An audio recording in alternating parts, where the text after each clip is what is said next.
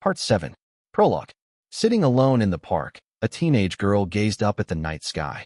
The lights of the town mostly obscured the stars, but she still saw a few here and there. Her breaths were white vapor, and her cheeks and ears were turning red from the cold. Yet she continued to sit there, staring upward. She'd pulled a coat on over her school uniform, as well as a pair of gloves, although she'd worn holes through the fingers of those. There was also a hole in her coat's right pocket, and since it always reopened however many times she mended it, she'd given up and simply stopped putting things in there. It definitely hadn't been this cold back when she began her habit of sitting on this park bench to pick out stars in the sky. It wasn't that she particularly liked stargazing. For her, it was simply a way to escape reality. On the bench beside her were her school bag and a reusable shopping bag full of items she'd bought at a grocery store. "I should be getting home," she murmured. Having finished school and her shift at her part-time job, all that remained was to return home. But the girl, Akui Kanami, had begun killing time in this park recently out of a desire to avoid going straight there at night. As Kanami stood up, her long black hair swayed behind her. By no means was it properly cared for, but someone had once told her it looked good on her, so she hesitated to cut it short. Her friends envied her slender build, saying she looked like a model, but she was only thin because she was so busy working and studying that she lost weight without even trying. In fact, she was almost gaunt. She'd inherited her mother's good looks, though, so she was popular at school despite how exhausted she appeared every day. Her sharp eyes made her seem strong-willed, and she was always listless in class, but boys seemed to like that. Of course, Kanami had no time to enjoy her youth, so it made no difference to her how boys felt about her. With a small sigh, Kanami trudged home. Arriving at a rundown apartment building with cheap rent, she climbed a rusty staircase and finally stood before her door. A light was on inside, and she could faintly hear the TV. Her roommate was home, same as always. "Nothing ever changes," Kanami said, wishing she could expel all her negative feelings with her sighs. Taking out her key, she fought the door a little to get it to creak open. She was used to this routine, yet she couldn't help but feel like reality was thrust in her face anew every time she opened this door. "I'm home," she said curtly, taking off her coat and hanging it up. There was no response, so she peered into the apartment and saw her mother asleep, the TV still on. Kanami frowned, staring down at the woman. She was a sorry sight, using the kotatsu for a nap. Her hair was dry and graying. She was getting wrinkles, and she was pudgy from a lack of exercise. She looked older than other women her age. Empty snack food packaging was scattered on the table in front of her. Clearing it away, Kanami shot her mother another sharp glare. "You really don't change." Kanami was forced to work part-time, but her mother spent every day at home like this instead of working herself. Once, Kanami's mother had been thin and beautiful, and she'd been livelier and more active as well. Kanami recalled her wearing fashionable clothes, and they'd often gone out together on days off. Now, however, no trace of that woman was left. Once, the two of them had been happy. No, the three of them. Kanami headed to the kitchen, took the marked-down side dishes she'd bought out of her grocery bag, and began preparing dinner. Hearing noise in the kitchen, her mother woke. Her face, which bore little resemblance to that of the mother in Kanami's memories, lit up. "You're home." "Yes," Kanami said, her back turned to her mother. "Dinner will be ready soon." "Never mind that," her mother screeched, though Kanami was busy preparing food. "You got paid today, right? How much did you make?" Kanami's hand stopped moving. With a deep sigh, she took out her wallet. Inside was a little more than 50,000 yen. Removing 20,000, she slammed the money down on the kotatsu table. "There. Are you happy?" Her mother pounced on the bills, but when she realized they only totaled 20,000, she looked up at Kanami in surprise. "This is it. How are we supposed to live on this?" she protested. Kanami felt a weight settling heavily in her chest. She couldn't bear to look at her mother, so she responded with her back turned. "You shouldn't expect much from a student's part-time job. This is your fault anyway, isn't it, Mom? They took us off welfare because you." "It's not my fault," her mother interrupted, looking away and scowling. "I just wanted to earn some spending money so I could buy you things, Kanami." When she heard those excuses, Kanami raised her voice. "You mean you wanted to buy things for yourself? Besides, I told you not to." Her mother buried her face in the kotatsu blanket and began to cry. "Why do these things always happen to me? It didn't used to be like this. I want things to go back to the way they were."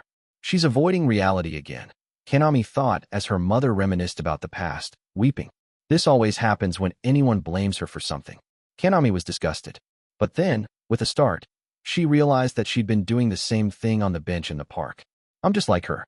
I can't accept reality any better than she can. It wasn't just her mother who wanted to return to happier times. Kanami wanted the same thing. She couldn't stand watching her mother cry any longer, so she dropped the subject. I'll make dinner. She'd just eat, do her homework, and go to bed. As she resigned herself to the routine, her mother raised her head and made a suggestion. Kanami, do you want a job that would make you a little more money? What's that supposed to mean? Kanami turned and looked at her mother, surprised to see her serious expression. I have school, too, remember? She wanted to at least graduate. You won't get into college, so it doesn't matter if you graduate high school, does it? Her mother persisted. You should just get a job you don't need a degree for. You're pretty, like I was, so you can make a lot of money now, while you're still young. What are you saying? Kanami was getting a bad feeling about this. She wanted to trust her mother, but there's nighttime work, isn't there? You'd be popular in no time as long as you lied about your age, Kanami. Kanami was disgusted by her mother's unabashed smile. No way, she yelled, rejecting her mother's suggestion out of hand. Why don't you work? How can you sit there doing nothing while your daughter supports you? Go make your own money. Her fervent pleas didn't faze her mother. Don't be ridiculous. I got married right out of college. I have no work experience. Besides, every time I try working part-time, I get fired right away. Her mother had worked a few jobs, but she'd quit each one after putting in hardly any time at all. It was always for a stupid reason, too. A younger worker chewing her out, or getting in trouble for ignoring a task she'd been given. Kanami never wanted to believe those stories. Each time she heard one, it reminded her anew how pathetic her mother was. Acting like the heroine in some terrible tragedy, her mother continued, I'd be too embarrassed to work part-time at my age. Hourly wages are so low, too. I couldn't take it. What did I even do to deserve this in the first place? Kanami thought her mother's complaint was ridiculous. What did you do? You ruined everything. You and me. This is all your fault. Kanami shouted, her fists clenched. You betrayed Dad, and we lost everything because of it. And Dad, you brought this all on yourself. Their happy family had fallen apart after her mother's betrayal of her father.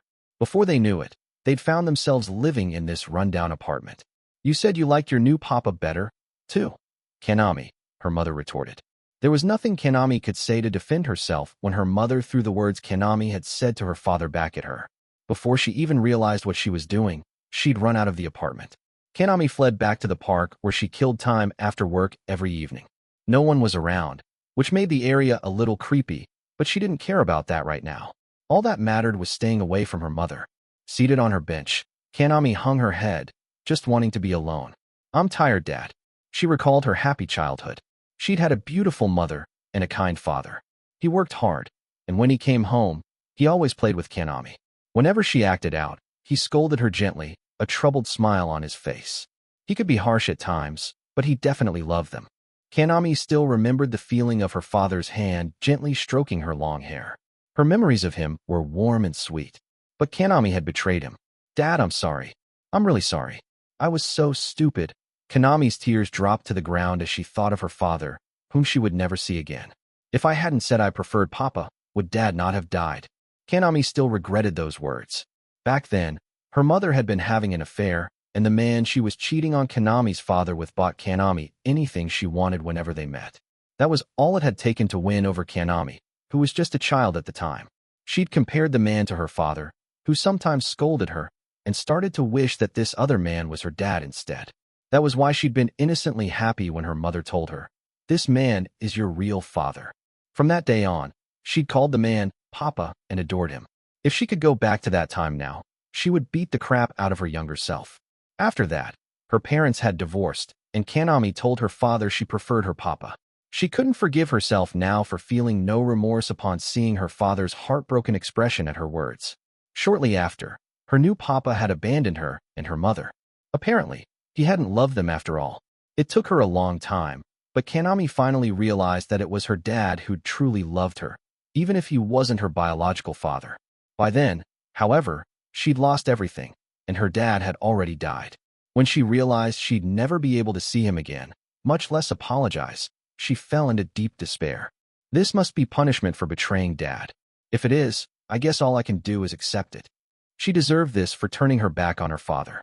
She went beyond merely accepting her punishment. She wanted to be punished. Maybe quitting school and working instead wouldn't be so bad. I could live on my own, too. Huh. Kanami had been gazing up at the night sky and was suddenly surprised by light coming from beneath her. She shot up from the bench, looked down, and saw something like a magic circle below her. What's going? Before she could finish, she vanished from the park. Chapter 1. The World Tree. One morning, two maids were tasked with tidying the mansion's garden. Their cute, frilly uniforms differed from those worn by the mansion's other maids. The unique garb indicated the different status these two maids held. One of the pair suddenly started swinging around the broom in her hands. Arg, cleaning a place this huge by hand makes no sense. There are robots that could do this. Why do we have to do it instead? The girl's long, navy blue hair swung behind her as she took her anger out on the surrounding vegetation. Her name was Riho Satsuki, and she scowled as if deeply offended to be working as a mere maid. The other girl, Fuka Shishigami, watched Riho with an exasperated look. With her voluminous red hair tied back behind her head, she set her broom against her shoulder and sighed. "You made that mess," she said, pointing at the debris Riho had created, "so you'd better clean it up."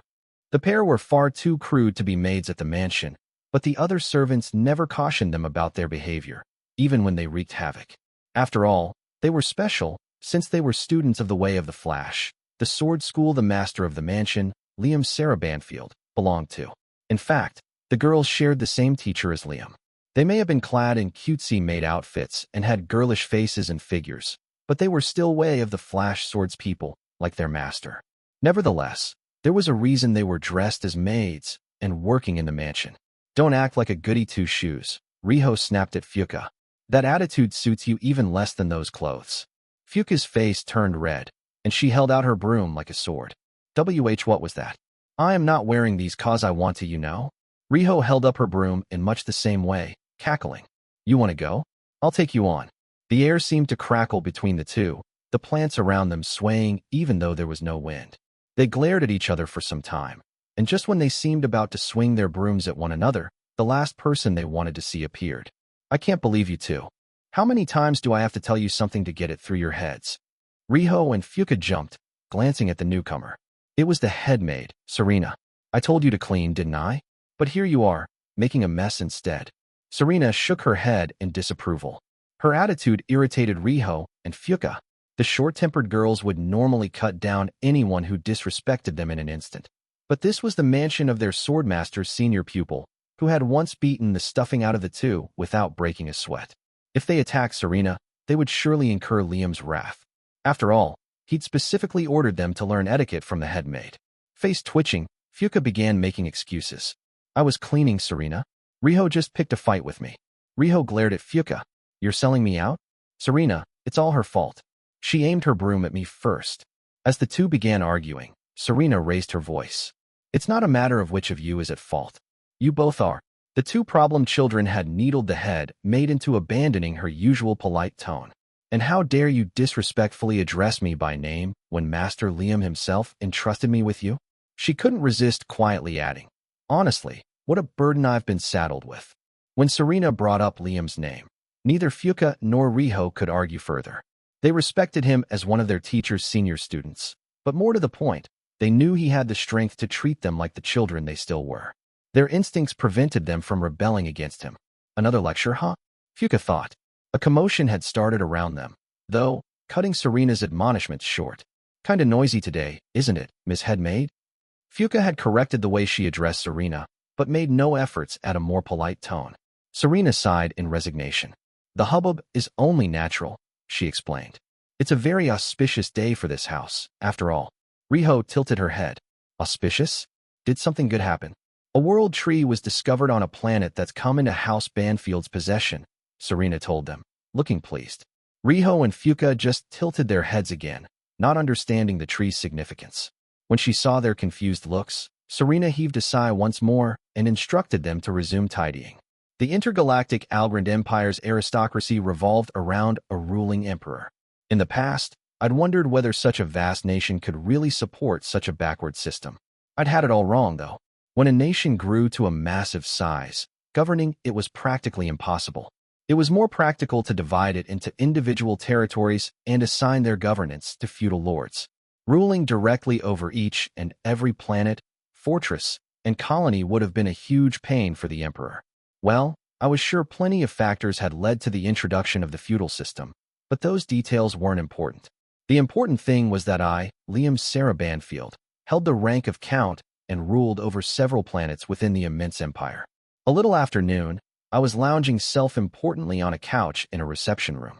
Everything within my territory belongs to me, no exceptions, I said. That even goes for the lives of the people who live there. Do you disagree? I was currently in the middle of a lengthy period of training to become a proper ruler. I'd been away from my territory for too long, though, and had recently returned home. I was supposed to serve 4 more years as a government official, but I decided to pause my training and get back to it after a few years taking care of things in my own domain. Having returned home, I'd recently received word that a world tree had been discovered on one of my planets. Thus, I was now meeting with the beautiful woman who sat across from me in the reception room, a low table between us. That's a very aristocratic way of thinking, she said. The woman's name was Anushri, and she was a high elf. The queen of the elves, in fact, a high elf, being essentially elven nobility. She had pale skin, blue eyes, long and wavy blonde hair, and long, pointed ears. Her sharp, symmetrical features gave her a face that seemed close to ideal, even to a human like me. She wore a traditional white dress that did nothing to hide her figure, nor her underwear, which I could see through the thin, gold-embroidered dress. Despite seeming aware of this, she showed no shame. She must have had absolute confidence in her appearance. She looked like a goddess, smiling at me that way, but I knew that inky black emotions roiled beneath the surface. Did she disdain humans? I had the same hunch about the male elf standing guard behind Anushri, who I assumed was one of her knights. I'd allowed his presence, since a mere guard was meaningless before my strength. Yet he was clearly looking down on me from where he stood behind her, disgust in his eyes. Anushri brought the conversation back on topic. Will you not return our homeland to us, my lord? You want it back as soon as a world tree shows up, eh? How shameless. Anushri was meeting with me because the world tree had been discovered on a planet I'd acquired from her, and she now wanted that planet returned. Elves had an extremely low standing in this universe. Some had integrated with human society, but those who lived in groups of elves alone, like Anushri, were different. In fiction, elves were often a long-lived race. In this universe, however, human beings routinely lived to be 500 years old, while elves normally only reached 300 or so. Even a high elf like Anushri would only live to 400 or 500. Frankly, elves were considered short-lived here. Elves also lacked the political power humans possessed. Considering all this, it was impressive that they still looked down on humans. They apparently felt they were a chosen race simply thanks to their beauty. Many humans found them irresistibly attractive. It was generally assumed that something magical was at work in addition to their physical beauty. In other words, even in this universe, elves were quite popular and mysterious. I didn't care about any of that, though. Thus my haughty attitude in front of these two. Anushri repeated her shameless request, looking disconcerted by my attitude. The planet you now own is our ancient homeland. Does it not make sense for us to return to it? Sure, it would have made sense if the elves had been born there and still lived there. But no one had dwelled on the planet with the world tree when I acquired it. That wasteland is your homeland. I finally managed to restore the environment, so now you want it back, huh? That'd be way too convenient for you.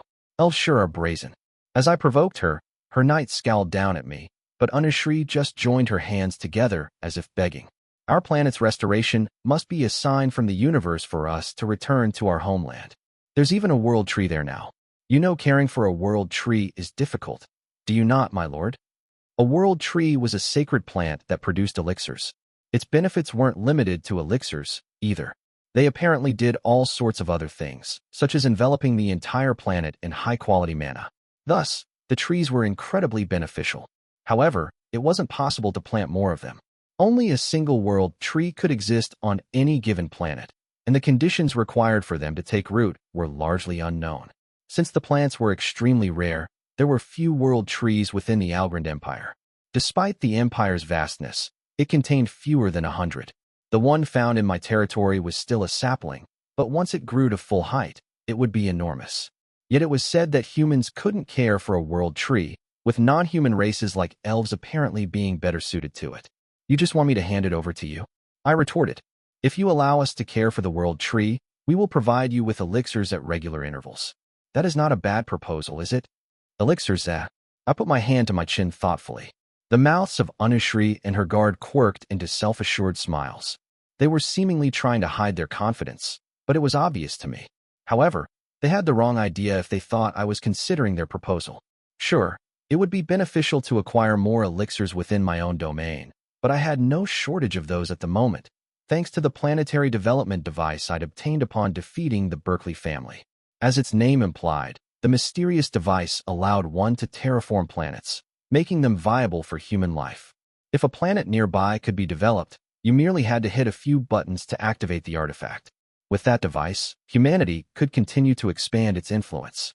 Its one flaw was that its ancient technology surpassed our current capabilities, so it couldn't be mass-produced. There was another, more frightening way to put the device to use, however. In addition to fostering life, it could also do the opposite. When the device's influence was directed toward a planet that already supported life, it absorbed all the planet's vitality, transforming it into elixirs. If the device was used that way, the planet in question would be sucked dry and destroyed. I'd use the planetary development device while taking down space pirates. If activated right after winning a battle, it sucked up the vitality the dead pirates released and transformed it into elixirs. You couldn't get as many elixirs that way as you would from destroying a planet, but space never ran out of pirates.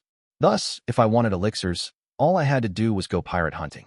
Not to mention, taking pirates down boosted my reputation. In addition, I could transform physical wreckage from those battles into resources using my alchemy box, another powerful artifact that had come into my possession.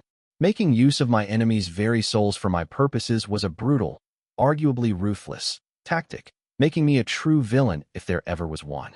Space pirates were the ultimate piggy bank for me. During their exploits, they wrought chaos and collected treasure that I, in turn, took from them. They gave their very lives for the sake of my profit. As long as there were pirates, I would never have any shortage of resources. However, having a rare world tree in my territory would afford me a certain status as a noble.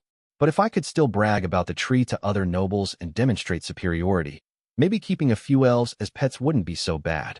I'll consider it, I suppose, I told Anushri. If you're willing to work for me, I could allow you to set yourselves up near the world tree. At this arrogant proclamation, the elves smiled, though there was still murder in their eyes. Anushri stood and curtsied. Thank you, my lord. She bowed her head, but I was certain that she was stewing. I was so amused by the elves' poorly concealed rage that I decided to pretend I hadn't noticed it. I said I'd consider it. I haven't made an official decision yet. Anushri seemed to consider the matter settled. However, I can't imagine you have better options for its care than us. I wouldn't be so sure about that. Judging the conversation finished, my personal maid, Amagi, spoke up to remind me of the next item on today's schedule. Master, you have another meeting coming up shortly. Got it. So many visitors today. I'd had dozens of conversations like this just since morning. The only problem with coming back to my mansion for a time was that I always found myself bombarded with petitioners. The elves took their leave. After her conversation with Liam, Anushri wore a severe expression. How dare that filthy human brat talk down to me? He was younger than she, yet he hadn't dropped his impudent tone the whole time they spoke. Worse, her looks hadn't swayed him in the least. Every other human she'd met lit up at the sight of her, even nobles. Anushri considered her beauty to be her greatest strength, but it had been useless today. This is all to obtain the world tree, your majesty, her knight reminded her. We must be patient for now. His tone betrayed his own disdain for Liam. Anushri sighed, and her tense expression relaxed. You're right. If we obtain a world tree, we can use its elixirs to help our tribe flourish. Even if we bleed it dry, it will provide stability for a few centuries. Elves could indeed care for a world tree, but Anushri's people took world trees that should have lasted tens of thousands of years and bled them dry in a few hundred. Their current prosperity had resulted from squeezing as many elixirs as they could out of such trees, destroying entire planets in the process. Her knight smiled faintly. We can attain vast wealth by selling the elixirs, and our long journey through space can finally come to an end. It was true that the planet with the world tree was their original homeland, but it was a ruined wasteland because of the elves who'd lived there several generations ago. They had forced the world tree to convert the planet's vitality into elixirs, sucking it dry. I hope our prosperity will last at least until my grandchildren's generation, Anushri said. We'll squeeze all we can out of that little whelp of a count, too. They planned both to control the world tree and to extort riches from Liam in the form of aid. It was rare for anyone to exploit world trees like Unushri's people. Normally, elves tended world trees with care. The very existence of Unushri's group, however, showed that there were indeed elves who took that route. On the other hand, there were those who found their behavior despicable. As they made their way through the mansion's excessively wide hallways, Liam's next visitors, a small man and a large man, came walking toward them. It wasn't just the men's builds that differed. There were also different races. The small man was only about 120 centimeters tall, while the large one was almost 2 meters. Both wore suits, but the outfits looked so awkward on them that Unushri couldn't resist mocking them. "How repulsive," she said. "And they're having their meeting right after ours. What bad luck." The small man was a goblin, and the large man was an orc. Both were rather unattractive by human standards. Their faces twisted with frustration as they passed the elves. Elves, goblins, and orcs shared a common ancestor in this universe. All three races could care for world trees, and all three were considered minorities in this reality. However, elves had evolved to be beautiful, while goblins and orcs had become ugly. Unushri guessed that the goblin and orc were meeting Liam for the same reason she had, to ask that he allow them to care for the world tree. "I'm sure you're after the world tree," she told them, "but you are a little late. The count is going to choose us. Your ugly faces will have to stay in space where they belong." Though goblins and orcs were just as capable as elves of caring for a world tree, their appearance often caused humans to chase them from their homelands. The humans figured they would rather have beautiful elves tending the trees than ugly goblins or orcs, even if the elves ultimately let the world tree wither, like Unushri's people. Humans didn't know about those elves' terrible practices and didn't suspect any elves would willingly destroy a world tree because of the elves who did take their duties seriously. As a matter of fact, the ancestors of the goblin and orc visiting Liam had only become space nomads because a human noble, spurred on by elves, had driven them from their homeland. They had traveled through space since then, searching for a planet with a world tree where they could settle.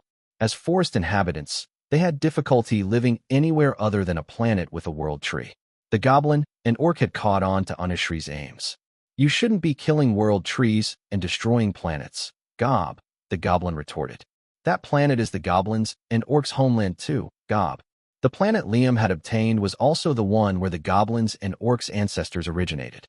One of the mightiest world trees in all the universe had once existed there, and Unushri's ancestors were the ones who destroyed it. The orc protested vehemently, too. "How many world trees have you destroyed, and whole planets with them? Just how many lives will you snuff out before you're satisfied?" Unushri had never spared a thought for a planet's vitality, and she just mocked the pair's earnestness. What does it matter? If they became nourishment for elves, they're fortunate. World trees, planets, all lives are just sustenance for us.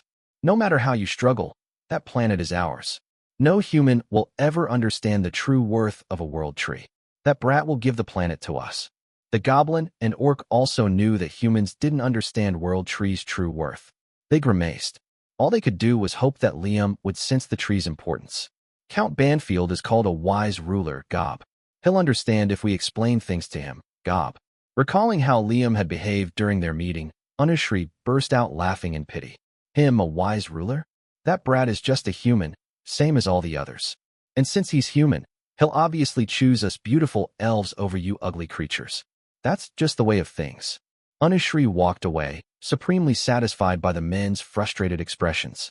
There was one thing she didn't understand, though. Liam Sarah Banfield aimed to be an evil lord. No sooner had the elves left me than I was visited by a goblin and an orc. I'd known of the species' existence, of course, but this was my first time seeing either in person. I was much more excited to meet with them than those elves. "My lord, I beg you to entrust your world tree to us. You see, world trees are." The orc desperately pled his case. Producing elixirs was apparently not the original function of a world tree, its presence being more important to the planet it appeared on. It basically seemed to be a spiritual thing. I'd heard more than enough about things like that in my previous life on Earth, so I let his explanation go in one ear and out the other. I was more interested in the goblin and orc themselves. If I wanted allies as an evil lord, it made sense to hire these guys, didn't it? I hadn't cared for that elf on her high horse, anyway. I recalled hearing about goblins and orcs from Nida, my old co-worker from my past life. He definitely told me they were evil. If I allied myself with these creatures, it'd be proof of my villainy. Besides, if I wanted beautiful women, I could easily obtain any number of them. These guys, on the other hand, were much harder to find. Goblins and orcs were both rare in this universe. If I only wanted a world tree in order to show off to people, I'd much rather have these guys tend it. As I nodded to myself, coming to my own conclusion, the goblin tried desperately to impress some fact or another on me. My lord, we'll spare no effort to work with you, Gob. I beg you, please entrust the world tree to us, Gob. Please save our people, Gob. He was trying so hard to convince me. I figured they must be in some real trouble. That presented me with the opportunity to make them indebted to me. Oh, you'll spare no effort. Eh? I like the sound of that. Both goblin and orc raised their head. Gob? Huh. From their surprise, I guess they hadn't been expecting much from me. They must have thought I'd choose the elves over them, but I could catch a few elves any time. Then I could hand them over to these guys and let them do what they did in those books I'd heard about from Nida. I recalled the sort of things that went on in those books, which involved evil lords and elves. There were almost always goblins and orcs in them too. Yeah, this is evil for sure. I'm gonna do it, Nidu. I just wish you could see it. I'll leave the planet with the world tree on it to you, I proclaimed. You'll work for me from now on. The goblin and orc exchanged disbelieving looks when I made this declaration, finally breaking into smiles. Thank you so much, the orc exclaimed, thrilled. What sort of work would you like us to do? Well, this isn't good. I only have a vague idea of the classic tropes. I mean, most of the time, I ignored Nidu when he gushed about those books. Sorry, Niddy. I'll call on you when I need you for something, I told him. For now, just tend that world tree. Make it nice and healthy, all right? Why, yes, Gob. I simply wanted to brag about my world tree. After all, if it grew huge and impressive, I'd be more than happy. In the meantime, I'd call on the goblins and orcs if I thought of something they could help me with. Chapter 2, The Guide Scheme. It was the goblins and ORCS, not the elves, who had obtained House Banfield's permission to immigrate to the planet where the world tree had appeared. When Queen Anushri received that news aboard the nomad ship she'd returned to, she trembled with fury and furrowed her brow, gripping the armrests of her chair. Why would he not choose us? Why did he pick those hideous creatures? The nomad ship Anushri commanded wasn't large by any means, but it carried tens of thousands of her brethren, and her fellow elves had been just as smugly convinced that they had finally found a planet to settle on. Yet their queen had failed in her negotiations. The ship was in chaos now that its occupants knew goblins and orcs had been chosen instead, and the vassals at Anushri's side were just as panicked. Those lowly humans. Anushri shouted at the ceiling, unable to contain her rage. We'll kill their world tree, then. If it can't be ours, it's pointless for it to even exist. We'll use Starbane if we have to. One of the vassals gathered around her spoke up hurriedly. Starbane, we cannot do that, Your Majesty. Starbane was a dangerous substance synthesized from negative energies, like grudges and hatred, that collected after a planet was destroyed. If it spread through a planet, that planet was cursed. Anyone poisoned with Starbane died a painful death in deep despair. Those with weak spirits died instantly, bodies contaminated with misfortune that spread unhappiness throughout the vicinity. Starbane was simply bad news, yet Anushri possessed some of it. If we don't use it now, when will we use it? I can't forgive that lowly human brat for toying with me like this. Anushri's vassals could say nothing more to her. Her eyes bulged, a frightening smile on her face. As the tension in the room rose, a man's top hat fell from the ceiling, invisible to the elf's eyes. When it landed on the floor, it sprouted tiny arms and legs. The incomplete figure spread its arms, and then, what arrogance and repulsive anger, the newcomer crooned to himself. And since it relates to Liam, I can absorb it even better. The being within the top hat, called the Guide, absorbed the hatred and rage the elves felt toward Liam. He even absorbed the Starbane in the elves' possession, replenishing much of the negative energy he required for the first time in a while. And that wasn't all. Incredible, he gushed, unheard by the elves. The anger and hatred these elves have accumulated over years and years of destroying planets and lives is giving me even more power. Since Anushri's people had extinguished countless lives on the planets they destroyed, this ship absolutely brimmed with malice, yet the elves living aboard didn't even suspect it. All hell could have broken loose if the Guide hadn't absorbed the emotions lingering in their midst. After feasting on all that energy, the Guide's appearance changed. Power filled his body, which fully sprouted from his hat. The guide held his hands out, thrilled to have his body again. "I'm back, baby." Inspecting his revived body, the guide considered his next moves. I've revived, but I can't defeat Liam like this. If I approach him now, he'll turn the tables again in an instant. If only I could pull some strings behind the scenes while he wasn't around. Hun. Oh, I know. The guide had hit upon the idea of what was called summoning magic. With that, he could send Liam to a faraway planet the Empire hadn't yet discovered. Right now, however, the guide didn't possess that kind of power. So what could he do? If only I could throw him into another universe. But that's beyond me at the moment. I should concentrate on using summoning magic to send him to a planet in this universe and buy myself some time. While Liam's away, I'll rile up people like these elves, who bear him ill will, and destroy his domain. I could steal his alchemy box and other gadgets, too. That way, he'll have a tough time when he gets back. The guide's plan was to whittle down House Banfield's power in Liam's absence, stealing the devices that provided his resources. To do that, he just had to banish Liam to some faraway planet. It would normally be easy to catch someone with summoning magic, but things became more difficult when that someone was Liam. Since this was a universe with magic, a count like Liam would likely have several layers of protection in place to prevent kidnapping via summoning. The guide would have his work cut out for him. Plenty of planets summon heroes from other universes to stave off the threat of a demon lord, he mused. I just need to push Liam to one of those planets. It'd be nice if the demon lord killed him to boot, but I'm sure that's too much to hope for. If a demon lord could have killed Liam, the guide wouldn't be having this much trouble with him. And if Liam went missing due to summoning magic, House Banfield would naturally begin searching for him. If the guide sent him to a planet that was quite distant, though, the effort would exhaust all this new power he'd waited so long to stock up. Thus, he should send Liam somewhere nearby. Nearby for an intergalactic empire, at least. It should be a planet the Empire hadn't discovered yet, where the inhabitants were just scraping by and couldn't assist Liam. Liam would be found eventually, but it would take some time. With that decided, the guide reached out with his senses to search for a fitting location. He quickly found a planet that was, in fact, under threat from a demon lord. That world's inhabitants intended to summon a hero from another universe to protect them. The process was just getting underway. This is it. If Liam is gone, I can do whatever I want in his domain. All right, I'll send him away by getting him caught in their summoning. As the guide left the room, Anushri slumped in her chair, her whole demeanor going from fierce to drained. Your Majesty? Concerned vassals gathered around her. The drive for revenge had disappeared from Anushri's face. Her brow was no longer furrowed, her expression more peaceful. No, her face had turned impassive, the light gone from her eyes. We won't use poison, she murmured, as if regretting what she'd said only a moment ago. All right, one of her vassals said. If we're going to destroy a world tree, we have to at least get some elixirs out of it first. Hearing the relieved vassal's words, Anushri hugged her knees atop her chair. That's too much effort as well. Her vassals went quiet for a moment, then finally comprehended what she'd just said. Too much effort? One repeated. Why, Your Majesty, what's come over you? We should look for somewhere else to settle down. Roaming is fine and all, but I'd like to just take it easy and start a family soon, Anushri told them. Her vassals exchanged looks, seeming to conclude that such a plan might not be bad.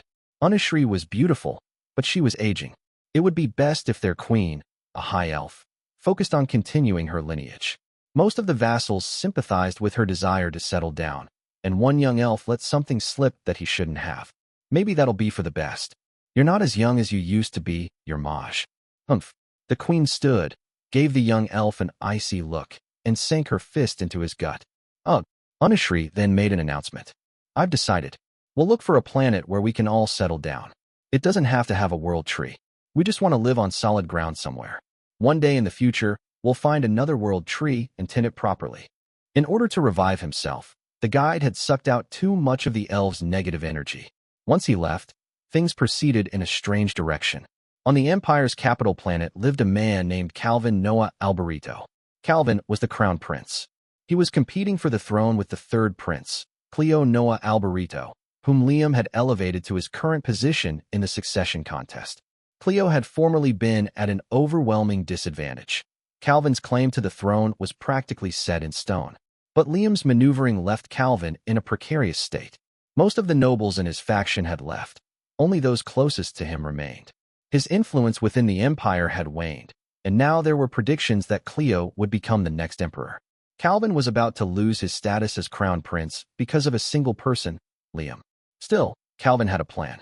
Sitting before his remaining noble followers in a palace meeting room, he wore an easy smile. Factions are just harder to control as they grow larger, he declared. Calvin had learned this well, since he'd once commanded the largest faction of any candidate for the throne. He now realized his faction had contained plenty of foolish nobles who only held him back. Those fickle bandwagon hoppers were joining Cleo's faction instead, something Calvin actually approved of. Yes, a bigger faction just meant more problems. The nobles gathered in the meeting room understood what Calvin meant. I can't imagine Liam keeping control of his faction the way it is now, one commented. Even we struggled with it.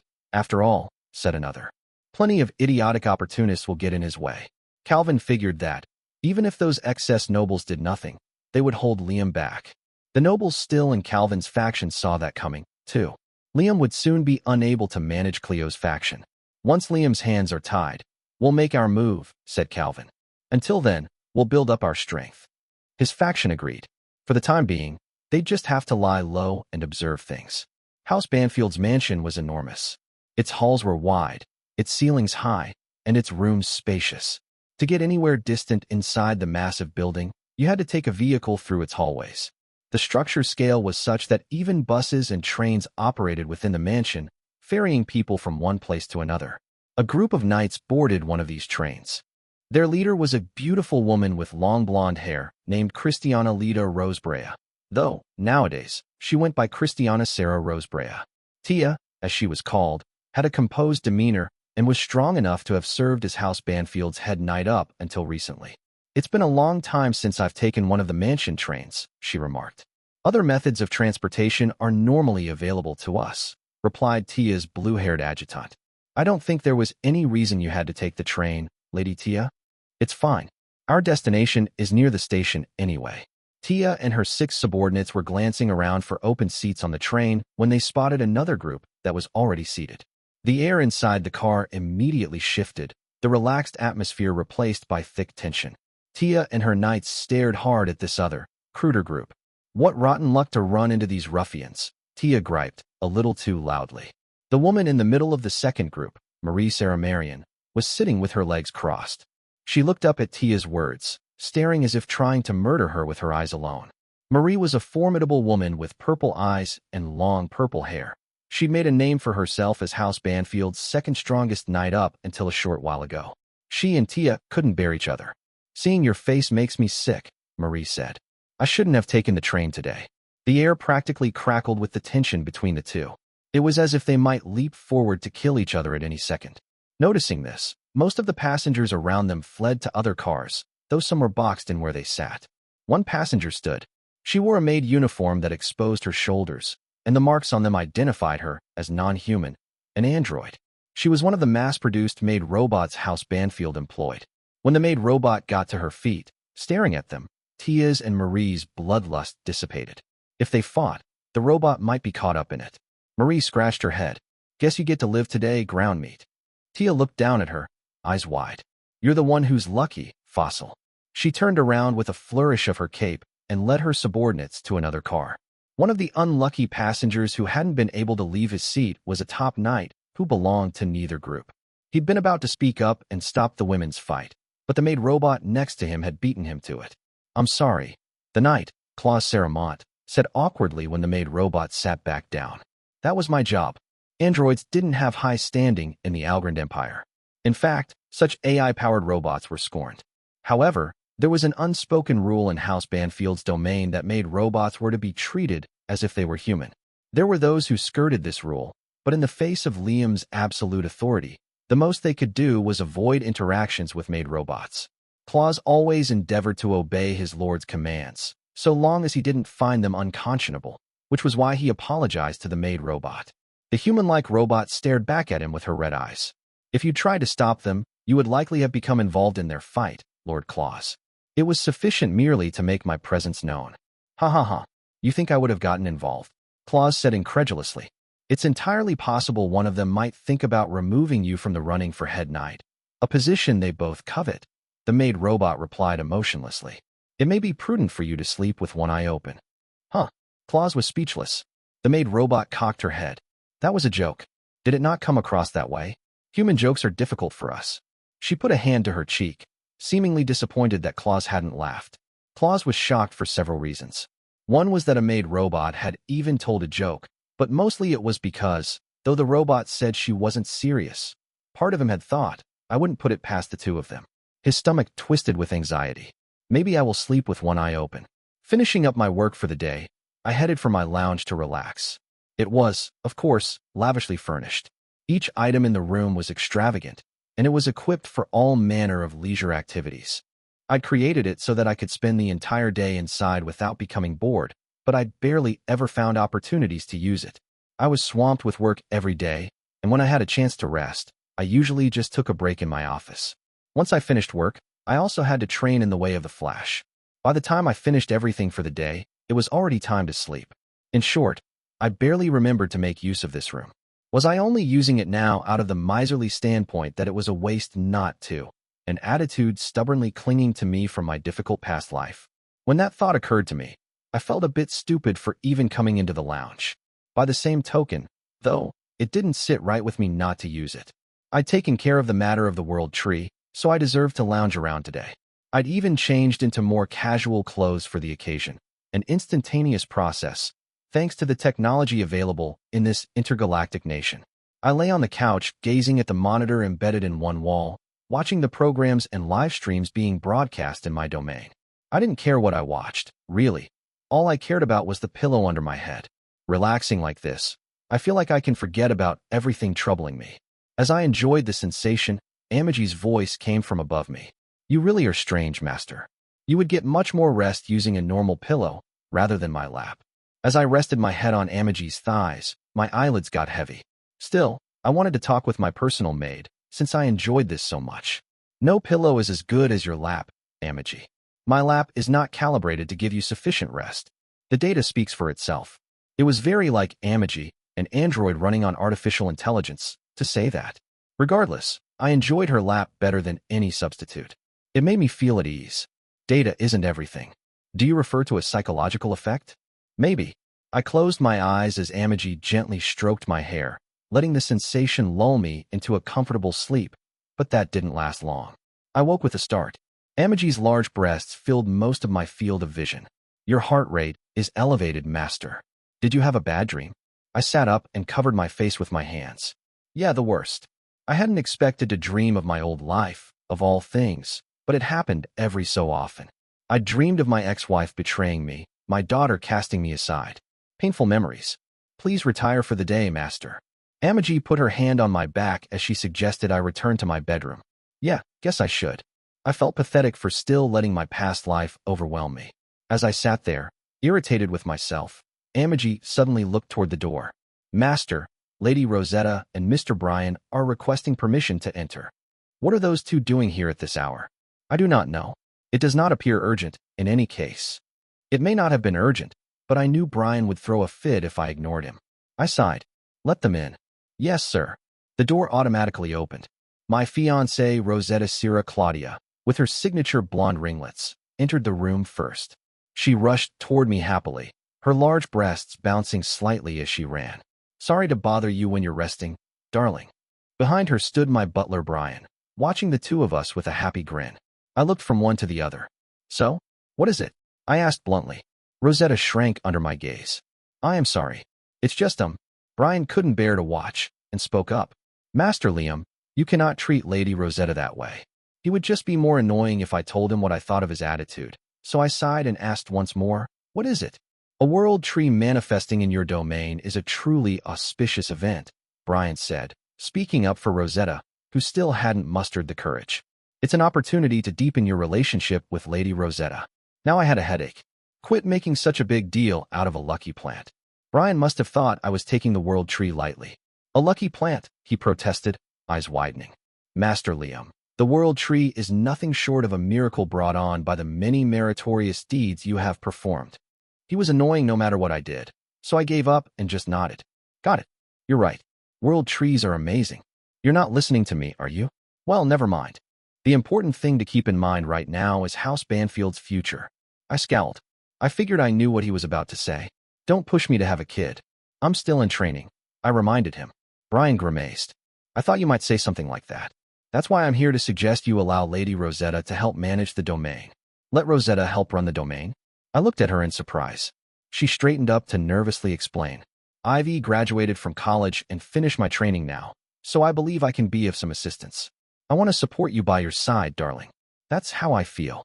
She lost a little momentum at the end, her voice quieting as she observed my silence.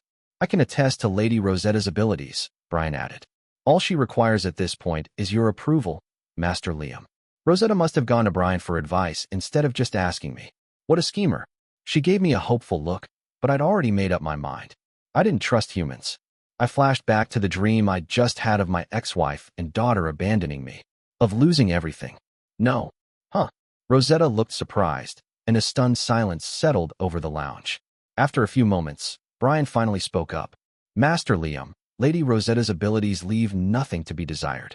There should be no problem with simply allowing her to assist you. It's my decision, and I'm saying no. I'm not getting Rosetta involved in managing the domain.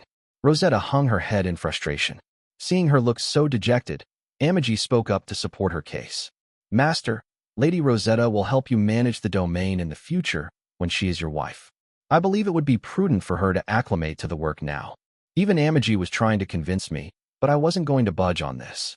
Humans betrayed one another easily, even if they were family. I don't need anyone's help. If that's all you wanted, then we're done here. I apologize for overstepping my bounds, Rosetta said, choking back a sob before running out of the room. After watching her go, Brian rounded on me, anger on his face. You went too far, Master Liam. Even Amagi gave me an accusatory look. I turned away from her. I understood what they were saying, and I also thought I'd gone too far, but I just didn't want to entrust another person with my assets. I should never have done so with my ex-wife in my previous life. I'd believed in her, but in the end, she'd squeezed all my money out of me and plunged me into terrible debt. I'll never trust another person. Even family betrays you easily. Amagi's eyes widened at those words, and Brian gasped as well. Of course, the two of them didn't understand the context of my statement. Maybe such feelings are natural, considering your circumstances, Master Liam, Brian said. But this is not like what happened with your parents. Even Amagi didn't understand why I was upset. Master, please have more trust in Lady Rosetta. Even a small amount is fine. You can work to build trust slowly, one step at a time. They both thought I was upset about my parents in this life, but it was the memories of my family from my former life that tormented me. Of course, I hadn't had a real family even then. To Brian and Amagi, I must have seemed like a pathetic child upset about being deserted by his parents, but I'd actually enjoyed the freedom abandonment afforded me. I tilted my head. I think you two have the wrong idea. You think I'm sad because my parents abandoned me, don't you? Brian looked surprised. I supposed it would be strange for a child not to care about their parents deserting them. Why you're not? Well then, why won't you accept Lady Rosetta's help? I'm just not eager to. I hedged, not caring to explain my circumstances. That proved a mistake, however. Amagi narrowed her eyes. For a robot, she actually looked pretty angry. You aren't eager to? For such a trivial reason, you trampled over Lady Rosetta's feelings after she worked up the courage to make such a proposal? I shrank back as Amagi advanced on me. It's just a figure of speech. I mean, I was in a bad mood after my nightmare, so that set Brian off. It isn't like you to reject Lady Rosetta's proposal for that sort of reason, Master Liam. I always make decisions based on my mood. After all, I'm an evil lord, sir. Brian cut me off before I finished. You do like to claim that, but you have never once done anything evil, have you? On the contrary, you're a wise lord who spares no effort to improve your subjects' lives. Amagi nodded in agreement. Hey, are you making fun of me? If I really wanted to, I could. Right, increase taxes. And gather a harem.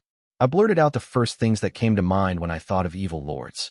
You have yet to make a move on Lady Rosetta, and have not fathered an heir, Amagi muttered. That's right. Brian agreed. Master Liam, when exactly do you intend to father an heir? I cannot tell you how worried I am. My face flushed as I watched Brian take out a white handkerchief and dab his eyes. Why should I have to discuss my bedroom affairs with Brian, of all people? He must have sensed weakness, because he pressed the attack. How long do you plan to put off the issue, Master Liam? Knock it off. Stay the hell out of my personal affairs, old man. I had no logical defense, so I tried to get out of the conversation through pure bluster. It didn't work. This is not a personal affair. It is a grave concern that affects your entire domain. House Banfield's future had Brian worried, but personally, I didn't give a crap about the next generation. I didn't want an heir. I hated kids. Even now, I sometimes remembered the day my child had rejected me. Every time I did, it just reaffirmed my belief that having children was unnecessary. I don't want you getting involved in my bedroom business, I repeated. I'll do what I want when I want. What I wanted right now was for this conversation to end, but Brian wasn't letting it go today. He must have had some other complaints about my treatment of Rosetta. Artificial insemination would be fine, Brian insisted. You could even use a capsule to create an heir.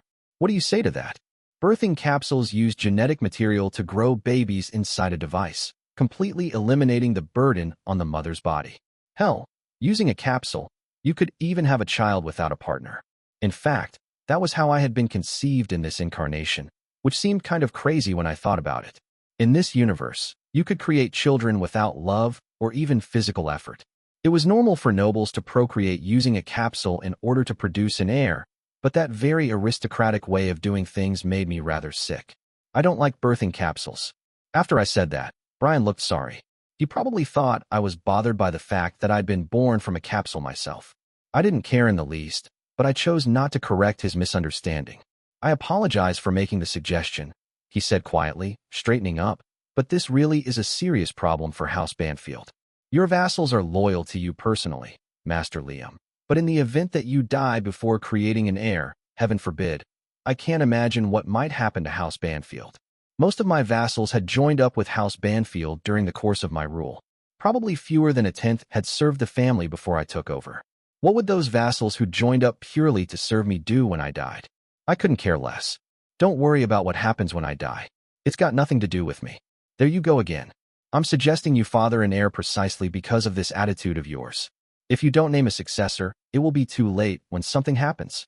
What are you saying? That I'm gonna die? If you keep engaging in nothing but life-threatening activities, then yes, you very well might. Amagi joined the fray. Mr. Bryan's concerns are reasonable, Master. You need to name a successor and create a plan in case of an emergency. My position felt a lot weaker now that Amagi was arguing with me too. I tried to explain myself more gently than I had with Brian. Listen, Amagi, I'm not even 100 years old yet. It's too soon for me to worry about a successor, isn't it? 100 would have been quite a long lifespan in my old reality. But in this one, I was still treated like a kid who wasn't even 20 years old. I was officially an adult, but I hadn't been acknowledged as a full-fledged member of society yet. By my past life standards, this was like freaking out about a 19-year-old not having an heir. There's no telling when a noble may lose his life, Brian said, as if to correct a misconception. That is why it is important to prepare for the possibility. With Amagi and Brian ganging up on me, I had no choice but to give in. Fine, I get it already. I'll name a successor. Brian still wasn't satisfied. There is no one you can name, with no heir. Your vassals will not serve someone who is not your direct descendant, Master Liam. Vassals like Tia and Marie were loyal to me personally, not to House Banfield as an entity. If I disappeared and a relative of mine took my position, they likely wouldn't serve my replacement. The only successor they would approve of would be my biological offspring. I wasn't going to die that easily, though. I had the guide helping me, my very own guardian angel, or, well, something similar. With his help, I'd gotten through plenty of dangerous situations, and I would continue to do so. In fact, I'd never once been in true danger, and I couldn't even imagine something threatening my life. Things had gone so perfectly for me that it didn't even cross my mind to worry. Don't question my methods, I said. That reminds me, though. What happened to those idiots holding protests about this? I still need to punish them. Those had happened a little while ago. Or were they still going on? There were protests everywhere in my domain. They'd begun with a movement in favor of democracy, but the bigger issue was the protests demanding I sire a baby, which had made me a laughingstock. I felt I had to do something to make up for the humiliation. Amagi cocked her head when I brought up punishing the protesters. Even at a time like this, her mannerisms were so damn cute. Master, would the matter of the protests not be addressed if you simply produced an heir? The protesters need to be punished for defying me. My own subjects ridiculing me is a grave crime, don't you think? Brian leaned his face right up to mine. Master Liam. What? At this point, I am going to be frank. Just how long do you intend to wait before making a move on Lady Rosetta? Rosetta. Once, she had been a strong woman with a steely spirit, and at the time, she was exactly the kind of noble lady I liked. Yet the moment she became my fiancée, her iciness melted, and she'd been downgraded, in my eyes, into her present self who forever called me darling. She was no longer the person I had pursued, the strong-willed girl who hated me from the bottom of her heart. Since she didn't present a challenge anymore, she was no fun. That's my business. Lady Rosetta has been very patient with you, but you've prolonged this long enough? Master Liam, I beg you to father an heir before you return to training on the capital planet. You make it sound like I'm a total loser, I shouted, shoving Brian back. He acts like I'm afraid of Rosetta or something. I decide who I make a move on, and when I do it, I went on. Rosetta's just one girl out of all the women out there. I still plan to create a harem in the future. I felt that an evil lord needed one. I'd have beautiful women waiting on me hand and foot, pouring me drinks while I plotted my evil deeds. As I contemplated my grand designs, Brian stood up straight. Master Liam, as I have said countless times before, the count still stands at 0. Huh. It's been more than half a century since you first said you would collect a harem, yet you haven't bedded any women. Your harem currently stands at 0 members, Master Liam. I have serious doubts that you actually intend to create this much-vaunted harem. 0 members? I've got Amagi, don't I? Or Rosetta, too. I sneaked a glance at Amagi, who shook her head. As I have informed you many times, she said, I do not count. Lady Rosetta is but a single woman and cannot be considered a harem. Additionally, have you not stated in the past that you do not intend even to count Lady Rosetta among your harem's members? Rosetta was just one partner. It had been almost 100 years since I'd reincarnated, and I still didn't have a harem. I'll go through women like they're disposable. You'll see, I persisted. I'll sleep with a different woman every night and throw her away the next day. I'll round up all the beautiful women in my domain right now. I made up my mind to find some immediately, if only to get out of this conversation. Brian gaped at me. You'll sleep with a different woman every night. Oh, of course. I've got all the money in the world, after all. That would be 365 women a year. What a villain I'd be to sleep with them, then throw them away right after. While I relished my vile plan, Brian and Amagi nodded to each other. One a night is not much, but it should at least solve the problem, Brian said. At the moment, more than 100,000 candidates could become his concubines. I wish he'd put in a bit more effort, but we'll just keep narrowing them down. Wait a second. What's with that crazy number? 100,000? Brian smiled. One a night means he'll get through 1,000 women in 3 years. That still doesn't feel like enough, but I'll take it. Amagi nodded as if agreeing with Brian's insane comment. I shall select those first 1,000 individuals immediately. Just 1,000? Said Brian. Winnowed down that much. They'll have to be the cream of the crop. I'm sure Master Liam will be satisfied. I can finally rest easy now. Though 3 women per night would make me much happier. Once the selection process begins, I imagine we will be flooded with applicants. I will take it for granted that the number of candidates will rise to the hundreds of millions. Crap. I was a count with several planets in my domain, a ruler with billions of subjects. If I wanted to gather a harem, those were the kind of numbers I'd be working with. No wonder these two acted as if I was dragging my heels. Brian wiped the sweat from his forehead. I feel like an idiot for worrying that you might tell me to fill a whole planet with beautiful women, or something of that nature. My records indicate that a noble once had 1 billion concubines. He used an entire planet as his inner palace. Even Amagi was getting carried away. Brian laughed. I wish Master Liam had that degree of interest in women. I agree completely.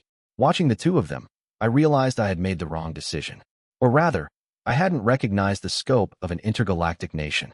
I broke into a cold sweat, regretting taking this universe too lightly. And never mind. I take it back. I managed to stammer. Brian froze. I stressed to him the importance of my harem's aesthetics. I had ideas about this harem of mine, and I didn't intend to compromise them. I only want women I've chosen personally to be in my harem. That's right. I decided that a long time ago. So I take it back. But you still have yet to choose a single woman. Brian protested, his short-lived happiness evaporating. Shut up. I'm choosing my own harem, and that's final. Then we are right back to 0, Master Liam. Just as I was thinking about how to get out of this situation, a magic circle appeared beneath my feet.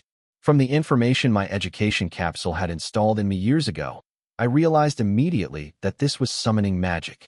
What's summoning magic doing in here? I thought I had countermeasures in place against magic like this, yet the glowing circle was slowly sucking me in. Master Liam. Brian started toward me, but he wasn't going to make it in time. Amagi reached toward me. Master, take my hand. I stretched my arm out to do just that, but it didn't reach. Just like that, I was sucked completely into the magic circle. The last thing I saw was Brian's shocked expression and Amagi's emotionless face somehow tinged with despair. I felt bad for Amagi, but it wasn't despair I felt. Rather, the thought crossing my mind at that moment was more like, yes, sweet escape. Chapter 3, Hero Summoning. On a planet far from Liam's own, a country found itself on the verge of destruction. Earl Kingdom had once been a superpower with a whole continent under its control. Now, it was a mere shadow of its former self. The ruler of this kingdom, Queen Enola Fraulo, had taken the throne at the young age of 17. Her beautiful, still youthful face was framed by shoulder-length blue hair that had formerly been long. She'd cut it upon taking the throne as a show of maturity. Not long ago, she had been a princess raised with care by her parents and their palace staff. When her parents took ill, and her older brother lost his life in a war, it had fallen to her to govern. Enola should have been far from the throne, but Earl Kingdom was in such dire straits that she of all people ruled now. The reason for all her country's woes was the birth of a demon lord. Commanding an army of monsters, this demon lord had swept across the planet, conquering countries left and right. At first, Earl Kingdom, a major power, had mounted a valiant counterattack, but all they had to show for their efforts was a string of defeats. Their complete destruction now loomed before their eyes. Enola sat on her throne, clutching the staff that served as the symbol of the royal family. Just how many trials does God intend to put us through? Her mumbled question echoed through the half-empty audience chamber. No one answered her. Those assembled just hung their heads, refusing to meet her gaze. The only people in the audience chamber now were the elderly and the very young. Everyone of fighting age had been sent out to battle, so children, even those younger than 15, had been hastily appointed knights. That was yet another sign of the kingdom's impending doom. Everyone knew Earl Kingdom was at its absolute limit, but they just couldn't bring themselves to voice that fact. I need to do something. I need to. Enola clutched her staff with both hands, startled, as a messenger burst into the audience chamber. None of the proper protocols were being followed anymore, and the messenger made his announcement without any respectful greeting. I have a report. The Demon Lord's army is advancing on the capital. At this news, a tumult went through the audience chamber, all eyes turning to the queen. Tensing under the pressure and fear that threatened to crush her, Enola tried to project composure. I can't panic. Mother and father told me to always maintain calm. Putting on a brave front wasn't going to stop enemies at their gate. However, Earl Kingdom had next to no fighting power left. There were no wise generals or powerful knights to rely on. Their army now comprised retired generals, knights called back into service, and newly appointed soldiers who were much too young. The situation was beyond desperate. Your Majesty, there is no longer anything we can do, an aged minister counseled Enola. I can only ask that you make the appropriate decision. He bowed his head, urging Enola to take action. She nodded deeply in turn, agreeing that they had no other options. I understand what must be done. We will perform a hero summoning. At Enola's proclamation, a buzz went through the audience chamber. Faint hope began to bloom amid the despair that had filled the room. Hero summoning was a forbidden technique that had nonetheless been passed down in the Earl Kingdom. To defeat the extraordinarily powerful Demon Lord, they would have to use that forbidden magic to summon a hero from another world. The summoning magic would produce an entity capable of defeating a Demon Lord. It would only bring someone to Earl Kingdom, however. Once a hero appeared, the kingdom would be responsible for them, becoming home to an individual strong enough to defeat a Demon Lord. That was a double-edged sword. If the hero ultimately betrayed the country, they would be just as capable as the Demon Lord of destroying it. Entrusting their kingdom's safety to a hero presented a ruler with another challenge. They would essentially be giving up the fight, placing their country in the hands of a stranger who was not even from their world. Trust in the royal family's abilities would plummet. All this was why the technique was forbidden, but Enola was left with no other choice. She stood to order her vassals to take action. There is no time to waste. We will summon the hero immediately. Yes, ma'am, her vassals responded in unison. They headed immediately toward the chamber where they would perform the summoning ritual. Oh God, please bring to us a kind hero who will save our kingdom. The chamber beneath the castle was illuminated by torches, the flames providing only a dim, flickering light. The mages who would perform the summoning had arrived earlier and were busily preparing their spell. They consisted of one old man garbed in tattered robes and 3 younger apprentices to support him. The old man, whose name was Citizen, pulled down his hood to reveal his wrinkled face. "Welcome to the summoning chamber. We've been waiting for you to arrive, Your Majesty." Ha ha ha. Enola raised an eyebrow at Citizen's crude laughter. She was not fond of this old man. His hair was unkempt, he was missing several teeth, and his hoarse voice was repellent, but none of that was why she disliked him. Rather, it was his disposition she found unpleasant. However, his magic was the only option that remained to her. "The time has come for us to rely on your magic, Citizen. Please summon a great hero who will triumph against the demon lord." Citizen kneeled, took Enola's hand in his own, and kissed it. As he pressed his lips to the back of her hand, he ran his tongue over it obscenely. "Leave it all to me, Your Majesty. I will summon the greatest possible hero with the magic passed down in my family for generations." But before that, as Citizen lifted his head, naked greed showed in his face. With a strange smile, Enola promised the mage the greatest reward she could. "I swear to reward your service if the demon lord is destroyed, Citizen." "I'll hold you to that, Your Majesty," Citizen exclaimed with a vulgar laugh. Of course. What a disgusting man. Enola's hatred of Citizen also stemmed from the fact that, although his summoning magic was utterly useless in peacetime, he still threw his weight around, boasting about being the royal family's mage. As the battle with the demon lord's army had intensified, he never once joined the fray. He maintained that his summoning magic was too valuable to risk. Enola understood his reasoning, but his behavior still repulsed her. He used his forbidden knowledge to do whatever he wished. No one wanted Citizen around in times of peace. This was not a time of peace, though. The country's current crisis provided an opportunity for Citizen and his apprentices to act more arrogant than ever, since they knew the kingdom utterly relied on them. "Her Majesty has promised to reward our efforts." Citizen barked at his apprentices. "Let us begin the summoning."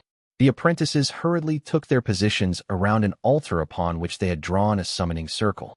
Around the outside of the circle were the words of the ritual, written in ancient script. Faint light almost immediately emanated from the ring, and Enola gripped her staff in both hands anxiously. The light from the circle strengthened until Enola had to close her eyes against its brightness.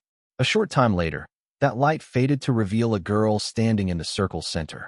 Kanami suddenly found herself in a place she didn't recognize. Before her stood a young woman in a lavishly decorated dress, a crown upon her head and staff in her hands.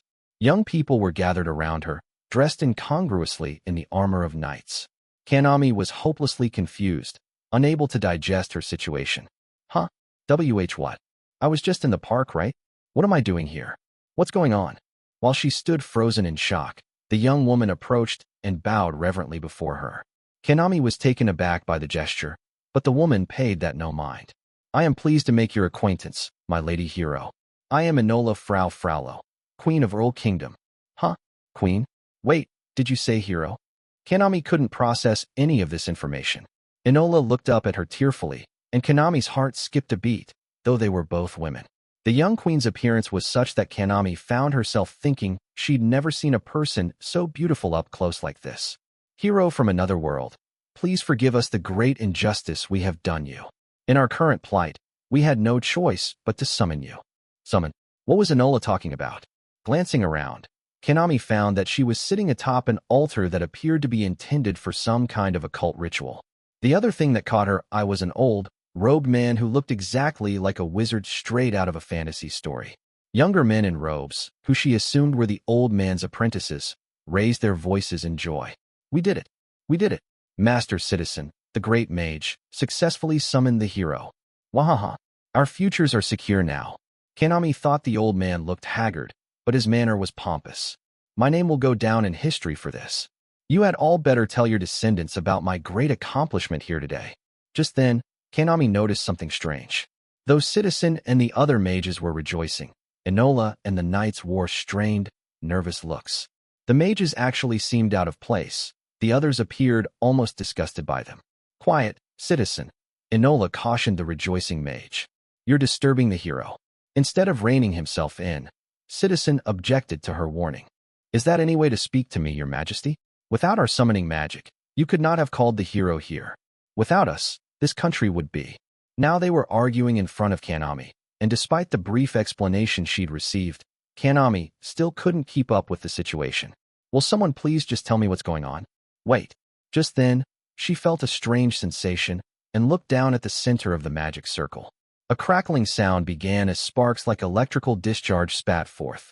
The phenomenon intensified, the sound growing louder. What's going? Kanami scrambled away from the circle just as a man appeared standing inside it. He looked about her age, with black hair and purple eyes. Was this how she had been summoned too? As soon as the man materialized within the circle, he glanced at his surroundings calmly, his reaction the complete opposite of Kanami's. Something was clearly different about him, though Kanami wasn't sure what.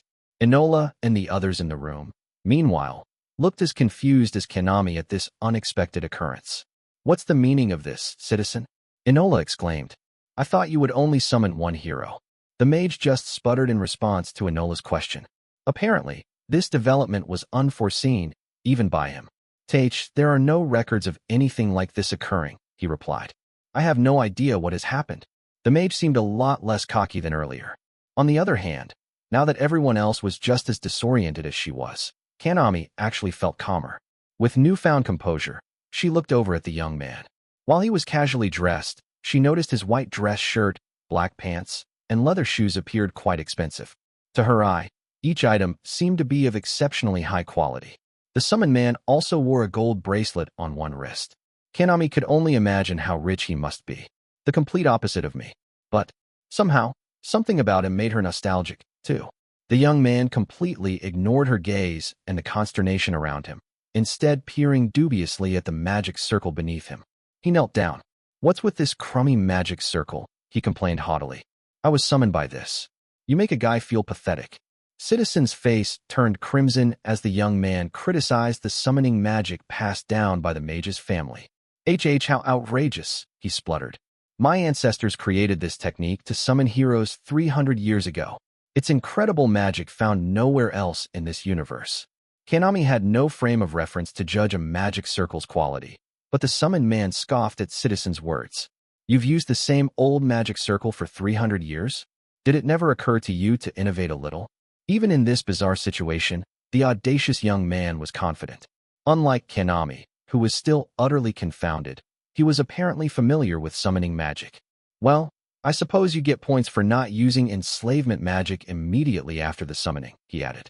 I'll hear you out, at least. His eyes were directed straight at Enola. Even without the benefit of what little explanation Kanami had received, he'd figured out who in this room was in charge. However, his disrespectful attitude rankled the figures grouped around the queen. How dare you speak that way to Her Majesty? A young knight cried, reaching for the hilt of his sword. The summoned man's eyes narrowed, but Enola quickly held up her hand to the knight. Stop that. I apologize for his behavior, sir. We were not expecting two heroes, so we've all lost our composure a bit. Please forgive us. The young man sighed and looked away. You didn't mean to summon me, then. Man, what a joke. He'd shifted his gaze to Citizen, making it obvious to everyone just who he considered a joke. Citizen opened his mouth, frustrated, but Enola cut him off to explain their circumstances. There is a reason we summoned you two. We beg of you. Please, save this kingdom. She kneeled before the newcomers as she pleaded with them. Kanami was moved by the gesture, but the young man apparently wasn't. In fact, he held his stomach and began to laugh. Save this kingdom? Are you serious? Everyone in the room waited, dumbfounded, as he finished laughing and finally introduced himself. You would ask Liam Sarah Banfield to save you? You seek help from me, of all people. Kanami felt odd as the young man, Liam, introduced himself. She realized she was trembling. Why am I shaking? Even she didn't know. However, everyone else seemed just as struck by Liam's introduction. At first, she thought that was because of Liam's strange demeanor as he spoke, but apparently the others were actually shocked that he had a middle name. Would you happen to be a noble from another world? Enola asked him timidly. Liam considered the question before answering. You probably wouldn't get it if I explained it to you, but something like that, yes. Anyway, all right, I've got some time to kill. I'll save you folks. Now, show me around. Why don't you? The strange feeling Kanami had experienced passed as Liam agreed to help with the most casual attitude imaginable. Armed knights loomed all around them, But Liam just yawned as if he didn't have a care in the world. As she watched Liam stroll off, Kanami found herself growing angry that she was being left behind, the only person with no idea what was going on. What's his deal? He's acting like he just gets all of this. Meanwhile, Liam's mansion was in chaos. People ran busily all over the place. The lounge Liam had disappeared from was particularly hectic. A whole squad of mages attached to House Banfield was investigating the scene, their faces pale. In the Algrind Empire, people relied more on technology than magic, but these individuals were specialists in the field. Having mastered extremely sophisticated spells, they employed their abilities in the service of their master. Liam had welcomed the mages with open arms, since they were some of the Empire's most powerful casters. Overseeing the mages' investigation was a female knight who seemed ready to throw a fit at any moment. "What were you people even doing?" Marie screeched, weapons gripped in both hands. The mages cowered. "We're so sorry," one stammered. But this mansion has several protective layers of anti-summoning magic in place. If someone got past them, they must have been Eep." Marie held a blade to the mage's neck, glaring at him with bloodshot eyes. Yet it's clear from the security camera footage that Lord Liam was summoned right out of this room. In other words, this is all your fault. Am I wrong? And no, ma'am. I truly regret being unable to cut all your heads off right now. But I cannot in good conscience punish you while Lord Liam is absent. Do not forget the mercy I am showing you.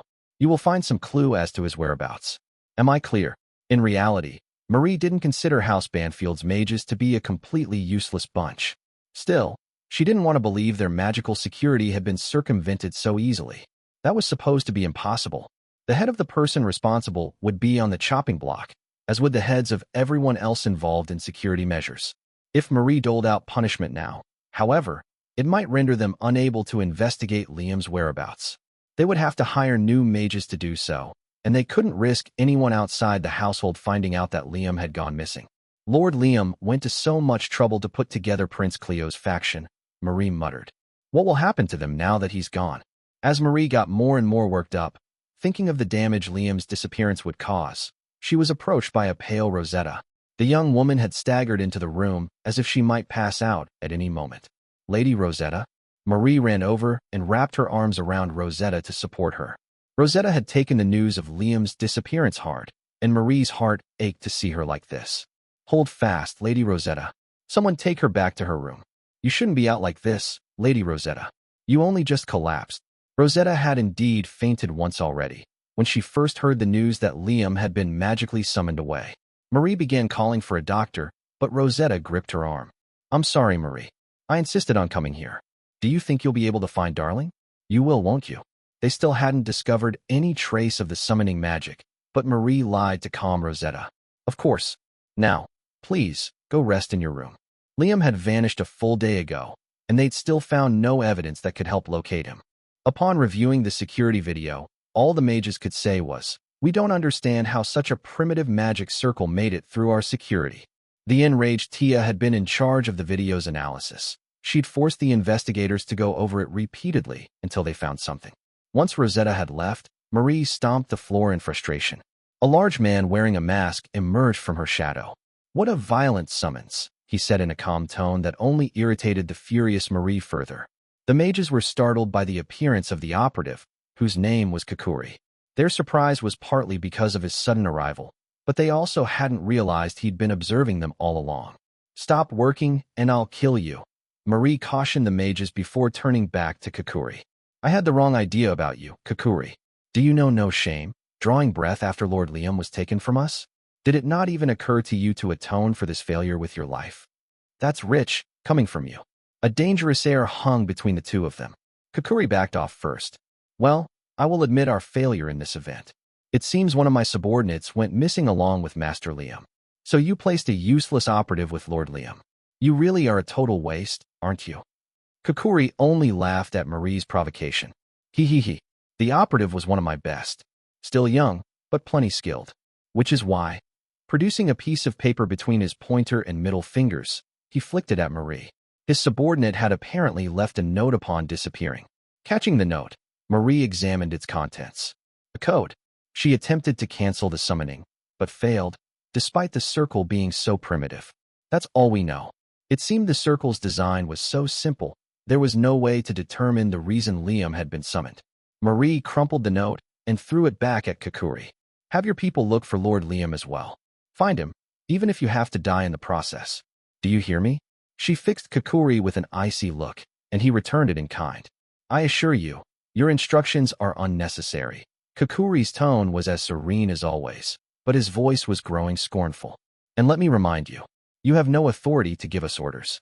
Master Liam is the only person we serve. Kakuri sank back into the floor, wearing an uncanny, threatening grin. Marie didn't rein in her hostility. She responded to his provocation with her own cold smile. Do you seriously think you could kill me? She hissed. Once this is taken care of, I'll carve your whole organization into pieces, along with that ground meat woman. Marie genuinely wanted to kill Kakuri for failing to protect Liam. The pair had spent 2,000 years together as prisoners, their bodies turned to stone, before Liam rescued them. However, Kakuri's failure was not something she could simply let go. Within the vast House Banfield mansion was an area that essentially served as the property's command center. It looked like a clock tower and was situated at the center of the estate. The AI system that supported the mansion staff was stationed there. Bursting into the command center, Tia grabbed hold of the staff member in charge of the AI system, grasping his head painfully between both hands. PL please, the man begged. Tia's response was ice cold. What do you mean? You couldn't find anything out by analyzing the video footage of Lord Liam's lounge. Isn't that what you're supposed to do? We reviewed the footage, but we honestly didn't detect anything sophisticated. It's a mystery how a summoning circle like that could get past our security. I don't want to hear your excuses. Just hurry up and get something out of the footage. Lord Liam's life could be in danger as we speak. Tia threw the man to the floor and covered her face with her hands. Her wide, bloodshot eyes were visible through her fingers, and the other employees in the room cowered as they watched her. I'll put the people who took Lord Liam through a punishment so hellish, they'll wish they'd died instead, Tia said fervently. Only when they fully realize what a heinous thing they've done will I finally slaughter them. The supervisor spoke up hesitantly. Who exactly is going to serve as Lord Liam's replacement while he's gone? Who indeed would run House Banfield? Tia's only answer was to angrily shout. What kind of question is that to ask at a time like this? But before she even finished thinking, isn't that obvious? The problem's actual severity hit home. Right before Liam disappeared, he'd refused to allow Rosetta to help manage his domain. On top of that, the position of head knight was vacant. Since no one had been officially appointed to that role after Tia and Marie's demotion, no one commanded the entirety of House Banfield's knight forces. Just follow my orders, she directed. Thus, Tia took it upon herself to assume command. It was all for Liam's sake, for House Banfield's sake. Yet after hearing her statement, the supervisor looked as if he wanted to cry. Lady Marie sent us a message to obey her orders, he said meekly. We also received orders from House Banfield's government offices. The staff have no idea who to listen to. Without Liam, House Banfield was rapidly losing cohesion. Tia put a hand on the supervisor's shoulder, then tightened her grip, implying that she would not allow him to obey anyone but her. Just shut up and follow my orders. Got it. Why yes, ma'am. Watching the supervisor return to his post, Tia thought, House Banfield will fall into chaos if I don't protect it while Lord Liam is gone. That's right. As Lord Liam's right hand, I must take charge in this emergency. Not that fossil woman, and not fresh off the farm clause. The one Lord Liam needs is me. House Banfield's government offices were located outside the mansion, and many officials worked there, helping to run Liam's domain. 3 of those bureaucrats had now gathered in a small meeting room. You've heard about the Lord's disappearance, I take it? One began. The other 2 shrugged. Whisked away by summoning magic, correct? One said. Worst case scenario, he never comes back. The other official nodded gleefully, a hand on his chin. Now that House Banfield's head has been lopped off, this is our chance to take control. These 3 had lost to their peers in bitter contests to be promoted, and now faced next to no possibility of advancement. With Liam missing, however, they saw an opportunity to finally get ahead. We could actually take the reins here, with that little nuisance gone. These particular officials had no respect for their lord whatsoever. On the whole, the people in his government tended to think of him more as a military leader than a statesman. As a master of the way of the Flash, Liam personally commanded large-scale conflicts and fought on the front lines with his troops. In light of that, more than a few bureaucrats thought he had no business dictating government policies. They acknowledged Liam's raw abilities, which had revived House Banfield after its time on the brink of destruction, but they found his forceful qualities to be a bother.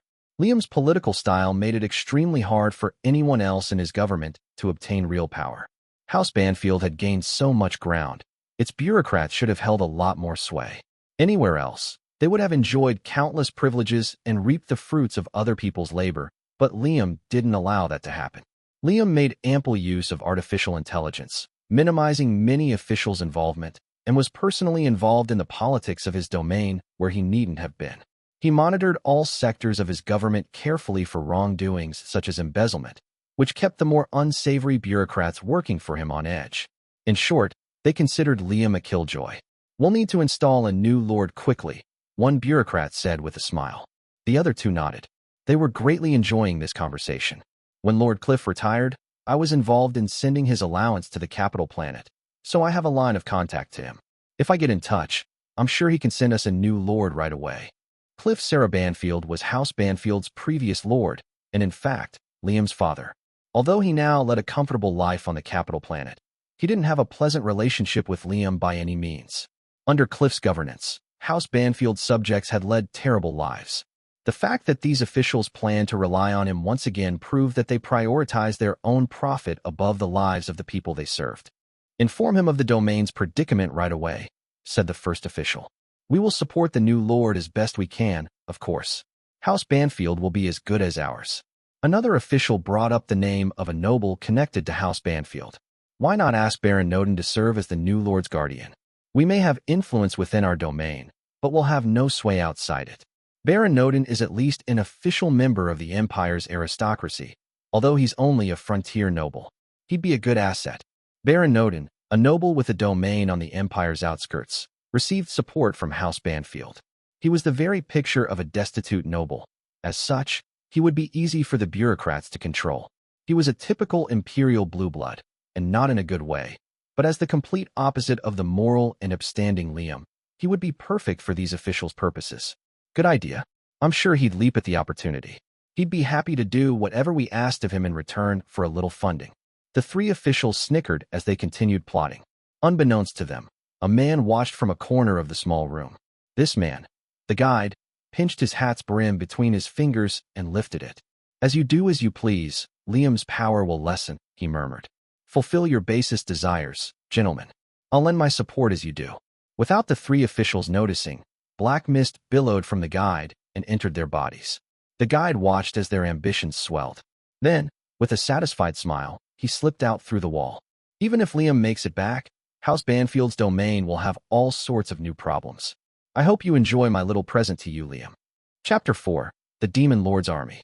Learning that Earl Kingdom was the continent's most powerful country piqued my interest, but their castle proved a dingy little mansion from my perspective. I looked out a window to see a fortress city protected by high walls.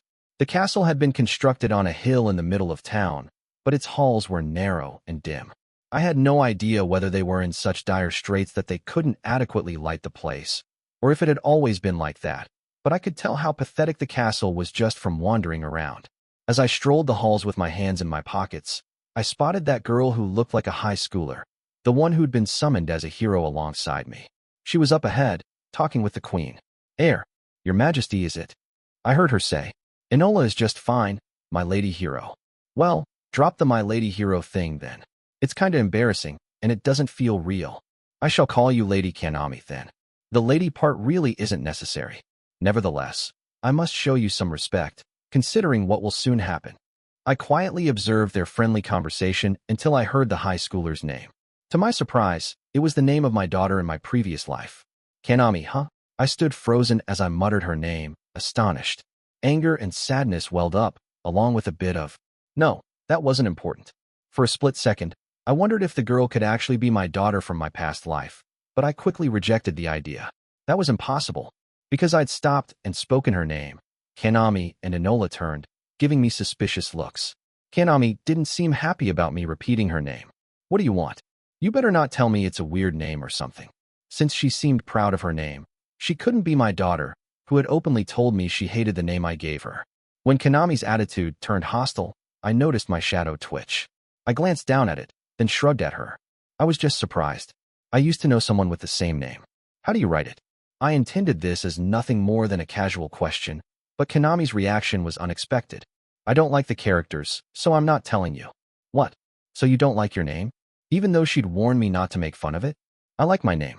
I just don't like the characters. Okay.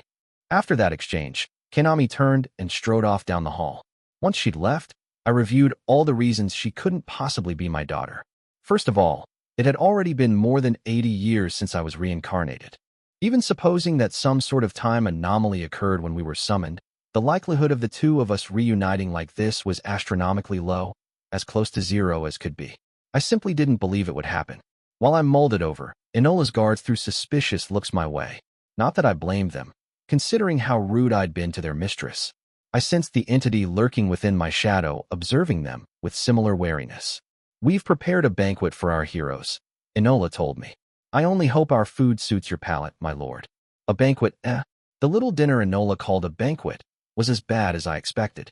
Not because Earl Kingdom's cuisine was lacking, but because the food made it obvious how badly the country was suffering. They were so impoverished, they couldn't even put together a half-decent meal for heroes they'd summoned from other worlds. After dinner, Konami and I were taken to a reception room and told to wait until our chambers were prepared. Konami watched me lie down on a couch, looking as if she wanted to tell me it was bad manners. Yes, she was raised properly. Are you really a noble, Mr. Liam? Why would you doubt it? I rolled over to look at Konami, who'd been criticizing my attitude since our summoning. Well, you've been so rude the whole time we've been here. You even complained about the food at dinner and put Enola on the spot. I didn't say the food was bad. I just said it didn't suit my tastes. I wasn't insulting this planet's cuisine. It really did have a flavor I was unfamiliar with. Konami didn't seem to understand. I'm saying your attitude is unacceptable when Enola is showing us so much hospitality. Goody two-shoes much? What? I'm just talking about normal gratitude.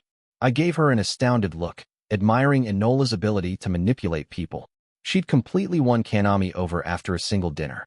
I'd taken Enola for a sheltered noble girl, but she had real potential as a ruler. Are you stupid? These people abducted us, and you're going to suck up to them? Tage, they only did that because they're in trouble.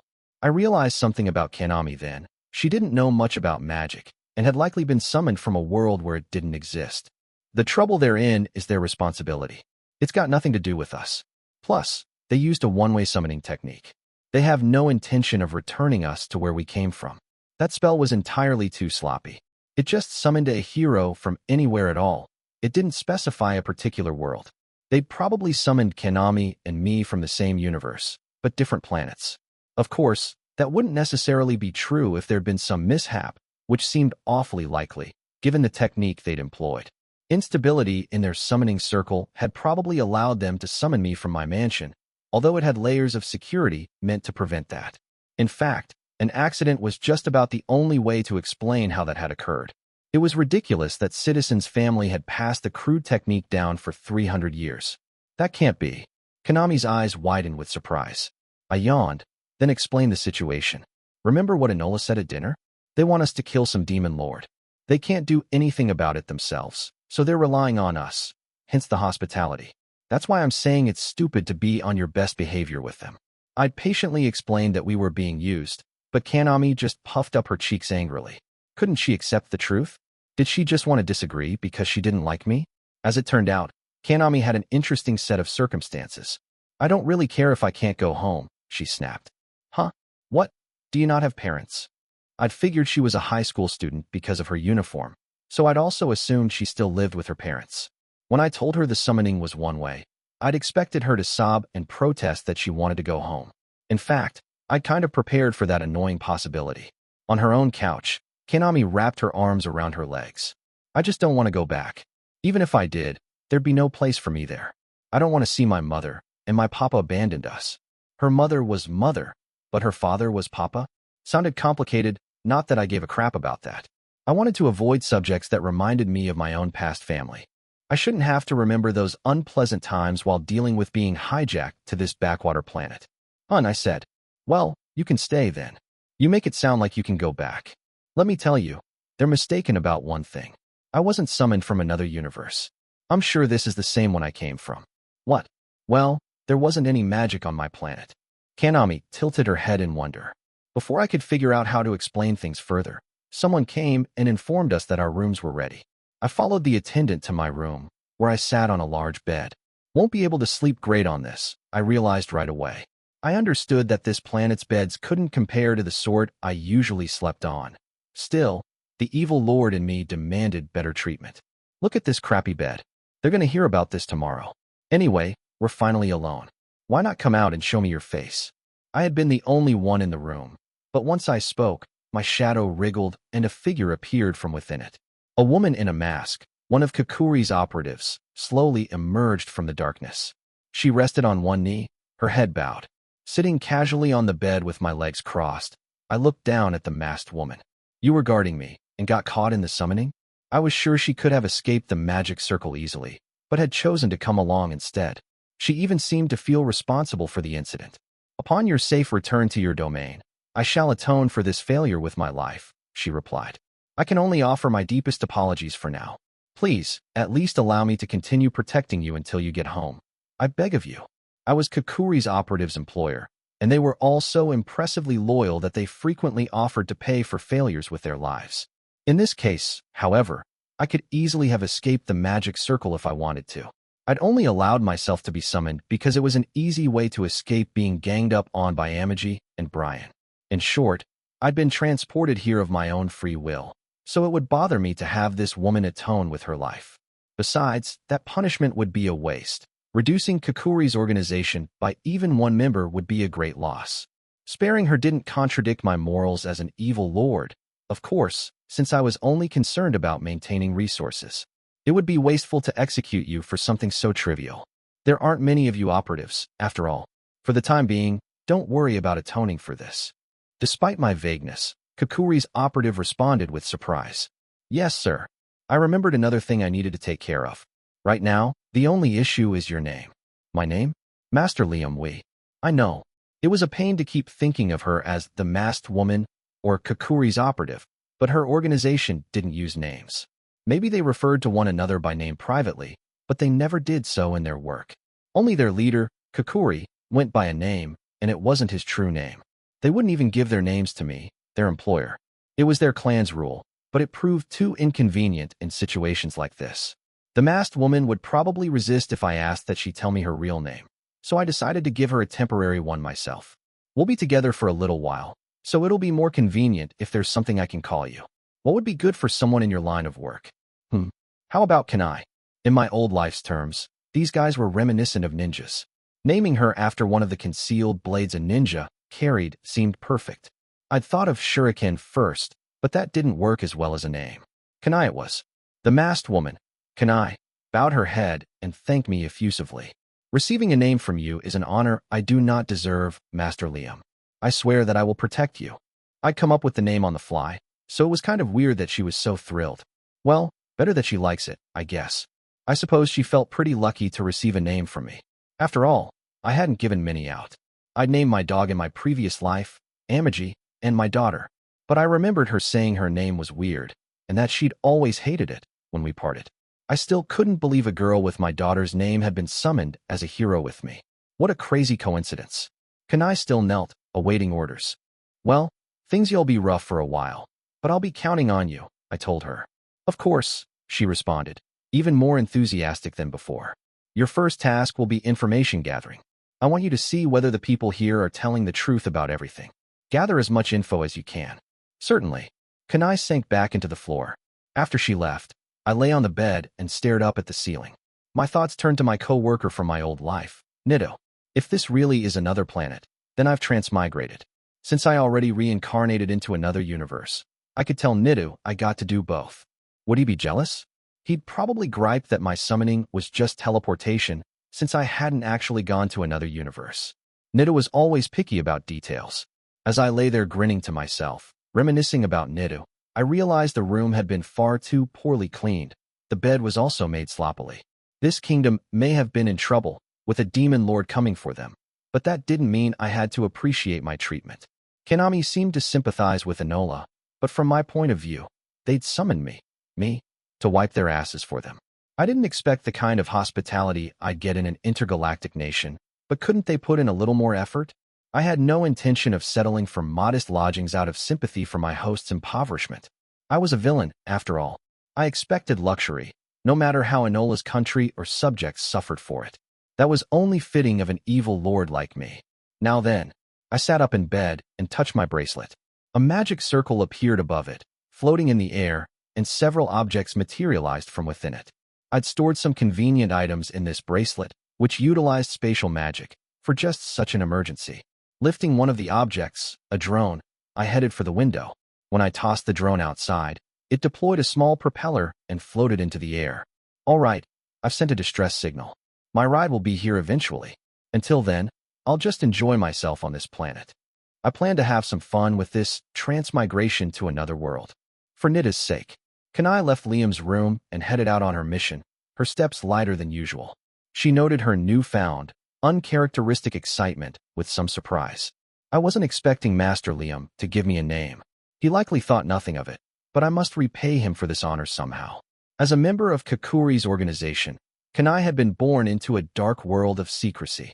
When she died, she would leave behind no trace, no evidence that she had ever existed, just like her parents and siblings who'd lost their lives in battle 2,000 years earlier.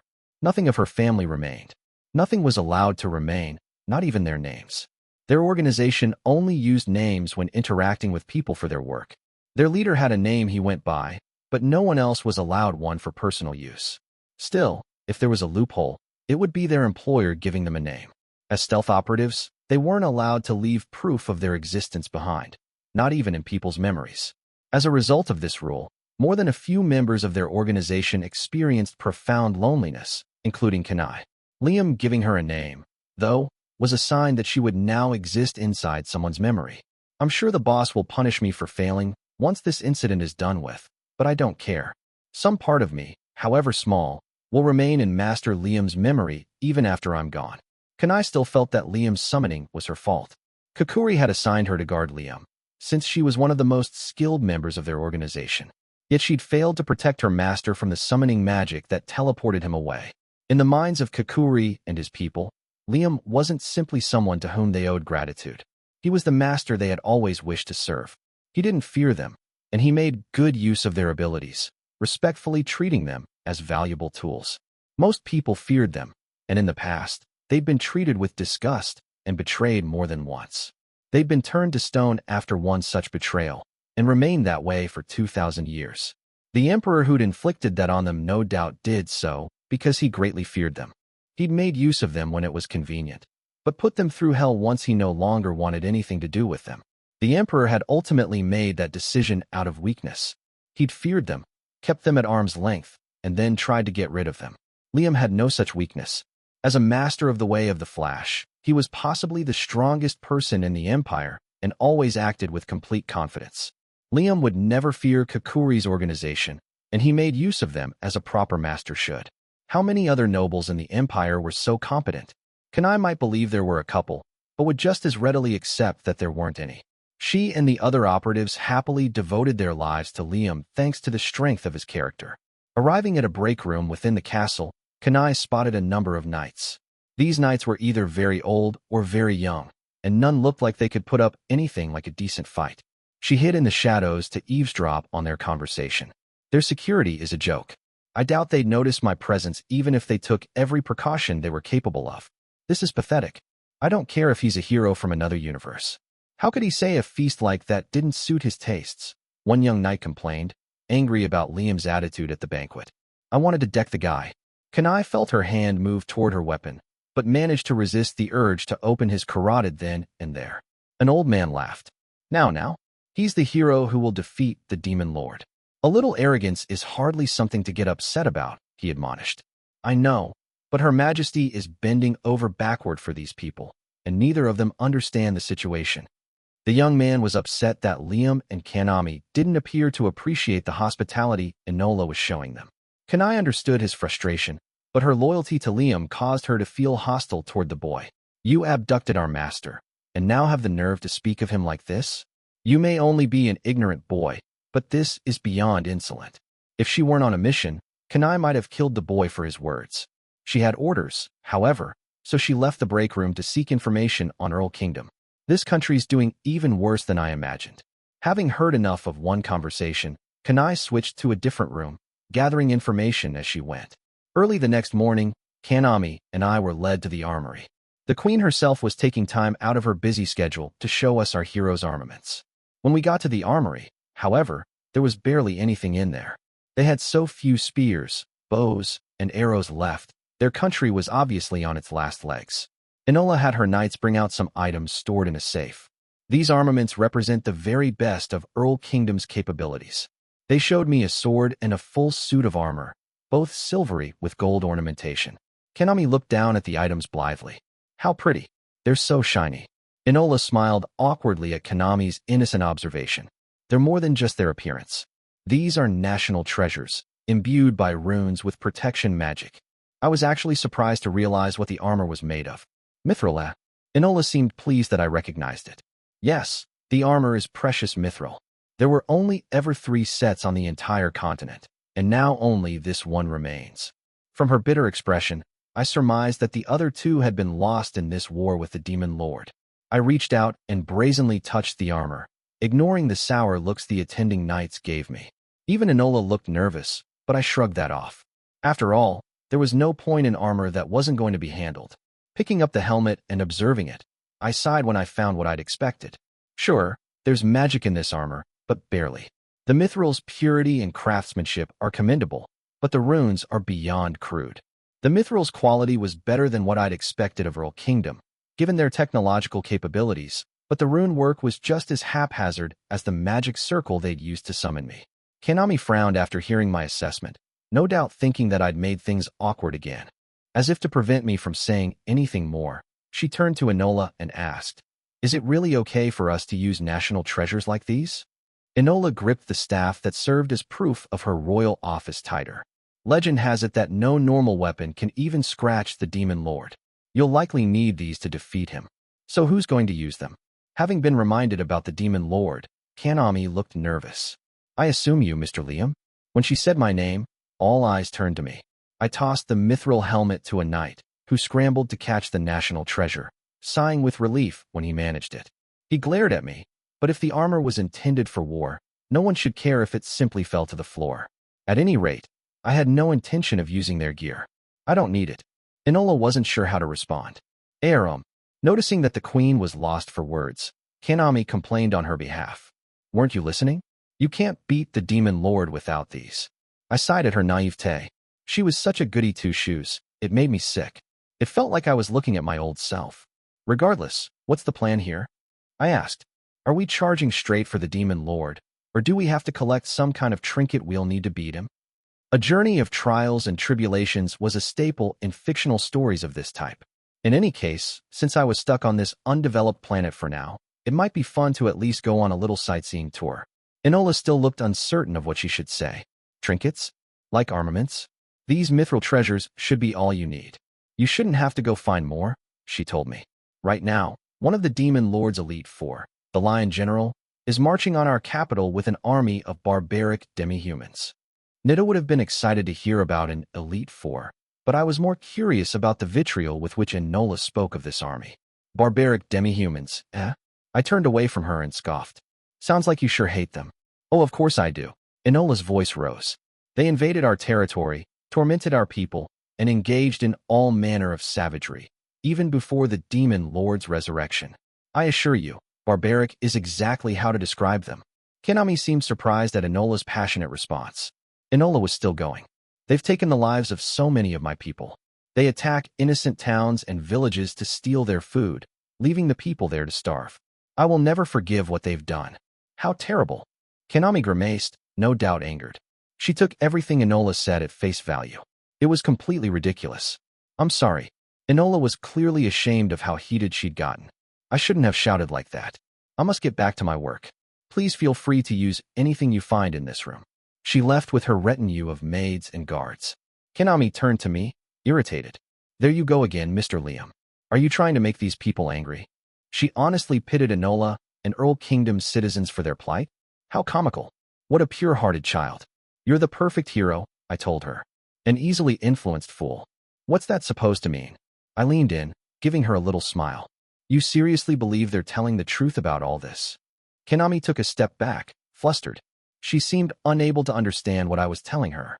Well, they summoned us, cause they're in trouble, right? You really are an easy mark. Do you think everyone in existence is a good person? I was becoming exasperated. Kanami hung her head. There are good people. Isn't it just as stupid to suspect everyone of being bad? I don't want to live like that. Hearing that, I was sure of one thing. We two will never get along. I'm going to do what I want. Why don't you just suit up and get ready to fight that demon lord? You're not going to fight, Mr. Liam? Her apparent shock seemed to ask, women and children are fighting, but you're just going to run away? I decided to give her some guidance, though I wasn't sure why. Normally, I wouldn't want anything to do with a good-natured fool like her, but I couldn't leave it alone for some reason. Maybe because she had the same name as her. I said I'm going to do what I want. But if you're going to fight, you need to hurry up and get ready. Like Enola said, the Demon Lord's army is getting close. Huh. My advice given, I left Kanami behind in the armory. With Liam gone, Kanami seethed with irritation. What's his deal? She had resolved to fight for the people of Royal Kingdom, but Liam hardly seemed motivated to help. Watching the irritated Kanami were some maids who'd been told to help the girl don the armor, and some knights to serve as her guards. Sensing their gazes, Kanami smiled awkwardly. A knight, even younger than Kanami, spoke up hesitantly. I think your behavior is very admirable, Lady Kanami. I really appreciate what you just said. Oh, really? Yes. You don't want to always suspect people of being bad. I don't want to live that way, either. Thanks, Kanami said, happy to hear his words. I'll tell the other knights what you said, the boy continued, inspired. Wait, Kanami said. I can't take credit for it. My father taught me that. Your father? Yeah. Once, a long time ago, he said he found it exhausting to be too wary of people all the time. He wanted to believe in them instead. I want to live like my father did. The words had come from someone important to her, and remembering that made Kanami's chest tighten with both pride and shame. After all, it was her betrayal that had ultimately caused such a wonderful person agony. I returned to my room after leaving the armory and lounged on my bed until Kanai soundlessly returned. I looked over to see her already on one knee, bowing her head. I have a report, Master Liam. Instead of responding, I merely yawned. Taking that as an acknowledgement, Kanai spoke. The Demon Lord's army should arrive at the capital in 3 days. Faster than I thought. No wonder the Queen's desperate. What else have you got? It's true that this country is in trouble. They're gathering women, children, and the elderly from both the capital and nearby regions to fight in the war. It's too late for us to help them. Enola should have summoned her heroes earlier. Royal Kingdom was on borrowed time. The situation was clear. They simply didn't have enough adult men. Even if they beat the Demon Lord's army, I couldn't imagine the country had any sort of future. It would depend on the other countries around here, of course, but I could envision opportunistic humans conquering Royal Kingdom after the Demon Lord went down. On the other hand, if all the other countries were already gone and Royal Kingdom was the only one remaining, they'd have a very hard time getting back on their feet. As I told Kanai, if they had planned on summoning heroes for help, they really should have done it before things got this bad. I didn't judge Enola for hesitating, of course. If I were in her position, I doubt I'd have gambled on the slight chance of victory a hero might provide. This was a bad situation to be in, however you looked at it. From Enola's helplessness, I guessed that whoever was actually supposed to be on the throne had died in the war, and now she was stuck doing a job she wasn't prepared for. As I thought about it, I remembered that, during the banquet, she'd mentioned not having been raised as the heir. If I blamed anyone for Earl Kingdom's situation, it was the previous king, who'd sent his heir into battle without foreseeing the consequences. If that king had summoned a hero, things might not have gotten this bad. I knew from experience how much it sucked to have an incompetent predecessor, so I sympathized with Enola, but that didn't mean I forgave her for summoning me to this dump. Earl Kingdom's capital was protected by high walls, so the Demon Lord's army had camped around the fortress city. That army was composed of a great variety of races, none human. The vast majority were demi-humans who had been driven from their homes by prejudiced humans at some point.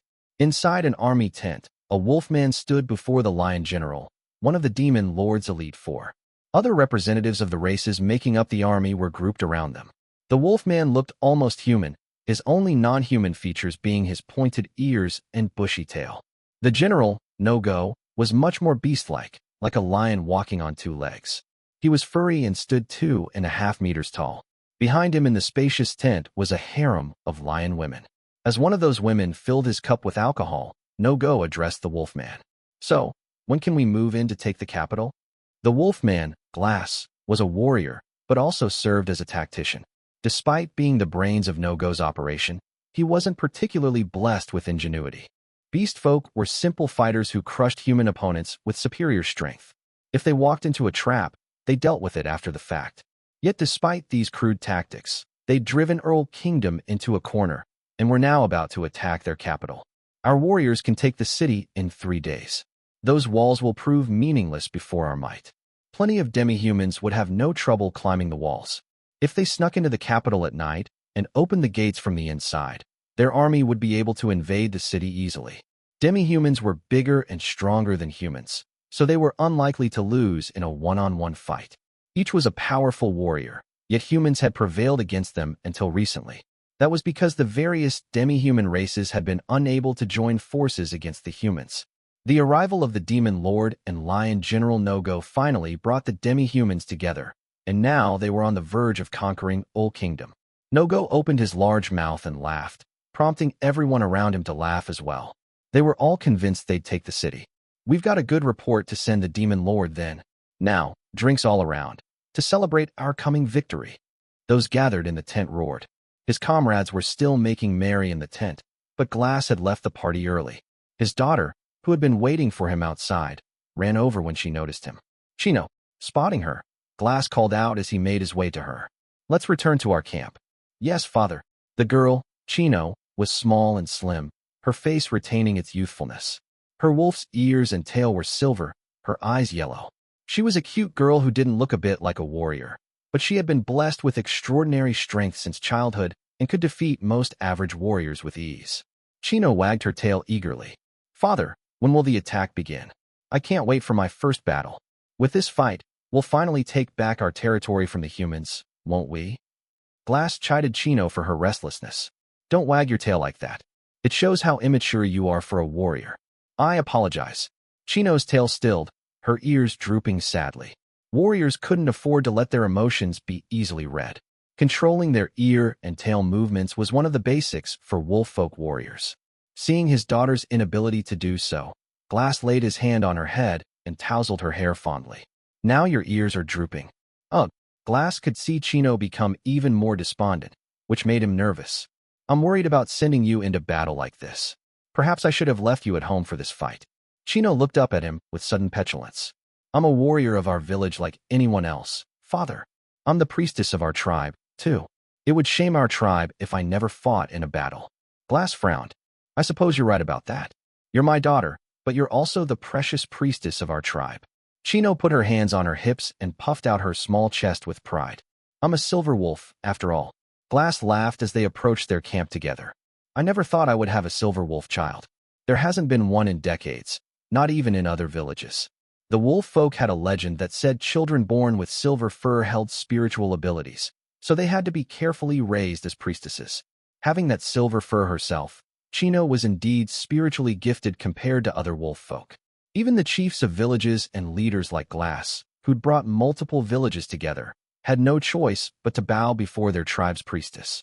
As members of a warrior race, however, even priestesses had to experience war to be considered adults. Glass had brought their precious priestess to battle so she could gain the experience needed to call herself an adult of their tribe. Once I've seen my first battle, Chino said, our clan will finally have a priestess again. Then you'll be able to take it easy, father. Glass's standing in the wolf folk tribe would be set in stone, even more so than it already was for the father of their priestess. He chuckled, looking down at Chino. Maybe the silver wolf legends are just myths. Besides your fur, I haven't seen many signs that you're spiritually gifted. Chino looked away, as if bothered by that fact. I'll display my priestess abilities as soon as I'm in my first battle. I'm looking forward to that. They arrived at the wolf folk camp. Glass entered his tent, inviting Chino inside to continue their conversation. Taking a seat on the ground, Glass grumbled about the meeting he'd just attended. General No-Go's still acting foolish. He'll go through the food we plundered in no time. The general took every opportunity to celebrate, wasting their precious food supply. It concerned Glass. Chino didn't seem to understand what he was so worried about. Old Kingdom has plenty of food stores. We'll just replenish our supply as soon as we defeat them.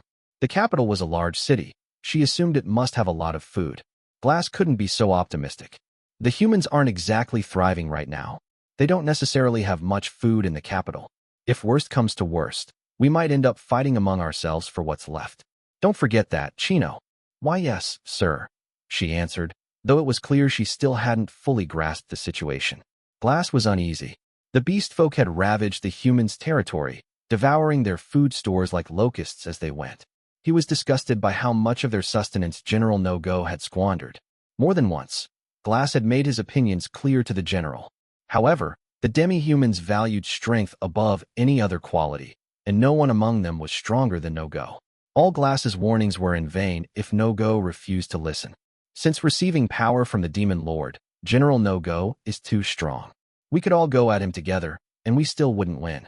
We have no choice but to obey him, but it's dangerous to waste our food supply like he does. Chino's expression said she didn't understand such complicated matters. Still, she'd heard that there was food to be plundered when they won, so she remained optimistic, trying to put her father at ease. It'll be all right, father. Everywhere else had ample food stores. I'm sure the capital will have even more. All Glass could do was give her an exasperated look. I hope you're right. Chapter 5. House Banfield in Chaos. Following Liam's disappearance, House Banfield was in turmoil, which only proved how important Liam was to his domain. Liam's butler Brian, who was in charge of running House Banfield's mansion, held his head in his hands and wept. Ugh, I still can't believe Master Liam was taken. If only we knew that he's all right. Standing beside Brian as he wetted his handkerchief with tears was Amagi, who was conducting her own investigation into Liam's abduction. She wished she could take charge of House Banfield's forces and lead the search for her missing master, but she had decided some time ago to limit her time outside House Banfield's domain. The family had enough capable personnel nowadays that she'd also decided it was time to step down from her position of authority. In light of that, she wielded little actual influence within the domain at this point. Amagi was only seen as important to House Banfield now because of Liam's feelings for her. Since her power had been reduced, there wasn't much she could actually accomplish with Liam gone. Amagi displayed several news videos around her as holograms, quickly processing the information found in each. Her eyes immediately narrowed ever so slightly at what she saw in one video. The news has leaked. Brian's head whipped around at that ominous report. What was that? The information that Master disappeared into a summoning circle has leaked. No, it was spread intentionally. Who would do such a thing? While Brian panicked, Amagi calmly searched for the source of the information. Its exposure was a serious matter for House Banfield. And yet, the trail is too convoluted to determine the information source. With Master's authority, I am sure I could name the individual responsible, but I can't believe someone would betray House Banfield like this. Liam's absence was such a dire problem for House Banfield. Brian's face paled at the thought of people plotting at such a time. The butlers sank to the floor, grumbling about their top knight's behavior. They're supposed to bring the domain together in emergencies of this sort. Even Amagi, who was usually expressionless, wore a look on her face that seemed to match Brian's. I admit some responsibility for not having better plans in place in the event of Master's absence. But what are Christiana and Marie doing, acting up at a time like this? Liam's two highly skilled knights should have kept the entire order of knights united and quelled the confusion in the domain. Tia and Marie outshone most of the knights in the Empire, so one would think they were perfectly capable of preventing turmoil on behalf of House Banfield, even with Liam gone. However, that was not the reality at the moment. Brian slammed his fist on the floor. Master Liam, please come back to us, he wailed. In one of the mansion's hallways, a large group of knights stood split down the middle, each side glaring at the other. Half belonged to Tia's faction, a group of like-minded knights who all wore their uniforms according to regulation. Tia stood at the head of her group and glowered at Marie, who faced her. Did you not hear me when I told you to move? She growled in a low voice. I suppose you grew hard of hearing when your ears turned to stone.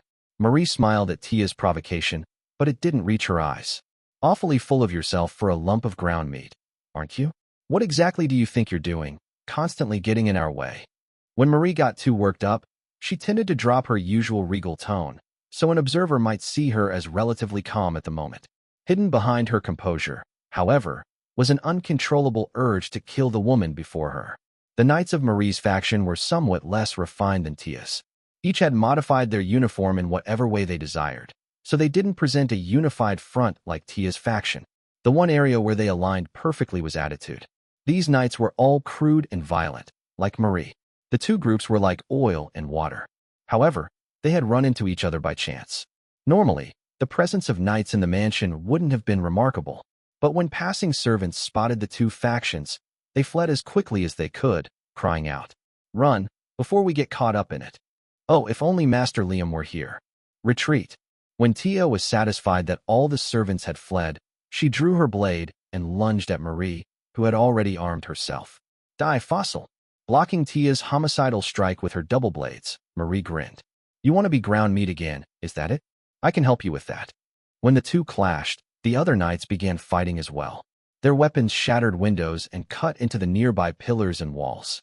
Confrontations like this had broken out frequently since Liam's disappearance, and though there hadn't been any casualties yet, numerous people had been badly injured. As the knights clashed, and blood flew everywhere in the hallway, a lone-made robot appeared. She attempted to mediate, her voice faint beneath the clamor. "Yum, please don't fight." Interrupted, the knights rounded on the maid robot, murder in their eyes. When Tia and Marie saw this, they swiftly jumped back, calling off their factions. "Stand down. Cut it out, you pack of morons." At their leader's shouts, the knights ended their aggressions at once. Quickly lowering their weapons, they looked on nervously. Tia and Marie had only backed off because of the maid robot's intervention. Had it been a complete stranger, they wouldn't have stopped for a moment. But the maid who had intervened was Tadiyama, a favorite of Lord Liam's. There was a real possibility that if Liam returned and word of this confrontation got back to him, everyone there would end up beheaded. "You can thank Tadiyama for your continued existence, fossil," Tia said, turning to march away. Marie turned her back as well. "You talk a lot for being little more than a pile of ground meat," she called after Tia. "I'll back off today, in deference to sweet little Tadiyama, so I hope you're grateful. Next time, I'll do you in." Both factions of knights departed, leaving Tadiyama to glance around at the mess and begin cleaning up. "When Master returns, I'll open my stand here again, so I'd best make it tidy." This was where Tadiyama usually set up her little sales booth, where she sold Lord Liam novelty paraphernalia. She wanted to keep the area neat, since she'd reopen it upon his return. Cleaning tools in hand, Tadiyama hung her head with a somber look. "Master, please come back soon." As all this was happening, a knight elsewhere in the mansion held his head in his hands. It was Claus Saramont, a top knight who had just led a massive battalion to victory for the Empire. Of course, it was Tia who had actually commanded their fleet, with Claus serving only as support. The man was painfully aware of his own inadequacies. His stomach constantly ached from other people's inflated expectations of him. Right now, it was killing him. Lord Liam still isn't back? Gruh. With Lord Liam gone, there's no stopping Lady Christiana and Lady Marie. "Someone, please do something about Thias." On the outside, Claus merely sighed quietly, expressionless. On the inside, he was panicking. Claus was absolutely confident in one of his skills, his poker face. No matter the situation he found himself in, he could always prevent his emotions from showing in his expression or attitude. He'd had more opportunities than ever to apply that skill lately, so it was only becoming more polished. Even as Claus lamented Liam's absence, his cool expression earned gazes of admiration from his subordinates. "He's so calm, even in a situation like this," one remarked. "Lord Claus really is the pillar of House Banfield. The other factions are a total mess in comparison. It really should be Lord Claus who commands House Banfield's forces, don't you think?" Their inflated expectations and passionate gazes nauseated Claus. "Stop flattering me and get back to work," he muttered under his breath. "Please. My current position is already too much for me. If you hold me to these standards, my stomach will explode. If only I could speak my mind. But if my subordinates find out how faint-hearted I really am, it will just make them anxious. I have to avoid that." While Tia and Marie intensified the conflict between their factions, Claus did his best to maintain order in House Banfield's domain. Actually, it was more like he just dealt with work that piled up, neglected, while the two quarreled. The domain would suffer if someone didn't take care of those tasks, so Claus and his subordinates did everything possible to stay on top of them. Although Claus was used to drawing the short straw, he felt terrible for inflicting the same on his subordinates. Once Lord Liam comes back, or things at least settle down a bit, I'll have to thank them. Wait a second. Where's my biggest problem child? Claus glanced around, but he didn't see Chingsi Saratorii anywhere. He asked one of his subordinates a dreaded question. "Where's Chingsi?" On a bench in one of the mansion's courtyards sat two maids holding cleaning tools. One maid, Riho, was clearly slacking on her chores. The other, Fuka, had been working diligently. Riho unabashedly took out her tablet and checked some videos she'd posted. Looking at the comments and view counts, she clicked her tongue. TCH. My views are down. I'm getting fewer comments, too. I need to cut people if I want to call myself the bloodiest idol in the universe. This is no time to be wearing a maid outfit and cleaning. Looking over at her, Fuka sighed. Will you get to work already? Old lady Serena's gonna yell at us again. What? You're scared of her? Riho asked, disgusted. You're such a wuss. You've always been all bark and no bite. Fuka's expression immediately changed. Say that again. I dare you.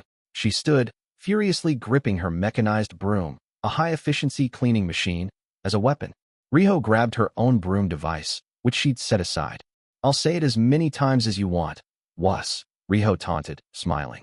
You smartass. Fuka's expression darkened further. I'll kill you. I wouldn't make promises you can't keep. If you want me to kill you, though, I can oblige. The two glared at one another, then abruptly looked in the same direction. As they both leaped away, dust flew into the air, and slashes appeared in the ground where they'd stood a second earlier. Riho and Fuka immediately forgot their fight, facing the source of the slashes instead. I didn't think there was anyone stupid enough to start a fight with me here, Riho said, grinning murderously at the woman who'd interrupted them. I'll kill you. I'll damn well kill you. Fuka snarled, glaring with bloodshot eyes. The slashes had been unleashed by a smiling Chingxi. Ma, you dodged my attack, eh? As usual, Chingxi wore a knight's uniform modified into a Cheongsam. There was something strange about her today, however, her arms, to be precise. Riho narrowed her eyes, disgusted. You had your arms modified? Chingxi's arms were now long enough to reach the ground. Her nails were like blades, and the wrist that peeked out beneath her sleeves had a metallic sheen. She had mechanized part of her body to become a cybernetic organism, a cyborg. Fuka's nose twitched. She grimaced at Chingxi's scent. That machine smell is terrible. You mechanized more than just your arms, didn't you? Chingxi smiled, saying nothing in response. When she did open her mouth a few seconds later, a gun muzzle appeared from within. Riho and Fuka jumped back. This time, a laser burned the ground. TCH. Riho clicked her tongue and lunged at Chingxi, swinging her cleaning device. Chingxi caught her blow. Her body no longer even resembled a human's. Her mouth was open too wide, her joints hyperextended, and extra arms with weapons attached emerged from her back. She had transformed into a monster, but Riho wasn't fazed. I'm guessing your head's still fleshy. All I have to do is squish it. The senior pupil won't complain if it's self-defense, right? Good idea. Fuka agreed. Now we can relieve some stress. You're game, aren't you? Their monstrous foe only excited the wielders of the Way of the Flash. Chingxi felt just as excited. She was itching to test her new abilities against these strong opponents, pupils of the formidable Liam. I obtained this power to defeat Liam, but you two present a great opportunity to test it. Fuka laughed. Just die already. Flash. Hey, don't steal my prey. Riho huffed, as Fuka beat her to using their special technique. Flash. As the two utilized the Way of the Flash with their broom devices, Chingxi only smiled. Those toys must weaken your Flash somewhat, huh? Or are you just that much weaker than Liam? Chingxi had dodged both their flashes. Fuka gaped at her, shocked, while Riho gave her an enraged glare. True, I can't get serious without a sword, Riho admitted. But you used precognition just now, didn't you? Fuka tossed aside her broom, her expression hardening. You needed to mess with your brain, too? Weaklings really have it rough, huh? Indeed, not even Chingxi's brain was untouched. She'd had it modified to attain a sort of sixth sense. Chingxi opened her eyes wider, their lenses zooming in and out. Anything to become stronger. I can kill Liam anytime I want now. Riho laughed at the idea of Chingxi abandoning her body in order to kill Liam in a duel. You loser. You really believe you can beat the senior pupil? Fuka looked ready to burst a blood vessel. You think you can beat the Way of the Flash with modifications? Don't get cocky just cause you turned yourself into some freaky machine. I'll end you. Chingxi lunged at the pair. I appreciate your enthusiasm, she said. Now entertain me, won't you? Once, 12 noble houses had supported House Banfield. By becoming its vassals, the heads of those families had obtained aid from House Banfield after its miraculous recovery. That aid allowed the 12 houses to develop their own domains, but after a few decades of success, a subset of the nobles had grown arrogant. They believed they were the ones supporting House Banfield, rather than the other way around. To be fair, they were technically in a position to help House Banfield. The vassal system existed because of the empire's vast size. On the outskirts of the empire's territory, where the imperial family's reach didn't quite extend, the most well-established noble houses would look after smaller houses. House Banfield was powerful enough that it served as leader of the region containing its domain. In exchange, it was the vassal's duty to help the house when it was in trouble. If House Banfield went to war, its vassals were expected to fight alongside it. And if House Banfield requested any assistance at all, vassals were obliged to provide it. Yet Liam had never relied on his vassals. That was partly because they were too powerless to provide real assistance, and partly because, under Liam's guidance, House Banfield always had the power to accomplish whatever it wanted on its own. That was evidence of House Banfield's strength, but in the current situation, their self-reliance was backfiring. Bowery Serenodin, who had once been part of the 12 families serving House Banfield, alighted on that family's planet, Hydra. The arrogant head of House Nodin was a small man, with thin limbs despite a large, bloated stomach. He wore a striped suit and clenched a cigar in his mouth. Baron Nodin stepped into House Banfield's mansion, his mouth spewing foul-smelling smoke. "I haven't been here in a while, but it seems pretty noisy, doesn't it?" Trailing behind Bowery were the 3 bureaucrats from House Banfield's government office. "It's awfully embarrassing," one of the officials said self-deprecatingly. Bowery was in a good mood. If Liam hadn't been too proud to accept our support, he could have avoided a situation like this, he boasted. I suppose he was nothing more than a narrow-minded child. When meeting with Liam, of course, Bowery had always bowed and scraped unceasingly. He had been completely dependent on whatever aid Liam provided him. However, the eldest son of one of Bowery's vassals, Baronet Clover, had gotten on Liam's bad side. Subsequently, Liam severed all ties with Bowery. Cut off from House Banfield's support, Bowery now struggled. He claimed his assistance could have benefited House Banfield, but in truth, he certainly didn't have the ability to back that up. Understanding his situation, the traitorous officials nodded. "You're exactly right," one said. "Things will be different now, though. The new head of House Banfield will count on your support." Bowery and the officials turned to see a child entering the mansion. He was flanked by knights of the old House Banfield, who had served the former ruler rather than Liam. The child the knights protected was Isaac Sarah Banfield, a son of Liam's father Cliff. Isaac was 70 years old, though he only appeared 15 or so, and was a beautiful boy with long, glossy black hair and bright blue eyes. Despite his good looks, Isaac's attitude left much to be desired. He had graduated from primary school, but had not yet attended the military academy or college. Until a short while ago, he had lived a luxurious life on the capital planet with his father. Cliff had chosen Isaac to become the next Count Banfield, set to inherit Liam's peerage and domain, which was the reason Isaac was now visiting House Banfield's domain for the first time in his life. As he laid eyes on the mansion Liam had built, Isaac began to complain. "What is this incredibly dull building? It's so plain. There's not so much as a hint of artistry to be seen here. Why, frugality is its one and only merit. I won't live in such a place." No one around Isaac chastised him for his rudeness in disparaging Liam's mansion. Bowery, in fact, unashamedly tried to curry favor. "You're exactly right, my lord. You deserve far better than such a shabby mansion. Let's demolish it and build a new one as soon as you've inherited your domain." He acted as if it was already set in stone that Isaac would be the new Count Banfield. After all, Bowery was complicit in the official scheme to make that happen. "You'll regret disrespecting me, Liam. While you're gone, I'll make this brat the head of House Banfield. Through him, I'll hold the real power in your domain." House Nodin had originally been nothing more than a barony in service to House Banfield, but now Bowery was attempting to seize control by way of Isaac. The government officials were well aware of his ambition. It was why they'd chosen him for their plot in the first place. Like Bowery, they tried to curry favor with the boy. "House Banfield will flourish with you at the helm, Lord Isaac," one said. Liam did not understand how to run a territory. Things only went well for him by coincidence and luck.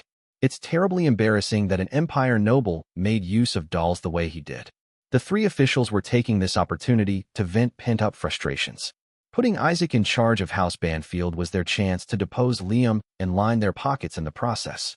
The next person who spoke was one of the knights dispatched to protect Isaac. He was an effeminate man with wavy blonde hair named Keith Saralevker.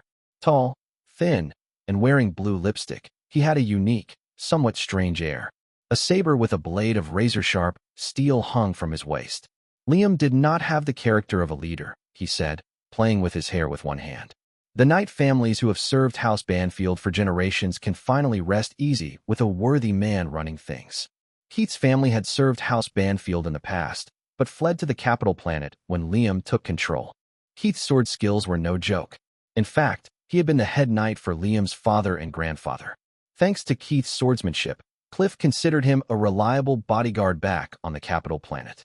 Now, however, Keith had been dispatched to guard Isaac, so that Cliff and his family could claim the vast fortune House Banfield built while Liam was in charge.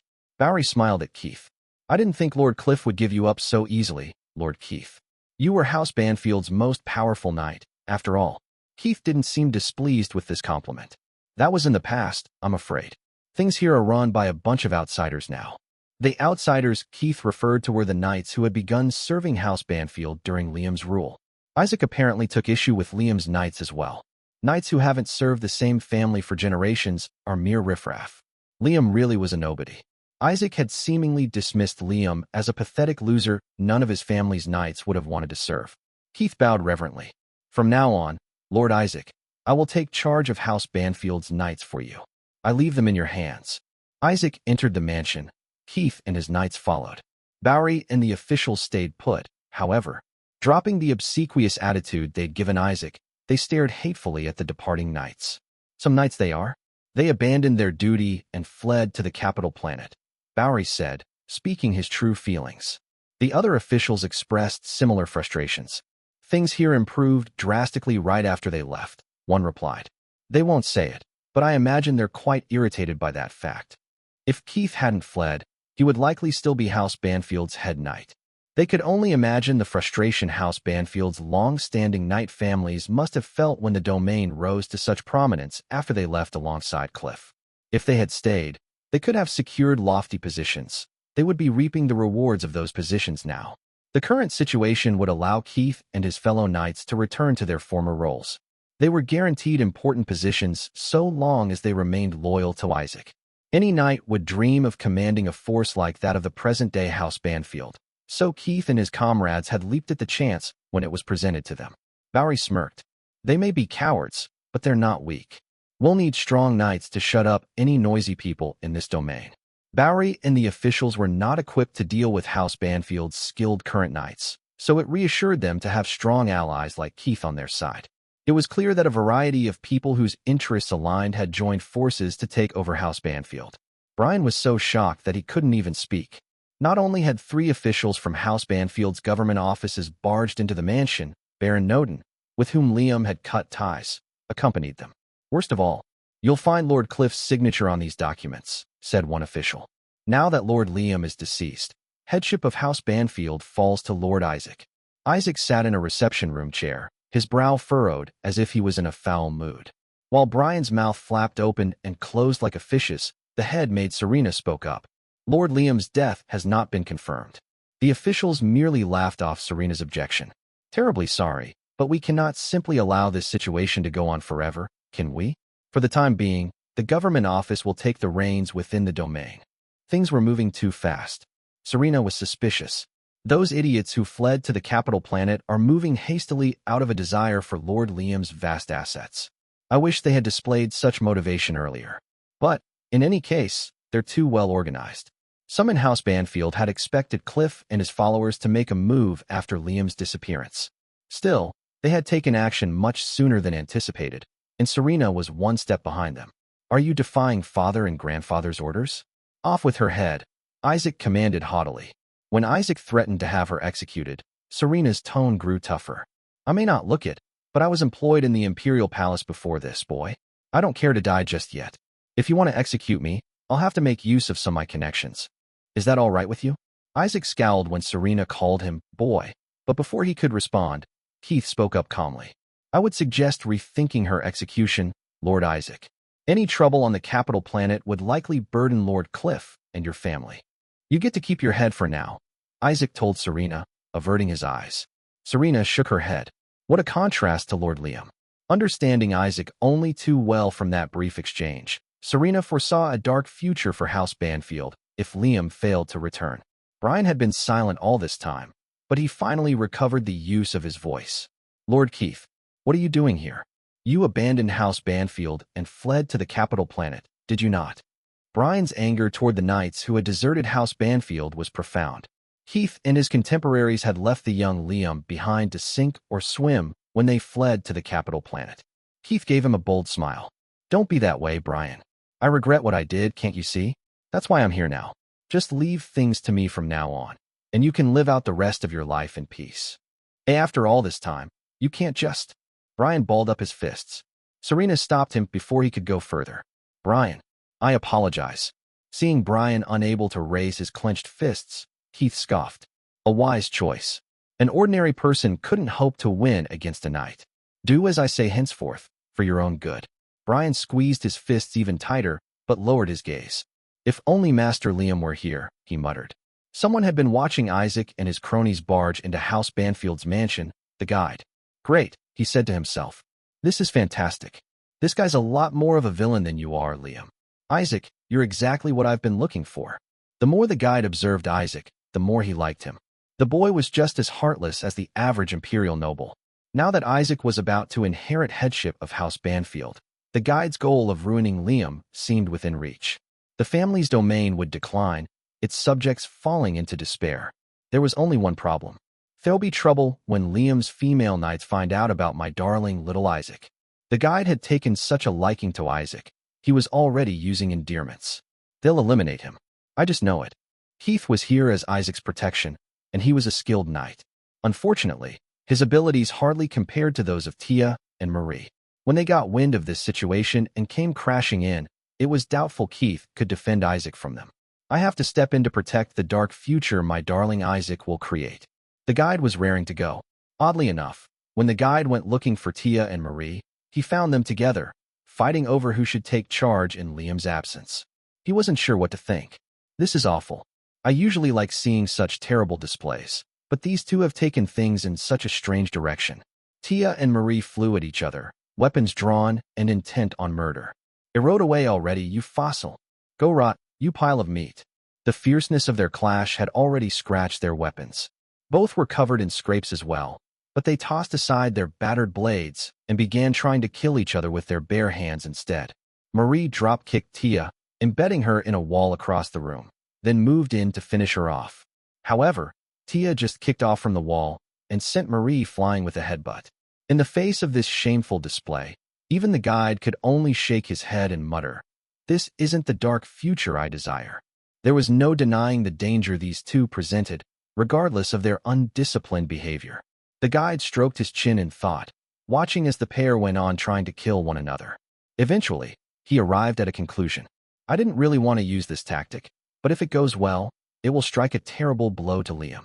I have a dance for you two to perform. No, maybe puppet show would be a better way to put it. The guide spread his arms wide, and the negative energy he'd absorbed from the elves flowed out from him. This energy congealed into two figures at his sides, exact copies of himself. Once the copies were complete, he directed them toward the feuding knights. These two will be perfect for sowing strife around House Banfield's domain, he told his copies. I want you to stimulate their desires and bend them to your will. The copies nodded, circling behind Tia and Marie. Unable to sense the entity's presence, the two knights allowed the copies to get behind them easily. The knights' instincts were still frighteningly sharp, however. What? Who's behind me? Tia and Marie whirled around, sensing something, but found nothing there. The guide guffawed. It's too late. My copies are already connected to you. Now, let's see what you two desire. The copies standing close to Tia and Marie spread their arms as the guide had done. A change came over the knights as strings like ectoplasm extended from the copies' fingers, binding the knights' bodies. You won't escape me now, the guide said. The two women hunched over in pain, and the copies laughed. You want to be Liam's favorite? The copy attached to Tia said. All right. You just have to prove to him that you're the best. What is it you wish for? Let's hear it, said the other copy. Unleash it, why don't you? Desires amplified by the guide's copies, Tia and Marie shakily stood with dazed looks on their faces. Their duel forgotten, they faced away from each other and began walking unsteadily, as if hypnotized. I will be Lord Liam's favorite. It will be me, Tia muttered. That's right. His favorites will be just Lady Rosetta and me. Just my lady and me? Marie cackled. The guide smiled with satisfaction, watching the two. Good. If you want to become his favorite, just destroy everyone else. If there's no one else left, Liam will naturally prefer whoever remains. Erase anyone and anything that gets in your way. The two knights started forth to carry out the guide's orders, his parasitic copies following them as they left. Just as the guide had said, the women had been reduced to his loyal puppets. Well, that's those nuisances taken care of. The guide watched them leave with a satisfied smile. Now, if I just leave everything to my darling Isaac, House Banfield will decline all on its own. Ooh, I can't wait to see the look on Liam's face when he returns. Laughing loudly, the guide vanished as if he'd been sucked into the ceiling. Tia awoke atop her bed in her room. She sat up and brought a hand to her face, finding it slick with sweat. What am I doing in my room? I could have sworn I was just. When she tried to remember what she'd been doing before she found herself here, she was struck with a terrible headache. And then, Lady Tia, it's an emergency. One of her adjutants, a knight named Claudia, had opened a line of communication without Tia's permission. Knowing Claudia would only do such a thing if the matter was truly dire, Tia asked, "What's the situation?" Lord Liam's brother Isaac has arrived from the capital planet. His family is trying to regain control of House Banfield. When she heard that report, Tia's first impulse was to squash Isaac and those plotting with him. But she found her desires interfering with that instinct. We have to get things under control. No, wait. I can make use of this situation. The appearance of Isaac and the knights from the capital would throw House Banfield into disarray. Tia believed that Liam would eventually return, though, so Isaac was ultimately of no concern to her. Her only worry was how she could exploit his presence. Claudia, get the faction together. Contact the army and have a fleet prepared as well. Huh? But we can't have these morons from the capital planet manipulating things here. We should hurry up and drive all those idiots out of this place. Claudia had misgivings, but Tia was her trusted superior, so she put her faith in the other woman. You must have an idea. Very well. I'll gather the troops immediately. Good. I'll join you in space once I take care of something here. Yes, ma'am. When the call disconnected, Tia scrambled out of bed, giggling to herself. I should just have done this from the start. Now, before doing anything else, there's something important I have to collect. The something important Tia had remembered was held under strict security in a mansion vault, though it appeared to be a simple test tube containing fluid. Going through various security protocols, Tia entered the vault exultantly and laid claim to the item. She rubbed the cool glass of the test tube against her flushed cheek giddily. I can obtain legitimacy as long as I've got this. Isaac is unnecessary. If I bear Lord Liam's child, it will solve everything. The test tube, so carefully guarded here, contained Liam's genetic material. I'll become pregnant with Lord Liam's child. Nothing could make me happier. Her desires running rampant, Tia had decided to use this situation to give Liam an heir. Naturally, such an act would never have been allowed, even in an emergency like this. Liam was unlikely to acknowledge any child that resulted, but with her desires manipulated, Tia was severely lacking in judgment. The guide's copy watched her excitedly claim Liam's preserved DNA. I know I was the one who made her follow her desires, but this is something else, he said to himself, disgusted by what he saw. The other one isn't this bad, is she? Tia's behavior appalled even him. Meanwhile, elsewhere in the mansion, darling, where have you gone? I wish I could see you.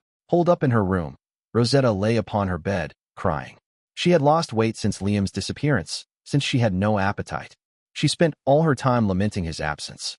Looking after her was Seal Sarah Exner, still in House Banfield's domain for her training. Seal wore her silver hair long, sporting the side braid that members of her family tended to wear. She was an outlier at the mansion in that she was openly skeptical of the much-adored Liam. She'd actually been happy to hear about his disappearance, but she was heartbroken to see Rosetta so devastated. Liam really is the worst, hurting Lady Rosetta like this. Not to mention that other little problem of mine. Rosetta wasn't Seal's only headache right now. Her brother, Kurt Sarah Exner, was another cause for concern. There was apparently something Kurt badly needed to speak with Liam about, but he couldn't get in contact with his friend and was unaware of Liam's disappearance. Thus, Kurt had begun sending messages to Seal instead. Seal opened her tablet and checked her latest messages from her brother, a strained look on her face. 5 minutes ago, Seal, I can't reach Liam. Is he busy right now? 4 minutes ago, Seal, if Liam's busy, Could you tell him to contact me later? 3 minutes ago. Seal, are you getting my messages? I need to talk to Liam. Whenever he's free is fine, but could you just tell him to contact me? 2 minutes ago. Seal, it doesn't look like my messages are being marked as read. Are you working? They give you breaks, right? 1 minute ago. Seal, why aren't you answering? The flurry of messages was really starting to worry her. I didn't see any of these, she decided. As long as I tell Kurt it was an emergency later, he'll forgive me, right? He will, won't he? I'm getting nervous. Ignoring her brother's messages, Seal returned her tablet to her pocket. There was no way she could tell Kurt that Liam was gone, anyway.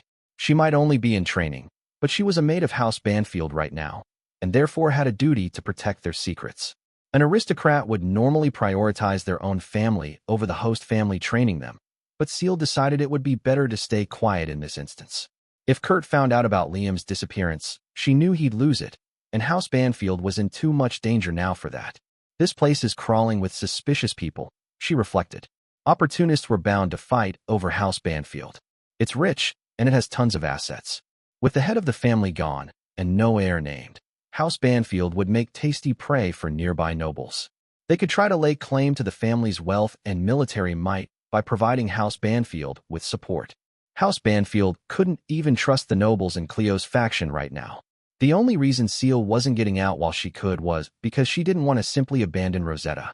The missing lord's fiancé was currently lying in bed, crying as she watched videos of Liam. Seal was about to try to comfort her when a female knight suddenly burst into the room, practically kicking down the door. The knight's outrageous behavior stunned Seal. What do you think you're doing? The knight, Marie, was breathing heavily, eyes bloodshot. She ignored Seal's protest and approached Rosetta.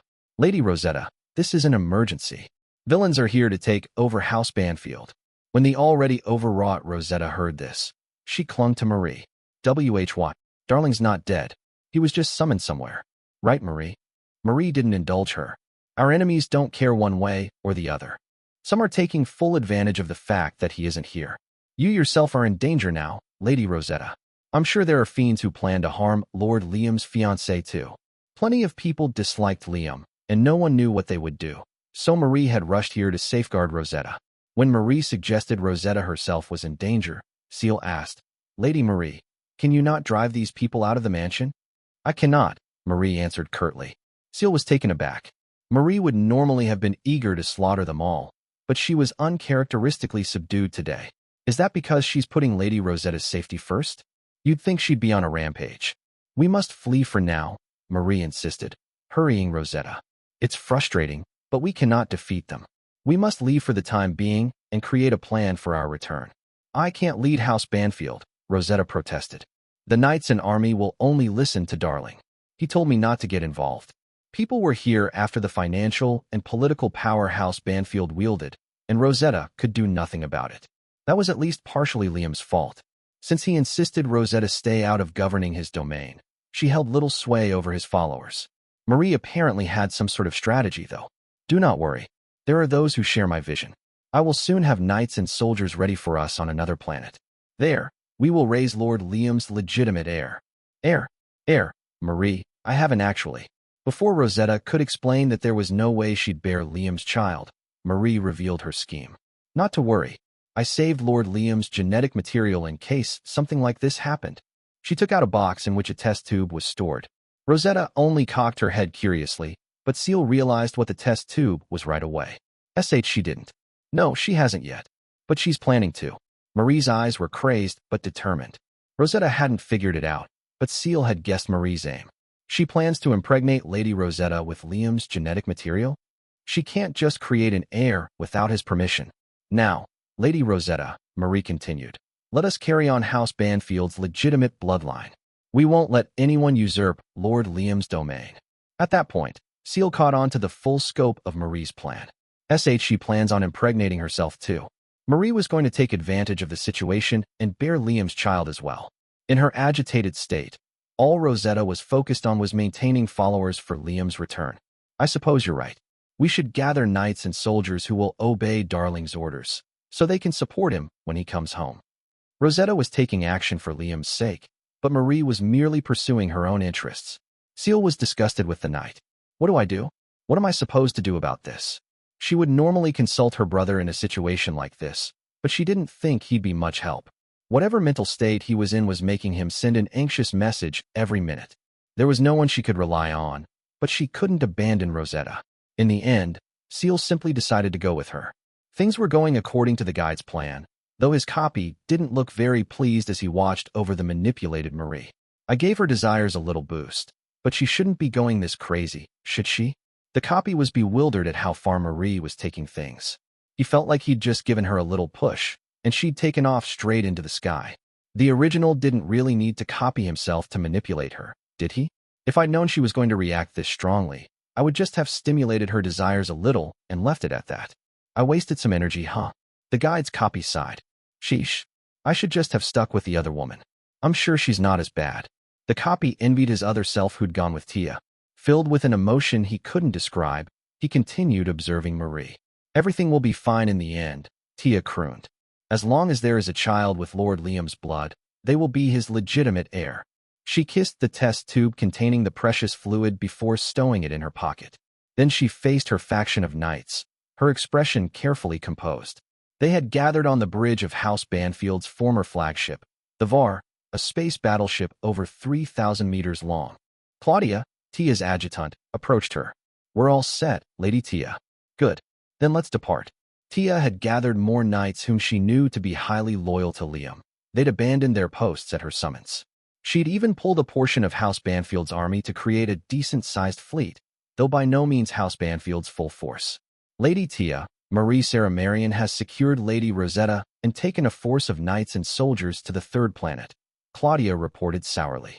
Meanwhile, she has charged most of House Banfield's forces with maintaining public order within the domain. Claudia displayed a three-dimensional holographic map of the worlds in House Banfield's domain. Tia clicked her tongue as she looked it over. The third planet should serve well as a temporary base of operations. She gathered a lot more people than I expected, though. It's unfortunate that she won over Lady Rosetta. Many have joined Lady Marie's forces simply due to Lady Rosetta's presence. I took Lady Rosetta's popularity too lightly. In any case, what is the elite fleet up to? The elite fleet had fought directly under Liam for quite a while now. They were the cream of the crop among House Banfield's forces, so they were allies Tia wanted on her side no matter what. Claudia was giving her an apologetic look, however. She'd likely failed to recruit them. I contacted them, but they weren't interested in hearing me out, she admitted. They say they'll follow Lord Liam's orders and his orders only. The Royal Guard had the same response. The Royal Guard was the force of knights that served as Liam's personal guard. They were a separate unit from the main body of knights, and they'd also rejected Marie's request for aid. Tia sighed in disappointment, then decided to consider this good news. Well, that means they aren't siding with Marie either, so that's fine. I'll consider it a plus that they at least won't be our enemies. Anyway, we have to secure a base for ourselves. Claudia nodded. I've already contacted the second planet and begun sending our forces there. Well done. It helps that you're so on top of things. The second planet was another world Liam had developed. It would serve as a suitable base in its current state. Liam's own people were dividing up the territory he'd spent so much time developing. Though she had already ordered their fleet to the second planet, Claudia still had reservations about Tia's plan. Should we really abandon our home planet? I believe we are fully capable of wiping out the filth that's invaded Lord Liam's mansion. They certainly had the power to turn around right now and drive off Isaac and his cronies if they wanted to. If they did, though, Tia couldn't take advantage of their current situation. We can't fight a war on Lord Liam's home planet, Tia said firmly. Don't you think it would be disrespectful to stain his mansion with blood? I need to buy enough time to bear Lord Liam's child. It might be tricky to do right away, but once the situation calms down some. Tia was lying blatantly to Claudia. She knew Bowery and Isaac were no threat to her. Not even the former head knight serving as Isaac's guard presented a challenge. However, she couldn't resist her desire to exploit this situation for her own ends. Tia spread her arms. All we can do is gather our forces for Lord Liam's return. We'll prepare an army to wipe out these impertinent fools when the time comes. In the meantime, I myself will give Lord Liam an heir. No greater happiness could exist in this universe. When Liam returned, Tia planned to tell him. There was nothing else I could do. It was a family emergency. A family emergency. That was exactly what the out-of-control Tia and Marie were themselves creating. Isaac's invasion of the mansion should have been easily handled, and these two were making things worse by deliberately not handling it. All forces assemble, Tia commanded. We go forth to secure Lord Liam's rule. The thousands of ships in the fleet began to move. Watching over them was the copy of the guide. I know I'm manipulating her behind the scenes, the copy said, still mystified by Tia's behavior. But I honestly didn't expect her to take things this far. She's kind of freaking me out. Chapter 6. The Royal Guard. Marie had gathered fewer than 1,000 ships to transport and protect Rosetta while they made their way to House Banfield's third planet. More and more ships joined them as they headed there. However, these ships did not belong to House Banfield's main army or the forces maintaining order within the domain. They were only small security fleets patrolling House Banfield's territory. By the time they arrived at the third planet, the number of ships Marie commanded had swelled to 3,000. Unfortunately, that was still far fewer than what she'd hoped for. On the bridge of the 700-meter vessel she was using as her flagship, Marie had opened communication channels to recruit more people to her cause. I know you only follow Lord Liam's orders, she said, but his fiancée Lady Rosetta is on board under our protection.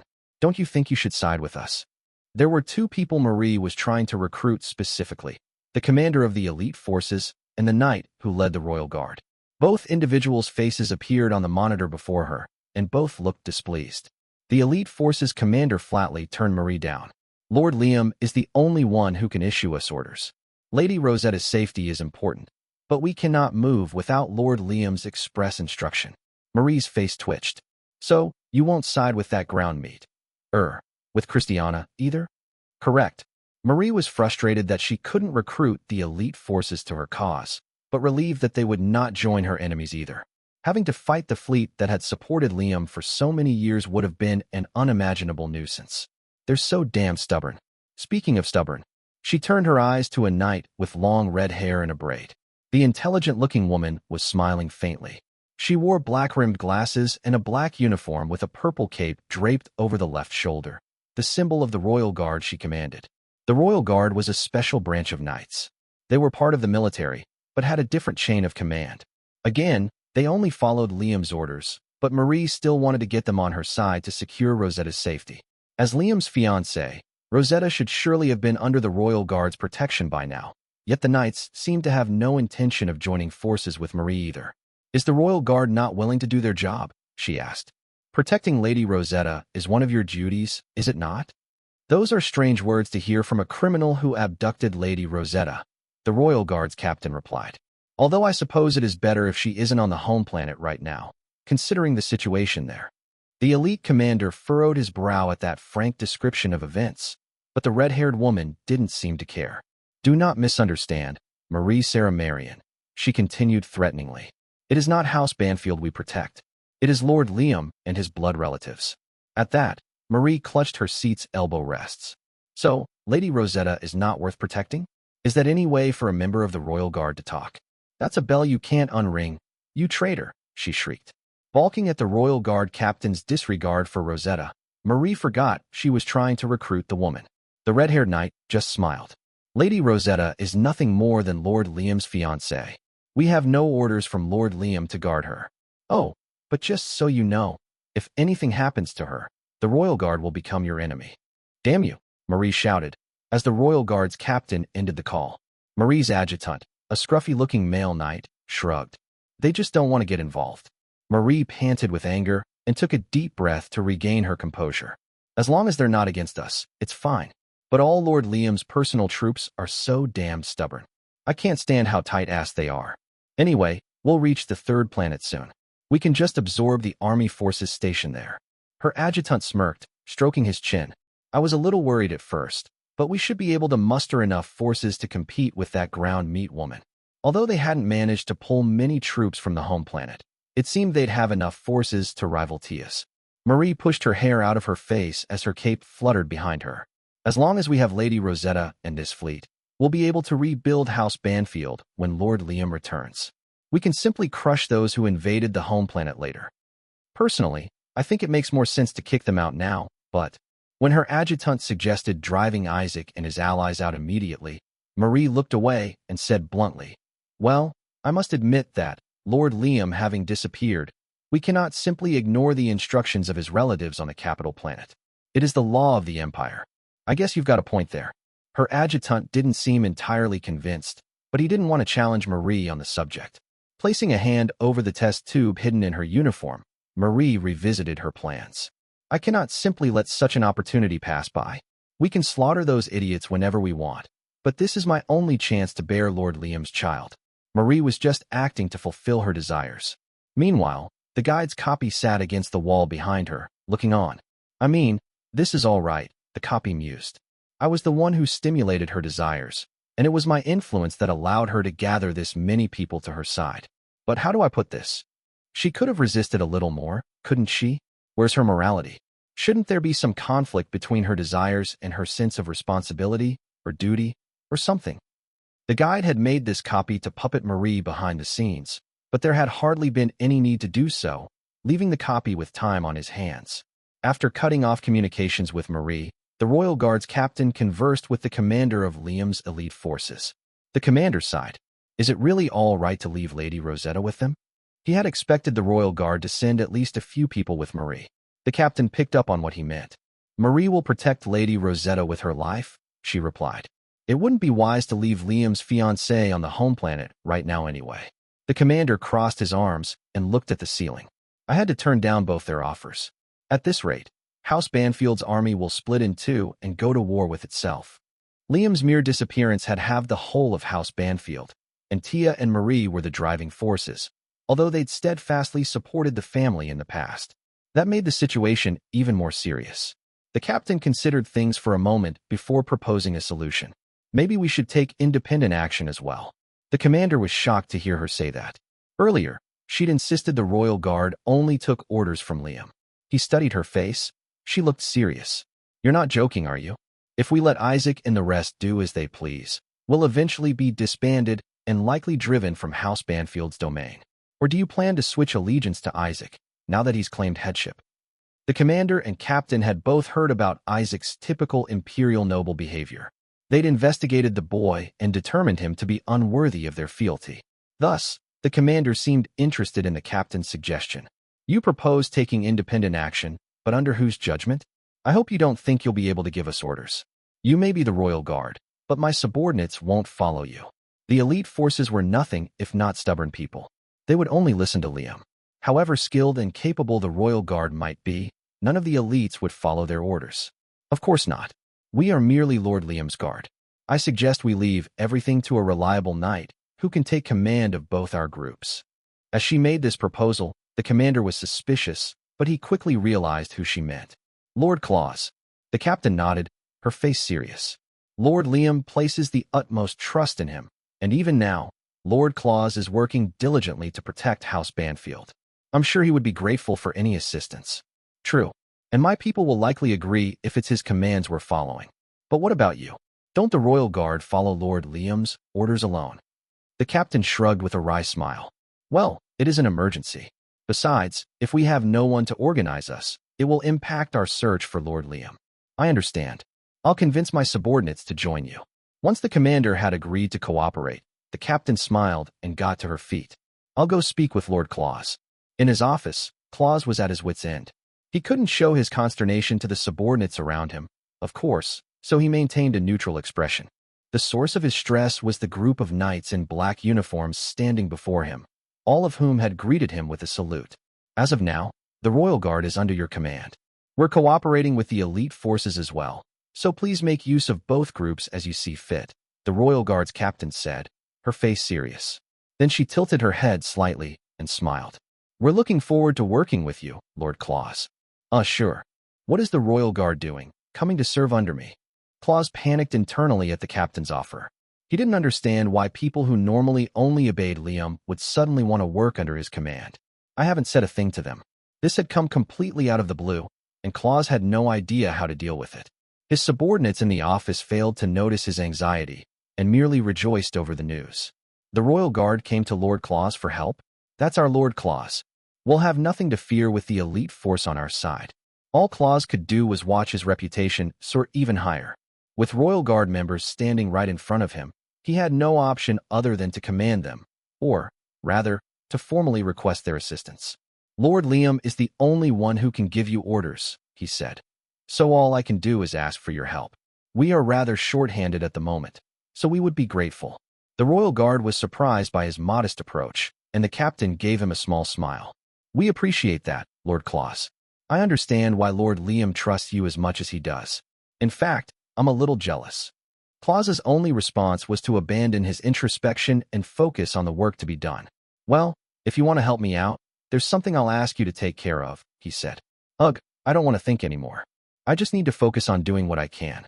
Chapter 7, Miscalculation. You've got to be kidding me. The guide was stunned by how things were going on House Banfield's home planet. He'd lent Isaac his support, but he wasn't exactly pulling out all the stops as he often did. All he'd done was send Liam to another planet and copy himself to manipulate Tia and Marie, yet those small efforts had thrown House Banfield into chaos.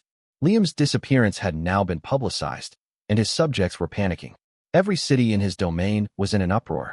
Trash littered usually spotless streets, and citizens met bright and early to consult one another nervously. Hey, did you hear the rumor? About Lord Liam?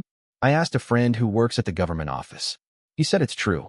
But why is Lord Liam missing? How should I know? Men yelled at each other in consternation. Women, likewise rattled, huddled together and discussed the situation. I heard a rumor he was summoned. Lord Liam was summoned? I don't know much about magic. Is that even possible? No way. There's just no chance. House Banfield's mages would prevent that. How did he vanish then? Well, I don't know, but the guide walked through town, hardly able to believe what he was seeing. Outside one particularly tall building, the government office, he found a group of citizens protesting. Publish the truth. Tell us if Lord Liam's okay. Hey, who just said that? There's no way Lord Liam could be dead. These weren't the festival-like protests Liam's people had held before. There was real unrest here. The agitated protesters, men and women both, were even getting into physical altercations. It was all a happy sight for the guide. How could this be? All I did was send Liam away and egg those female knights on a bit. Given how little work he'd put in, the guide felt as though he'd hit the jackpot, and the unrest among the populace was an added perk. Hey, soldiers are leaving their posts, one protester told another. What? What?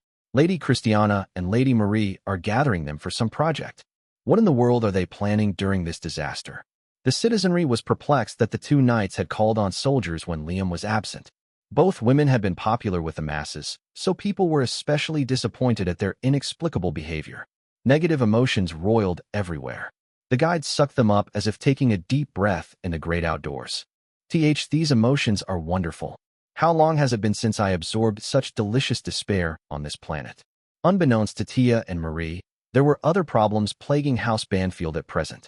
Chengxi was trying to kill Liam's junior apprentices, for whatever reason, and several government officials were taking action for their own gain. The military was also dealing with corruption. In the past, House Banfield's military had been made up of diligent individuals, but more and more questionable soldiers joined during its expansion. Thus, many military personnel were taking advantage of the current situation in an effort to get ahead. That was unexpected, but good news for the guide. Furthermore, Isaac and Bowery were already doing as they pleased within House Banfield's mansion. Isaac was an arrogant child, but Bowery and the other adults in his orbit could manipulate him easily. Bowery had also reached out to other rotten nobles like himself, and they gathered in House Banfield's domain to partake of its riches. Liam's domain crawled with villains in the process of devouring everything he'd built. Like toppling dominoes, one bad thing led to another, throwing House Banfield into more chaos than anyone could have imagined, and all of it was due to Liam's absence. It's here. My time has finally come. Not even the guide had expected things would get this bad due to his simply removing Liam from the equation. He clenched his fists, his whole body trembling with joy.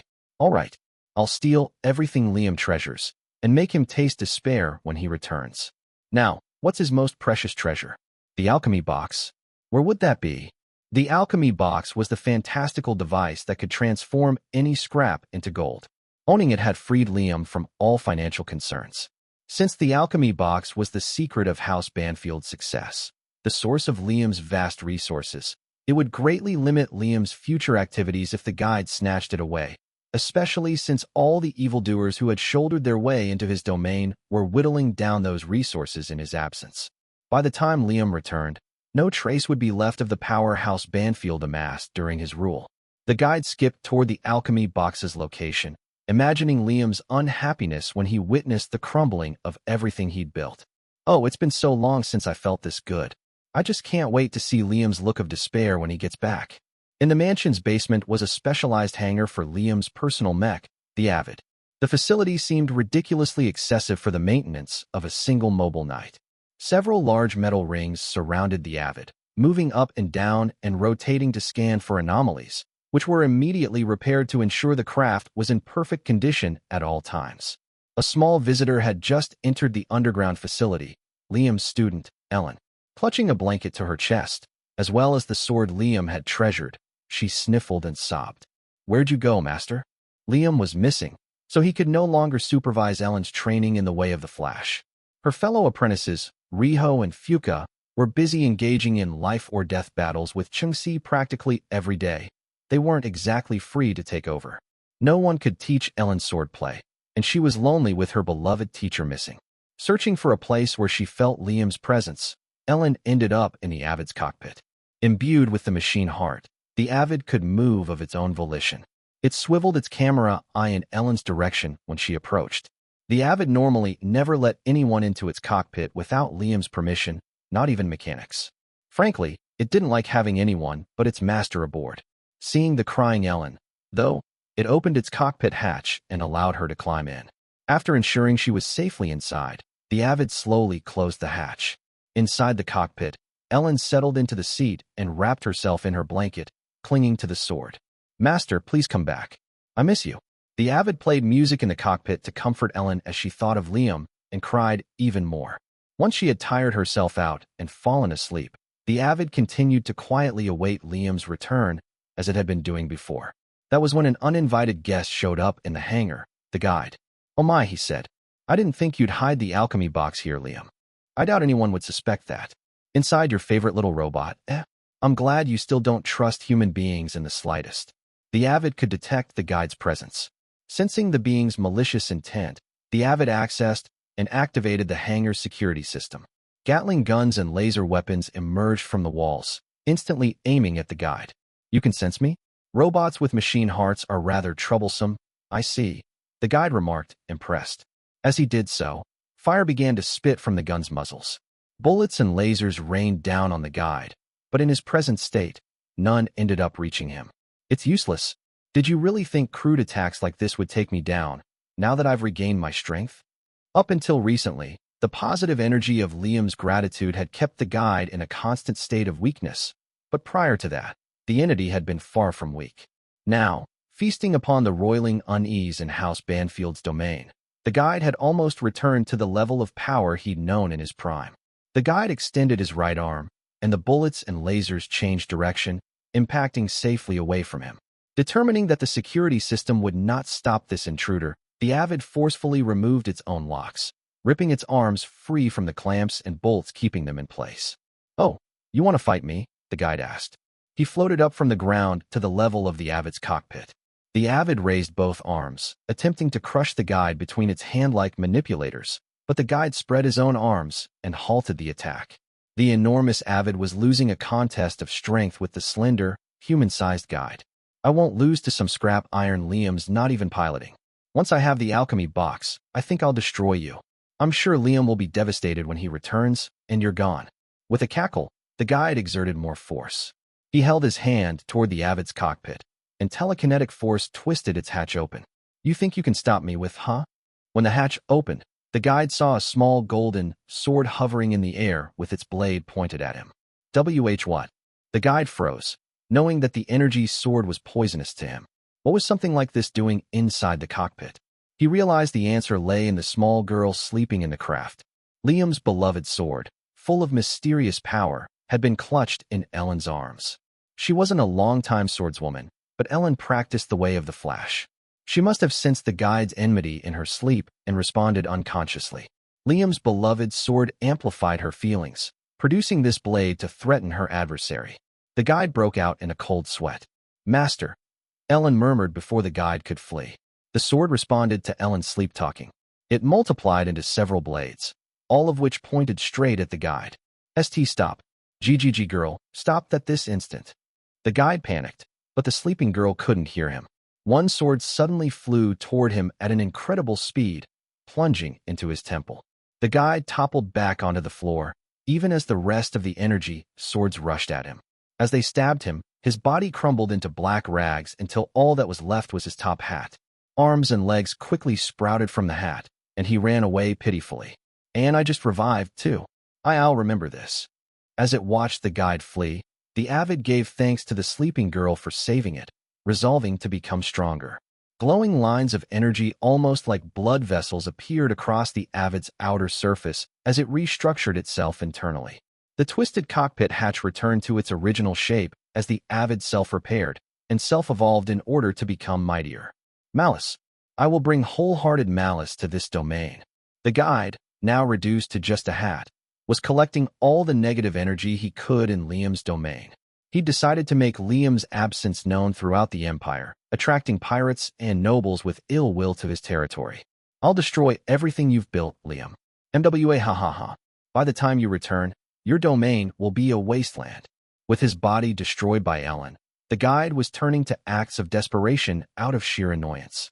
An idea suddenly occurred to him. I know. I'll lend Calvin my aid as well. He won't let this opportunity go to waste. Yes, I'll involve him in this, too. The guide was determined to support Calvin in destroying Liam's domain. I'm lucky, I murmured, lying in bed. Kanai, who stood at my side, nodded. I believe that's true, but what brought this on? Kanai normally guarded me quietly, but I was bored with no one else to talk to, so I'd pushed her into chatting. I was her employer, after all, so I felt entitled to a conversation here and there. Just thought I felt a little good fortune coming my way, I replied. I'd had a strange premonition, but not a negative one. Rather, it had felt like more good luck. Kanai tilted her head, not understanding. You can sense that? Of course I can. I have a god of good fortune on my side. Anyway, tell me how things are going. Kanai had sneaked out among the Demon Lord's army. She reported her findings. The enemy army plans to send soldiers into the city before dawn to open the gates from within. The city will fall easily.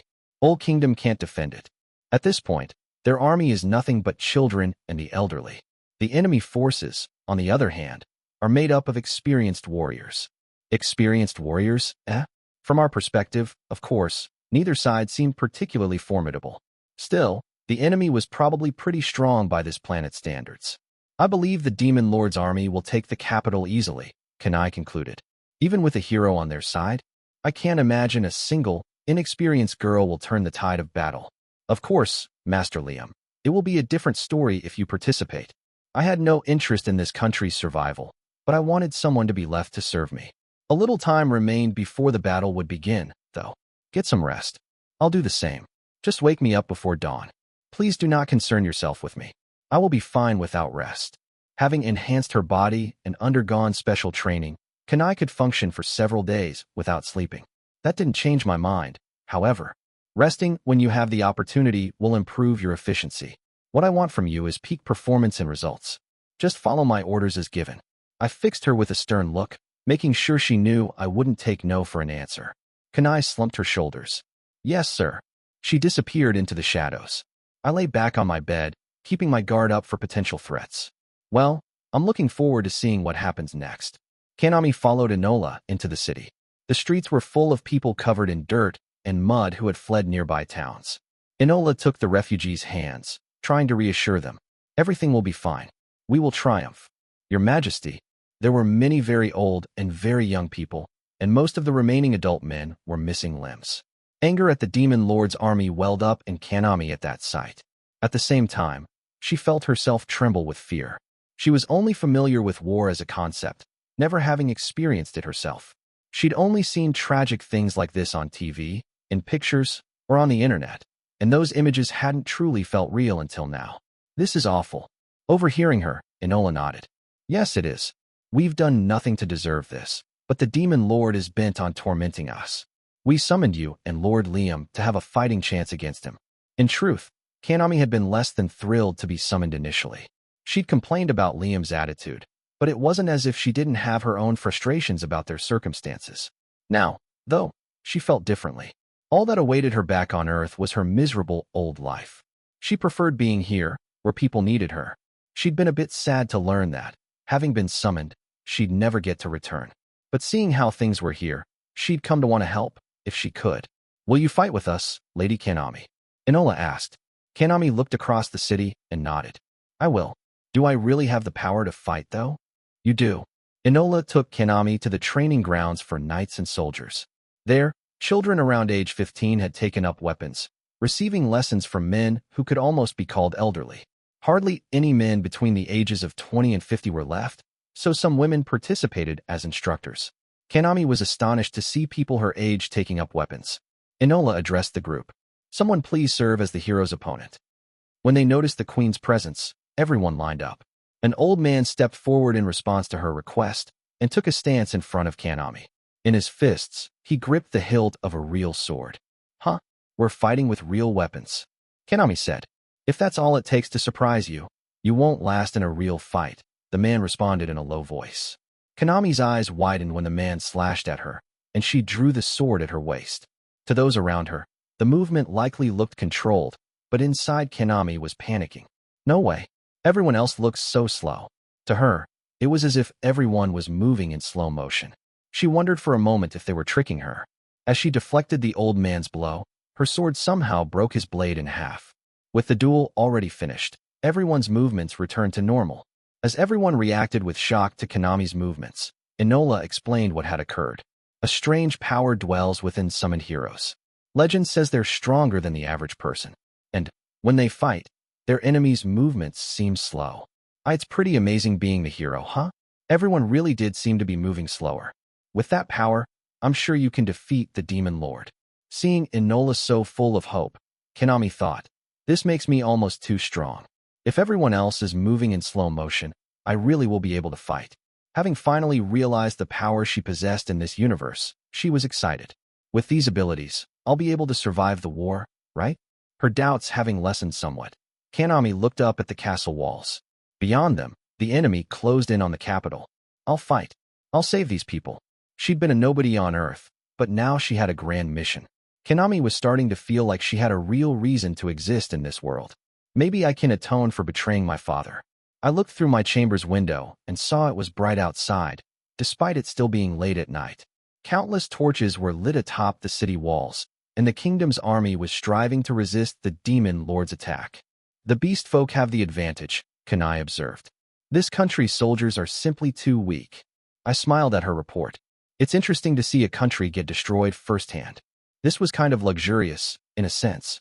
Outside, Old Kingdom's army was fighting for their lives while I spectated from my bed. So, what's Kanami up to? After her disparaging comments about your attitude, Master Liam, she claimed she would drive the enemies back herself. I imagine she won't last much longer. Kanai apparently didn't like Kanami much. I couldn't fully trust her report if she was biased. I heard she's manifested the hero's power, I replied. So, she's not weak, is she? It had been my understanding that Kanami was supposed to obtain some amazing power upon being summoned to this universe. But according to Kanai, that still wouldn't push the enemy back. She received the power to fight, but she's had almost no time to prepare herself. I highly doubt she will fight effectively with so little training. Strength won't prevent her from dying if she doesn't know how to fight. I sighed. It was true, suddenly receiving raw power didn't grant someone success in a war. In other words, the abilities Kanami had gained didn't amount to much in the end. Old Kingdom just buckled down too late. I said, if they had summoned a hero before they became this weak, they would have had more time to train her properly. You could give a person power, but if you just threw them into a battlefield, they wouldn't be any use. I sympathized with the queen, but they hadn't handled the situation well. Master Liam, it's almost time, said Kanai, giving me the reminder I'd requested. Guess I should get going then. I'd like to see those beast folk, after all. You're interested in beast folk? Sure I am. Nidu had often remarked on the appeal of animal ears. Beast folk seemed to be fairly standard in fantasy, and when such beings were involved, there were always plenty of beautiful girls. Of course I was interested. I stood and stretched, then left the room with Kanai in tow. It was nighttime. Woken by Enola, Kanami armed herself in the dark by the light of a candle. Maids assisted her with shaking hands. They must have been terrified. They attacked this late at night? Kanami was surprised that the enemy launched their raid at such an hour. So was Enola. This was out of the ordinary. Night battles are usually avoided, since there's a higher chance of mistaking your allies for enemies. But I suppose those concerns are meaningless to beast folk. Konami's own hands shook as she faced her first real battle. I'm scared. I should be strong now, but I'm so scared. Enola held the girl's hand, entrusting Konami with her hopes. Lady Konami, please protect us. Please defend my innocent subjects from the vicious beast folk. Enola didn't strike Konami as very queenly. She pictured noble queens and princesses as haughty and arrogant, but Enola wasn't like that at all. She was sweet and kind. Konami smiled at her, wanting to be her strength. Just leave it to me. She's always thinking about her citizens. I guess that's because she's royalty. Atop the castle walls of Earl Kingdom's capital, a fierce battle was taking place. The beast folk had invaded in the night, and the kingdom's army was trying to fight them off. Brawny beast folk had successfully climbed the walls and engaged the human soldiers. A beast man crushed a human fighter's head. Weak, so weak. We could never lose to humans, he shouted. When Konami arrived at the battle, she found the humans dropping like flies. Anger filled her when she saw the corpses piling up on the wall. You won't get away with this. The beast folk just guffawed at Konami. Look, a woman, one called. They must be all out of real soldiers. We've won this war, Aurea. Huh? A deep wound gushing blood had opened in the laughing beastman's gut. He hunched over, clutching at it. Konami trembled when she saw the damage she'd inflicted with the bloodied sword in her hand. She could still feel the sensation of cutting into the creature. This is war.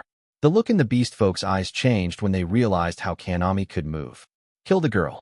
Hurry. Kill her. Otherwise we'll. More beast folk lunged at Konami, but she deftly avoided their attacks. She saw every move they made long before it arrived, so it wasn't difficult to dodge their strikes.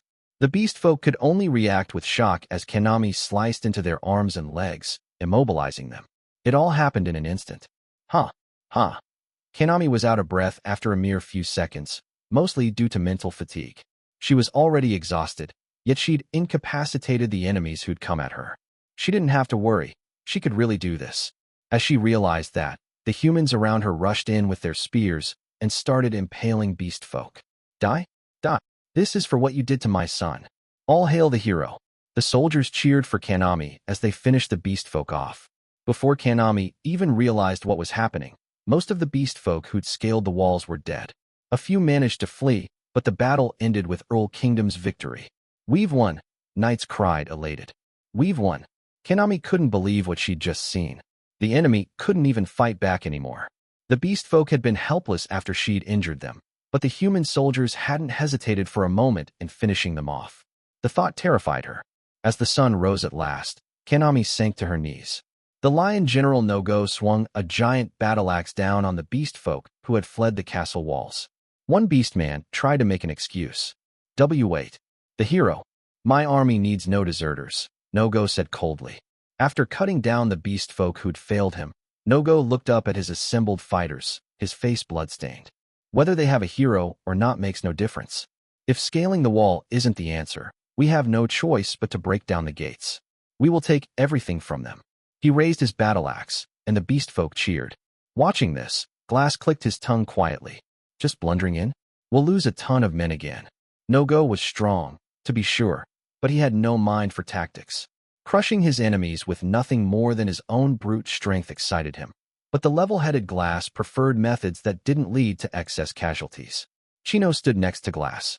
Her eyes twinkled. It's finally time for the battle, father. Glass put a hand on his innocent daughter's head, and her ears drooped happily. Out of concern for her well-being, he gave her some words of advice. Do whatever it takes to survive. Only those who survive become strong. I'll defeat all my enemies and make everyone see that I'm strong like you. Father, you don't need to do that. Just, before Glass could caution Chino further, the clamoring beast folk suddenly went silent. Intense pressure emanated from within the castle walls. Even Chino, who had been upbeat a moment earlier, trembled with her tail between her legs. Father, what is that? Is this what the demon lord feels like? Glass glanced at Nogo. Apparently it wasn't, since Nogo appeared just as wary of the odd sensation. All troops, ready yourselves. Nogo commanded his army. At his words, the clans immediately fell into formation, raising their weapons. None of the beast folk retained the relaxed air they'd had before sensing the pressure beyond the wall. Nogo motioned to one of the tribes with his chin, ordering them forward. The beast folk obeyed and promptly charged the fortress gates. No arrows rained down as they approached the walls. Instead, The gates simply opened the moment the beast folk reached them, as if to invite them inside. The beast folk were confused, but if the gates were open, what option did they have but to hurry in? As they did so, however, the whole group vanished in an instant. What? Glass's eyes widened in shock. His allies had simply disappeared? That was how it had seemed, but a second later, he smelled blood around the gate. When he strained his eyes, he saw pieces of the beast folk who'd charged the gates scattered around the area. Some of their remains had even reached the feet of the rest of the troops. He had no idea what had just happened. All he saw beyond the open city gates were the streets of Earl Kingdom and a lone man. The man smirked at them, a slender sword resting against his shoulder. Then he raised his free hand and beckoned in a gesture that said, "Come at me." Nogo's mane bristled with rage. "You think you can provoke me? All troops, charge." As the beast folk surged forward, Glass alone was held back by his instincts, which told him it was too dangerous to enter the city. He felt many of the beast folk likely realized that, but resisted their instincts and charged forward with the rest, since they knew Nogo would kill them if they defied his orders. Ugh! Glass was so confused. He hesitated in telling his own clan to move, and they lagged behind the others. "Father, order us forward," Chino urged, noticing that they were being left behind. "We have to charge too." Despite Chino's insistence, Glass was too terrified of the man beyond the gates to move. However, Nogo's orders were absolute. If Glass defied them, Nogo would annihilate his whole clan, even the family members the warriors had left behind. His face twisted with dismay. "We charge," Glass finally ordered. As the wolves howled and joined their advancing comrades, sweat poured off Glass. He could not silence his own protesting instincts. Chapter 8. The Biggest Villain. Liam stood in the square just inside the castle gates. He was surrounded by soldiers holding bows, who trembled at the approaching horde of beast folk. Kanami and Enola watched from a safe distance, unnerved. They had no idea what Liam planned to do. He suddenly decides he's joining in and orders us to open the gates? Kanami said in disbelief. What is he thinking? Kanami didn't know much about war, but she understood that gates should be defended. Enola felt the same, and she'd had no intention of granting Liam's request. Contrary to her will, however, the gates did open. Enola couldn't believe her eyes. I gave no such order. Who opened the gates? The knights and soldiers around her were just as confused. We sent several men to check, but none have returned. What was happening? The beast folk who charged the gates went flying the moment they neared Liam.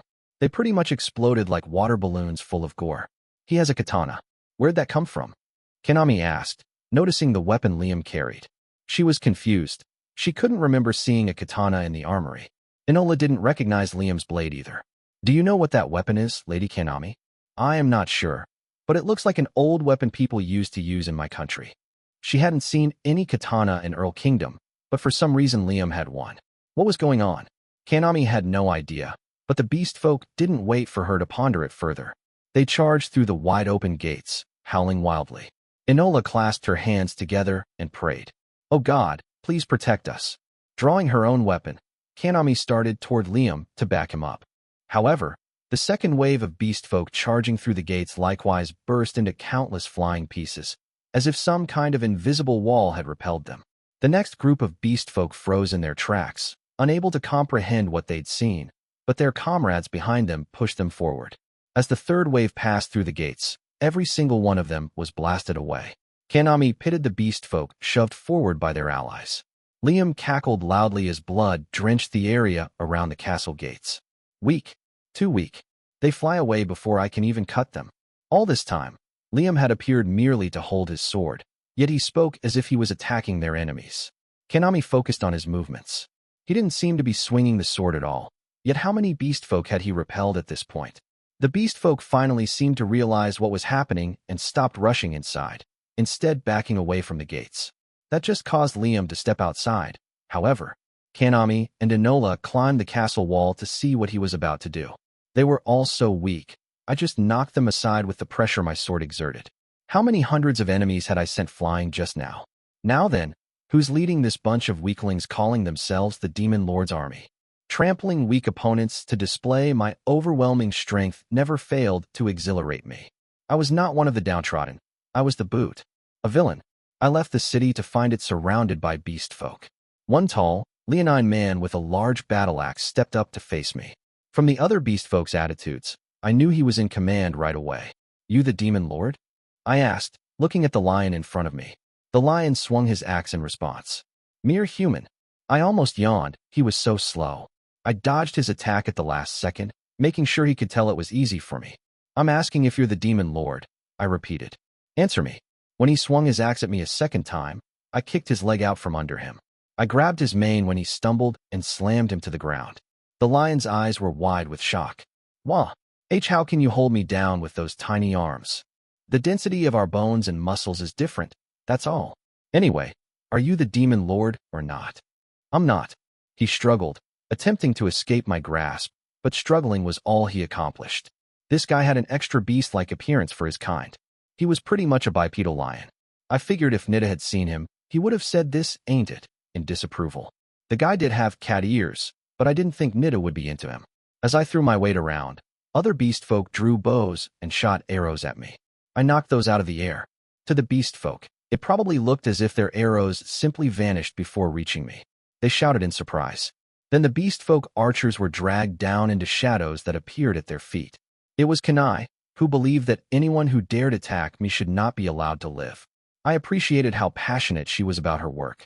After disposing of the beast folk within the shadows, Kanai tossed their bodies out onto the ground. The other beast folk cowered in fear at the sight. I released the lion, but he sprang to his feet and swung his axe at me again. Couldn't he at least listen to what I had to say? I was forced to dodge once more before resuming our conversation. Where's the demon lord? I want to meet with him personally. Take me to him. The demon lord is far more important than the likes of you humans, the lion snarled. It would be disrespectful to allow you to meet with him. Disrespectful? To meet me? Guess he doesn't know that I far exceed this demon lord in importance. At that point, I lost all interest in the lion. Oh yeah? Die then. If I unleashed a flash on him, as I had the others, he would have been blown apart completely. Instead, I went out of my way to draw my sword from its sheath and behead him slowly. The surviving beast folk rounded on me, rage in their eyes. Simmer down, I commanded. They froze. As I attacked, I swung my katana slowly enough for them to see the movement. Dozens of beast folk heads flew from their shoulders. This time, they had to be aware of exactly what I was doing. They finally quit coming at me and fell silent, and I took that as a sign that they were willing to listen to me now. You have two choices. Obey me, or resist and die. Go ahead and choose. The beast folk looked to one another. It seemed they finally understood the difference in strength between us. The brawny warriors knelt, knowing they were no match for me. What a wonderful sight. You'll just have to curse the queen who summoned a villain like me as a hero. It seemed all the beast folk had admitted defeat, except one who leaped out in front of me. There was hardly anything beast-like about her. She was basically a human with dog ears and a tail. She looked like a girl cosplaying. I pictured Nitty giving her a thumbs up. I represent the WWWW wolf. She jumped before me as if to challenge me, but she stammered so badly I barely understood what she said. Those canine ears that should have stood straight drooped pathetically, and her fluffy tail curled between her knees, which knocked as she trembled. Clearly, she was terrified. Incidentally, I was a dog person. I'd had a dog in my past life, and when I scolded it, it had trembled and dropped its tail just like that. This girl made me remember that dog fondly. She was desperately trying to convey something. I had run out of patience. Are you a dog? If you're a dog, I'll allow you to live. Not a dog. Ugh. I have no idea what she's trying to say. She was far too afraid of me even to speak more, yet I found it utterly adorable. She was suddenly cute beyond belief, now that I'd noticed she was dog-like. I decided to help the small beast woman relax. Calm down. Come on, take a deep breath, I told her, sheathing my blade. Pho. Huh. She was so stupidly cute, taking a deep breath after her enemy told her to. Recalling my past life made me wish I had a dog again. I wasn't sure about getting an actual pet, though. Their lifespan was the issue. Given my longevity in this universe, a dog's life would be over in an instant for me. I could probably extend its life to a degree, but we'd still part incredibly soon after meeting. That just sounded painful. What about this girl in front of me, though? If I enhanced her physical abilities with an education capsule, it would extend her lifespan, too. Yes, that might just work out. Finally able to speak, the girl introduced herself. I am Chino, daughter of Glass, the strongest warrior in my clan. Oh yeah? So, are you a dog? I didn't care whether she was a warrior or whatever, just whether she was a dog or not. Chino's face flushed with anger. Don't ridicule us. We are proud. I was disappointed. It seemed she was going to tell me she wasn't a dog. But a voice yelped from somewhere yelped, "We're dogs." I looked in the voice's direction and saw a group of beast folk that resembled Chino. They must have been her clan. Chino's eyes widened with surprise at her comrade's shout. "Father, we are proud wool. We're dogs. We are dogs, Chino." Huh? Chino seemed to balk at the man's assertion. "Who are you?" I curiously asked the beast man who'd spoken up. "I am Glass, Chino's father. May I ask your name, sir?"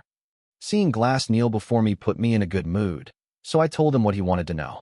"I'm Liam Sarah Banfield, your master, as of today. Serve me, revere me, obey me. Whoever among you would rather disobey me, step forward now, and I'll put down every last one of you." At this proclamation, the beast folk lowered their heads at once. Watching every single one of them bow their head fearfully before me was really great. Chino alone seemed to disagree with her fellows. I'm a wolf. I'm not a dog. Which is it?" I asked Glass with my eyes. He shrugged with an awkward smile. "Chino admires wolves deeply. Ever since she was small, she's insisted she was one. She's really a troublesome girl." "Oh, really?" Hearing that just made me want Chino even more. How cute. A doggo who thought she was a wolf. I knew Nidu would be over the moon about how endearing that was. All in all, Chino was just too cute for me to handle. While I marveled at Chino, Glass had a suggestion for me. "Master Liam, as a gesture of our tribe's submission to our new master, I offer you my daughter, Chino." "Really? Are you sure? Your daughter? Just like that?" I was shocked. Glass was completely nonchalant. "It will not be a problem." They don't seem to care much about their kids in less sophisticated civilizations. Well, I guess it isn't that different in the Empire. Its citizens could be just as prone to treating people as if they were expendable. She is about the age when she should become independent anyway, Glass told me, looking at his daughter. I'd thought she was just a kid, but I guess she was whatever age passed for a young adult on this planet. Chino wasn't having it, though. "Father, please wait. I don't want this. Just do as I say." Glass was firm with his disobedient daughter. "Can't you see the survival of our clan is at stake?" Chino cringed at her father's harsh glare, looking exactly like a chastised dog. My affection for her grew by the minute. My dog from my past life really had sulked just like Chino was doing. This one exchange alone made being summoned to this planet worth it. I'd escaped Brian and obtained a cute new pet. What more could I ask for? "Well, all right," I told Glass. "I'll take good care of your daughter. Also, like I said, I'm your people's new boss starting today. Just keep in mind that I'll destroy all of you if you defy me." Having tamed the beast folk, I returned to the fortress city triumphantly. Liam sat on the throne in the castle's audience chamber, speaking with the kingdom's top brass about the beast folk. "The demon lord has minions?" "Yes. There are 4 of them, including the late Lion General No-Go. They call themselves the Elite Four." "Yeah, I'll pass. I don't care about fighting them," Liam decided. "I'll just go straight to the demon lord and finish this." He was barreling toward defeating the demon lord without even asking anyone else's strategy. Konami's irritation grew as she listened to him speak. What is wrong with you?" she asked. "These Elite Four are tormenting people, and it doesn't even occur to you to help them?" Liam couldn't have cared less about the havoc the Elite Four were wreaking throughout the kingdom. What's it matter? Taking out whoever's at the top is the most basic goal of a war. Stay out of it, amateur. Amateur. Konami was insulted. Liam looked at her coldly. "You have no right to rake me over the coals when you can't even bring yourself to finish off enemies. You hesitated, didn't you? You won't be any use out there. Just stay behind here in the castle. Don't worry. I've got time to kill while I'm here, so I'll take down the demon lord for you." Time to kill. To Liam, his horrific fight with the beast folk had been nothing more than sport. Konami balled her fists, hung her head, and clenched her teeth. "Do you even know how many people died?" she eventually squeezed out. She thought back to what she'd witnessed earlier. The young knight, who'd been so affected by her words about giving people the benefit of the doubt, had perished. They'd spoken only a few hours ago, but now he was nothing more than a corpse. That saddened Konami beyond words. Liam, however, looked at her as if she'd made a remark about the weather. "What of the death toll? That's no fault of mine. It's their war. In fact, they should be thankful. I'm the only reason they weren't completely wiped out." "You're a hero too, aren't you?" Konami shouted. "Sure I am. That's why I saved them. Which reminds me, I haven't received any thanks yet. Enola, I suggest you hurry up and hold me a victory banquet." In response to Liam's haughty demand, Enola stepped forward. Sir Hero, our victory is indeed thanks to you. However, I heard nothing about inviting beast folk into the castle and allowing them to serve you. Well, I didn't tell you, so of course you didn't hear about it. It's not like I need your permission. Our people have long been tormented by the beast folk. They will be no more satisfied with this development than I. Old Kingdom had quite a few grievances with their enemies. Kanami couldn't articulate a response to Enola's frustration, but Liam had an easy reply for her. Who said I had to ensure you were satisfied? Satisfied or not, I don't care. Who do you think you're talking to? He had no respect for their feelings. A young knight drew his sword and pointed it at Liam in righteous indignation. How dare you speak to Her Majesty that way? Not only do you invite beast folk into our home, you disrespect our ruler. We don't want anything to do with you anymore, and we'll kill every one of those beast folk besides. The other knights and ministers in the audience chamber agreed, airing their grievances with Liam. How can you call yourself a hero? Lady Kanami is all we need. Arrest him. Everyone in the audience chamber was getting worked up. Kanami understood their anger. She wasn't sure they should really call for Liam's arrest, but ultimately, she didn't intervene. Nothing I can say would stop them. She didn't want Earl Kingdom's army to slaughter beast folk indiscriminately, but their own families had been killed. She couldn't give them an easy platitude like killing is wrong. In the end, she knew she didn't have the words to persuade them. Liam slowly stood. Then, in the blink of an eye, he was at the side of the young knight who'd drawn his sword. He decapitated the knight with his bare hands. The noisy audience chamber went silent. Everyone understood what had happened quickly.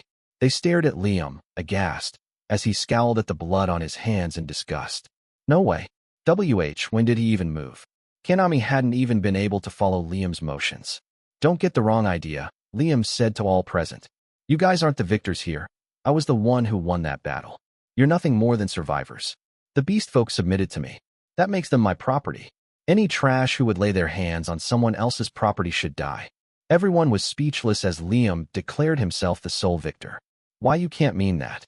Enola protested, unable to accept what he'd said.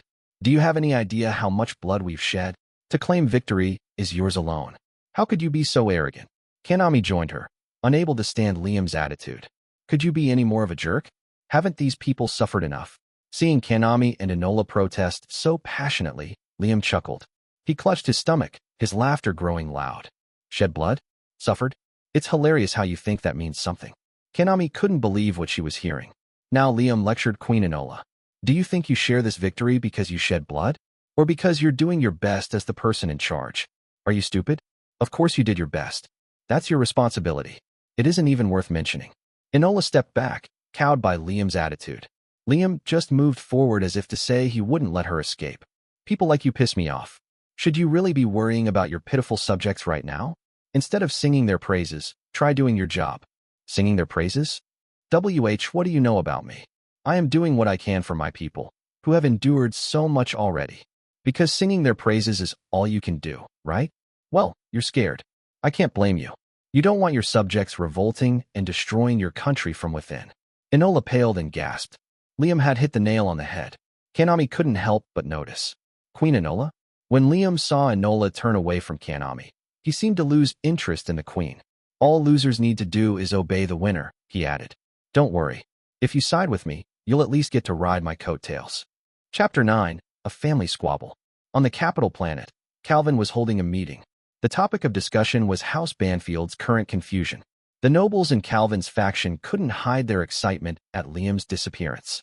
Watching their meeting from the shadows was the guide, still in his diminished hat form. Time to make your move, he exclaimed.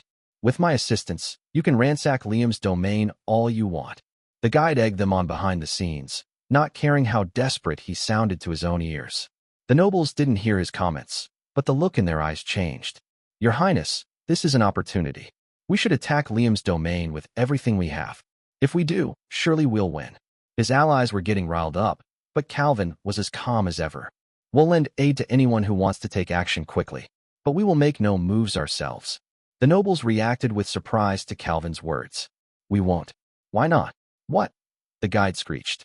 Calvin apparently didn't intend to take advantage of the opportunity before him, and in the guide's current weakened state, he couldn't manipulate the man. Calvin calmly went over the reports in front of him. It's difficult to believe Liam could be caught like this. If summoning magic was all it took to throw House Banfield into turmoil, we would never have had so much trouble with them in the first place. I'd say there's a good chance this is a trap.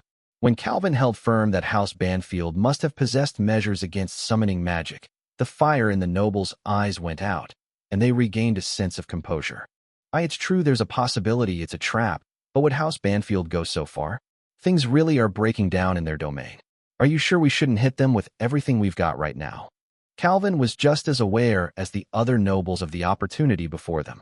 Still, he had no intention of getting involved in the situation. There's no need to set foot in the trap he's set for us. If it turns out this isn't a ruse, House Banfield's power will weaken without our interference. The nobles exchanged glances. Even if Liam manages to return, the mess he'll come back to will take years to clean up. Decades, in the worst case. Maybe even longer. No need to get involved. Rather, we should take this chance to build our own strength.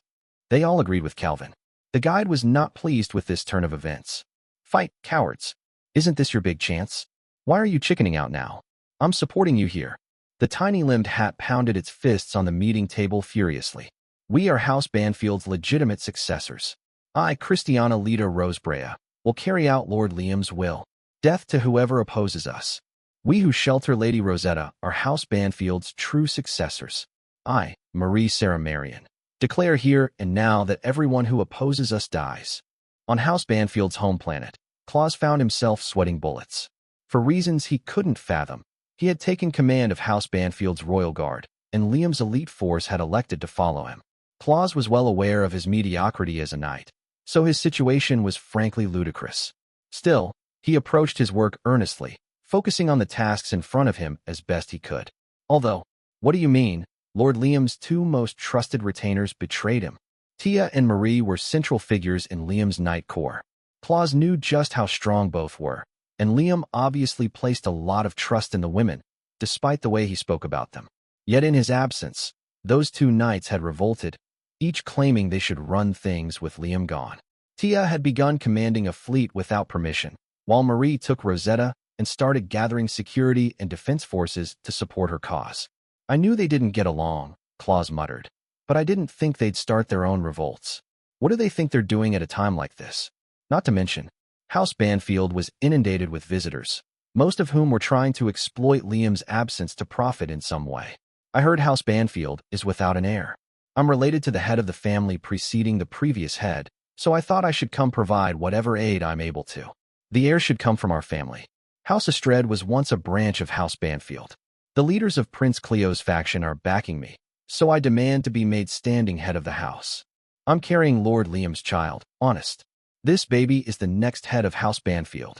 These opportunists swarm them from dawn to dusk almost every day, clearly after nothing more than House Banfield's wealth and influence. Claus was the only person in a position to deal with them, despite having other tasks to take care of. To make matters worse, space pirates strayed into House Banfield's territory constantly, and dealing with them fell to Claus too.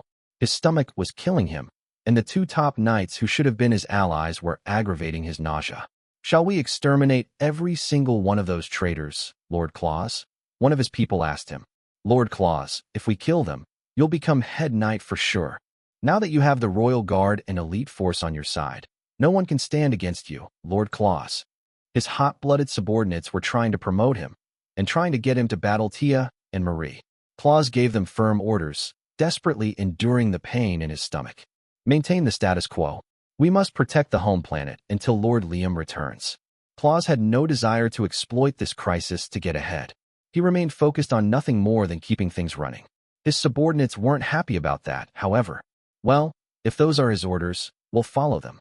I still think he'd be guaranteed the head knight role if he made use of this situation. Lord Claus is the one person protecting House Banfield now. Shouldn't he get more recognition? They were mostly complaining about Claus's circumstances, not Claus himself. Still, Claus was aware of their feelings, and they made him nervous. This isn't good. At this rate, my men will blow everything up and start a war. Lord Liam, please come back. Keith and the knights who'd accompanied Isaac acted as if they owned House Banfield's mansion. They wholeheartedly believed they were House Banfield's true knights, since they'd formerly served the family for generations. They were kicking back in a luxurious lounge meant for the family's top brass, opening expensive bottles of alcohol to enjoy as if it was their right. Joining them in the lounge to feast and drink were those cozying up to the new management. It wasn't just the 3 government officials. Some of the mansion's human maids, servants, and even military personnel turned up. That showed how many people had joined House Banfield out of ambition, not loyalty, during Liam's rapid climb to success. Among the revelers was one of Calvin's spies, along with an operative from another country. Both aimed to add fuel to the fire while House Banfield was in chaos. Keith knew about the operatives, but left them alone, simply because they were actually cooperating with him. He believed their assistance could help reinstate him as House Banfield's head knight. Enjoying another glass of expensive alcohol, Keith reflected on the current state of House Banfield. I'm impressed by the growth they've achieved in the last 100 years. Beautiful women in dresses and made uniforms saw to his every need. Keith's skills as a knight notwithstanding, his enjoyment of women and liquor marked him as the worst kind of man. And he was basically a traitor to the family. He'd abandoned House Banfield when Liam was young. As one might expect, the knights who served a man like that were treacherous ruffians themselves. They'd ransack the mansion, bringing whatever treasures they found back to the lounge and divvying them up. Check out this sword. This thing's jaw-dropping. I found a state-of-the-art mobile knight in the hangar. It's my personal craft from now on, got it? Hey, I want a personal craft too. Would you find me one? They were more like bandits than knights. Finally, one knight did something unthinkable. He returned to the lounge dragging a maid robot, one of the mass-produced units working in the mansion. Her clothes were torn, her joints destroyed by his mistreatment. Having reached the lounge, the knight seized the maid robot's head and tossed her in front of Keith and the other men. Oddly, the maid robot strove to escape them. Seeing her struggle with her mangled joints made the men burst into laughter. Liam's a serious pervert to have dolls like this all over the mansion. He has no pride as a noble. He's just some brat trying to look cool by hunting pirates. Hey, it's cause of him we can live it up like this. How about showing a little gratitude? One knight said with a mocking laugh. Won't it be a pain if he comes back? Asked another, acknowledging that they could only do as they liked because Liam was gone. No need to worry about that, answered Keith. Prince Calvin will support Lord Isaac's ascension to head of the household. Really, Keith, it would benefit him for Lord Isaac to run the family. Liam is Prince Calvin's enemy, after all, so there's no doubt about it. As Keith said this, he glanced at Calvin's spy, who nodded and smiled in confirmation. Even if Liam returned, there would be no place for him here. Uncertainty dispelled, the knight trampled the maid robot. Then it won't be a problem if we break Liam's little dolls, will it? It makes me sick to see them wandering all over the place. He raised his foot to stomp on the robot again, but a voice rang out in the lounge. What do you think you're doing? It was Brian. Keith stood, rolling his eyes at Brian's indignation.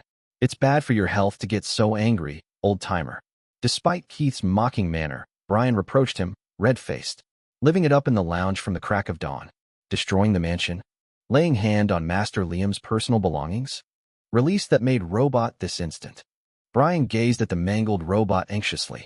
Amused by his attitude, Keith taunted the butler. What is there to be scared of? It's just some doll. They're all the same, aren't they? He kicked the maid robot over to Brian. Tadiyama, hell, look what they've done to you. Seeing that Brian's face had blanched, Keith reached the wrong conclusion. So he's scared to stand up to a first-rate knight like me? I suppose I should give him credit for even trying. Still, he's a little too rude.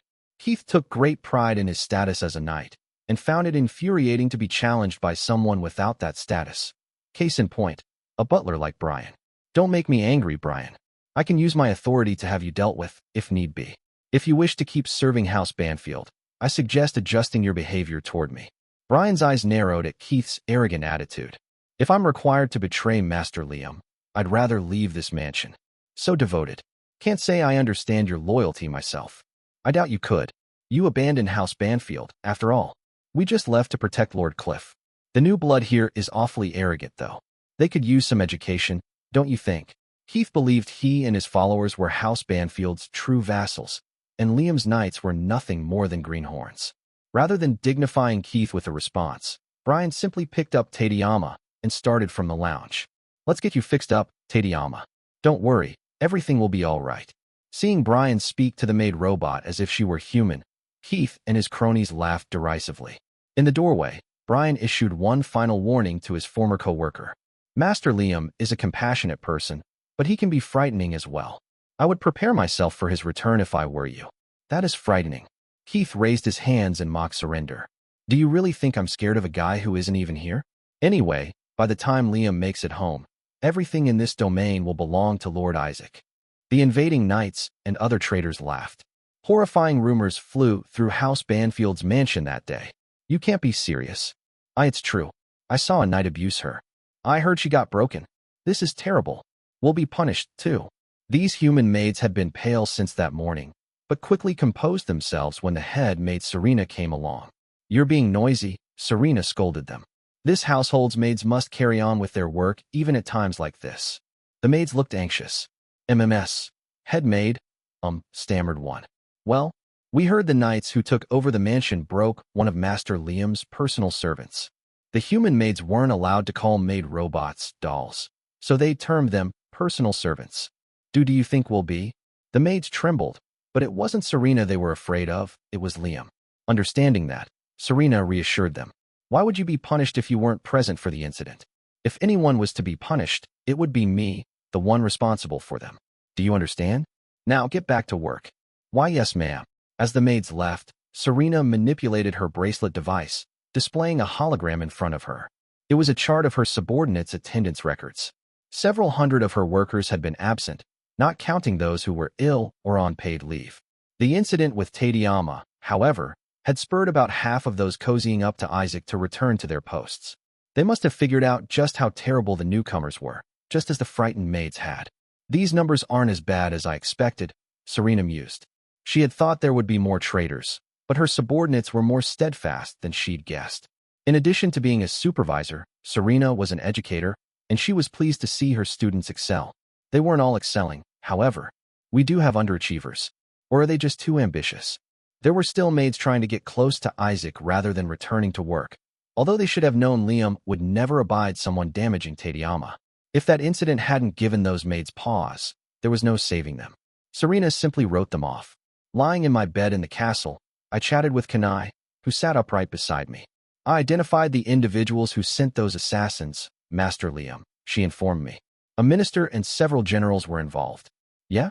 Well, dispose of them, I told her curtly. Kanai looked pleased to receive this order. Is she a workaholic? Yes, Master Liam. May I ask what you intend to do about Kanami? Shall I dispose of her at the same time? She's entirely too disrespectful to you. Given Kanai's capabilities, she could likely destroy Kanami, but I couldn't bring myself to get rid of the girl. Leave her be. Things are fine for now. I get the feeling she'll be fun to tease. Are you sure? Kanai was probably confused because I was usually ruthless. For some reason, though, I didn't want Kanami eliminated. I just found myself wanting to tease her more. It was a strange feeling. I'd rather amuse myself with her than get rid of her, I insisted. I want everyone who's plotting to kill me dead, though. A minister and some Earl Kingdom generals had wanted to assassinate me because I allowed beast folk into the castle.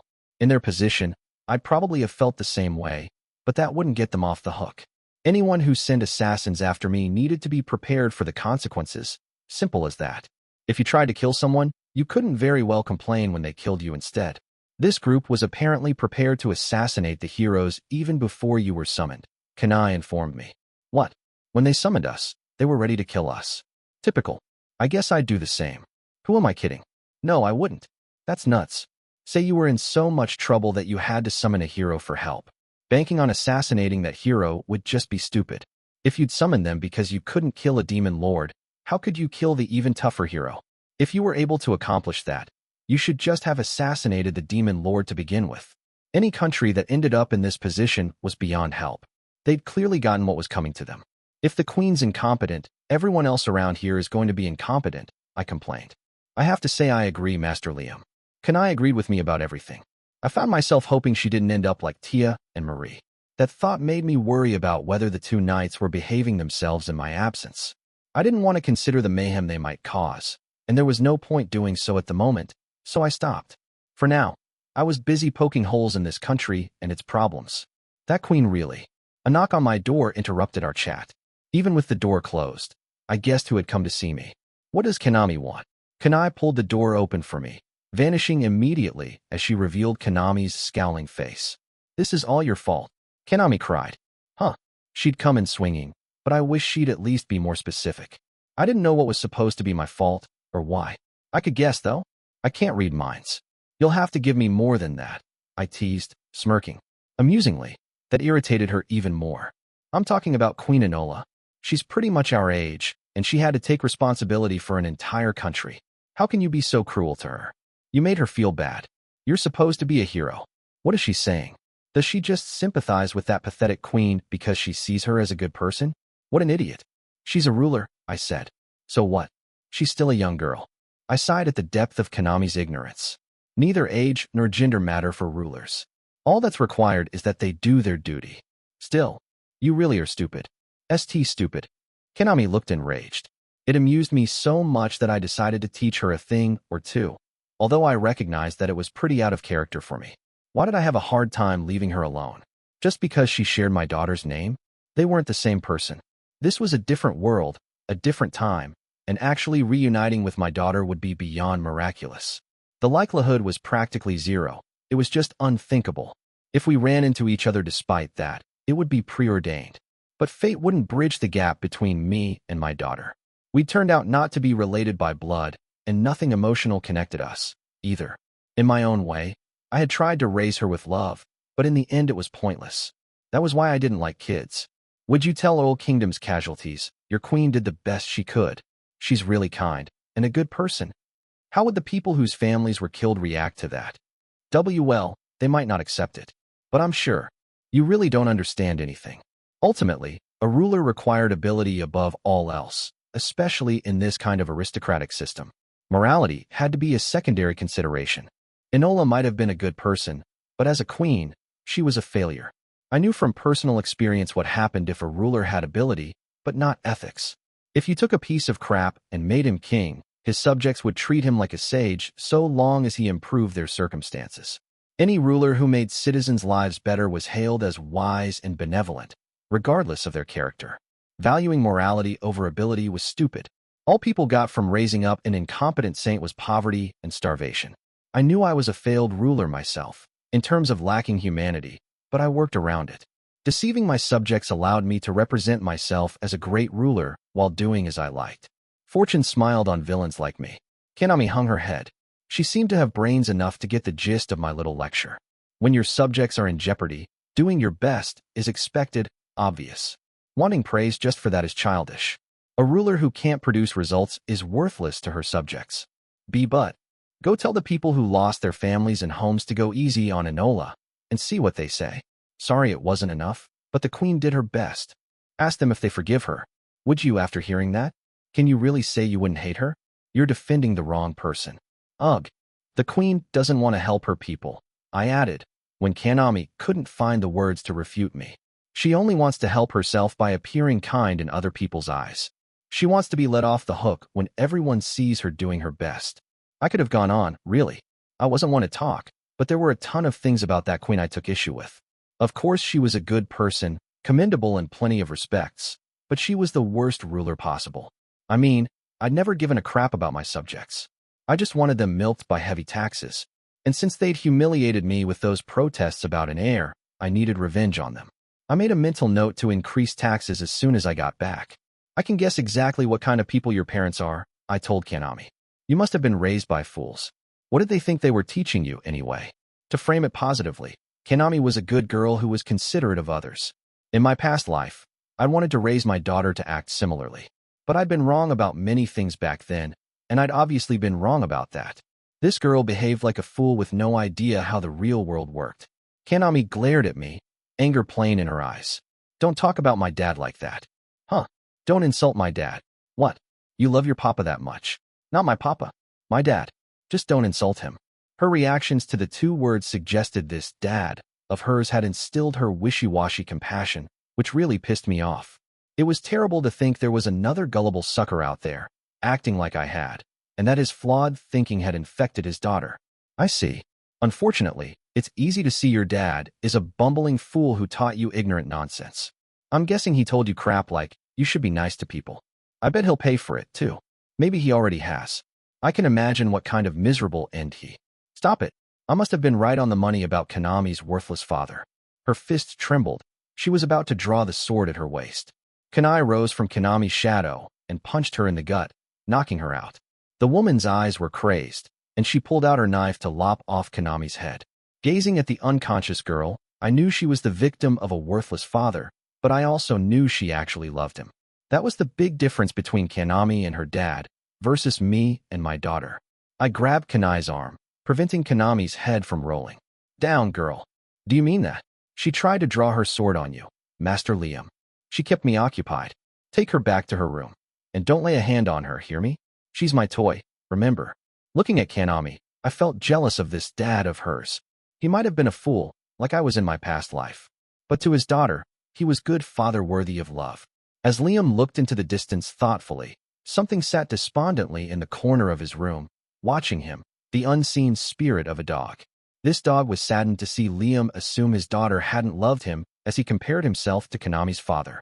The dog slipped through the castle's walls, headed for Kanami's room. Inside, Kanami sat on the floor, crying, legs pulled to her chest. I'm sorry, Dad. I got so mad when he insulted you, but I had no right to be angry after how I betrayed you. The dog brought his face close to Kanami's, but couldn't touch her. There was no way to comfort her. Frustrated, he left the room to go help Liam somehow. Climbing to the highest point in the castle, the dog let out a long howl. The sound carried all the way to Liam's drone, which hovered in the sky transmitting its distress signal. The drone amplified the dog's howl, sending it farther out to call to those whom Liam needed. Chapter 10. The Demon Lord. A huge ship sailed through space toward House Banfield's domain. Liam's new flagship, to be precise. This ship was a super dreadnought more than 3,000 meters long. As a specially commissioned, bleeding-edge ship constructed by the Imperial Army's talented 7th Weapons Factory, it was a frighteningly capable vessel. It was also ludicrously expensive, crafted to Liam's exacting specifications from a truly staggering amount of rare metal. On the ship's bridge, an engineer cavorted with wild abandon. She was collecting data during their flight to deliver the craft, and she couldn't hide her excitement at the readouts displayed on the monitor in front of her. Tears flowed from her twinkling eyes as she rejoiced over the technological marvel she had seen to creation. Amazing. I want to show these numbers to everyone who ridiculed me saying they were only theoretical. Just look at this data. It's exceeding even the expected values. The energy conversion efficiency is outrageous. And the performance. I doubt I'll ever see a more capable ship than this. My own talent frightens me sometimes. As she rubbed her cheek against the monitor, the House Banfield soldiers who had come to collect the finished ship looked on. Even among the top soldiers, they were the cream of the crop, the most elite of Liam's fleet. They took the important delivery they'd been entrusted with very seriously, but they watched Nias's antics with exasperation. Is she aware of the position she's in?